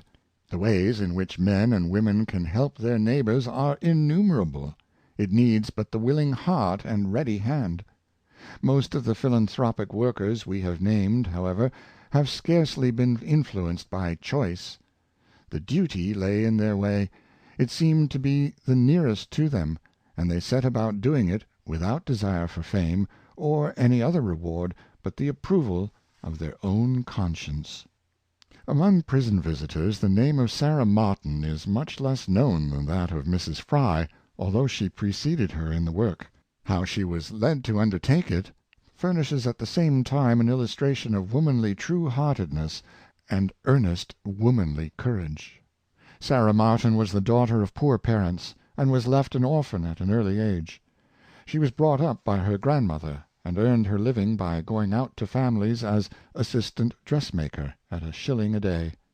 In 1819 a woman was tried and sentenced to imprisonment in Yarmouth jail for cruelly beating and ill using her child, and her crime became the talk of the town. The young dressmaker was much impressed by the report of the trial, and the desire entered her mind of visiting the woman in jail and trying to reclaim her. She had often before, on passing the walls of the borough jail, felt impelled to seek admission, with the object of visiting the inmates, reading the Scriptures to them, and endeavoring to lead them back to the society whose laws they had violated. At length she could not resist the impulse to visit the imprisoned mother. She entered the jail porch, lifted the knocker, and asked the jailer for admission. For some reason or other she was refused, but she returned, repeated her request, and this time she was admitted. The culprit mother shortly stood before her. When Sarah Martin told the motive of her visit, the criminal burst into tears and thanked her. Those tears and thanks shaped the whole course of Sarah Martin's after life, and the poor seamstress, while maintaining herself by her needle, continued to spend her leisure hours in visiting the prisoners and endeavoring to alleviate their condition. She constituted herself their chaplain and schoolmistress, for at that time they had neither. She read to them, and taught them to read and write. She gave up an entire day in the week for this purpose, besides Sundays, as well as other intervals of spare time. She taught the women to knit, to sew, and to cut out, the sale of the articles enabling her to buy other materials, and to continue the industrial education thus begun. She also taught the men to make straw hats, men's and boys' caps, gray cotton shirts, and even patchwork, anything to keep them out of idleness, and from preying on their own thoughts. Out of the earnings of the prisoners in this way she formed a fund, which she applied to furnishing them with work on their discharge, thus enabling them again to begin the world honestly, and at the same time affording her, as she herself says, the advantage of observing their conduct. By attending too exclusively to this prison work, however, Sarah Martin's dressmaking business fell off, and the question arose with her whether, in order to recover her business, she was to suspend her prison work. But her decision had already been made. "I had counted the cost," she said, "and my mind was made up. If, while imparting truth to others, I became exposed to temporal want, the privation so momentary to an individual would not admit of comparison with following the Lord in thus administering to others." She now devoted 6 or 7 hours every day to the prisoners, converting what would otherwise have been a scene of dissolute idleness into a hive of orderly industry. Newly admitted prisoners were sometimes refractory, but her persistent gentleness eventually won their respect and cooperation. Men old in years and crime, pert London pickpockets, depraved boys and dissolute sailors, profligate women, smugglers, and the promiscuous horde of criminals which usually fill the jail of a seaport and county town, all submitted to the benign influence of this good woman, and under her eyes they might be seen, for the first time in their lives, striving to hold a pen, or to master the characters in a penny primer. She entered into their confidence, watched, wept, prayed, and felt for all by turns. She strengthened their good resolutions, cheered the hopeless and despairing, and endeavored to put all, and hold all, in the right road of amendment. For more than 20 years this good and true-hearted woman pursued her noble course, with little encouragement and not much help, almost her only means of subsistence consisting in an annual income of 10 or 12 pounds, left by her grandmother, eked out by her little earnings at dressmaking. During the last 2 years of her ministration, the borough magistrates, knowing that her self-imposed labors saved them the expense of a schoolmaster and chaplain, made a proposal to her of an annual salary of 12 pounds a year, but they did it in so indelicate a manner as to greatly wound her sensitive feelings. She shrank from becoming the salaried official of the corporation, and bartering for money those services which had throughout been labors of love. But the jail committee coarsely informed her that if they permitted her to visit the prison she must submit to their terms, or be excluded.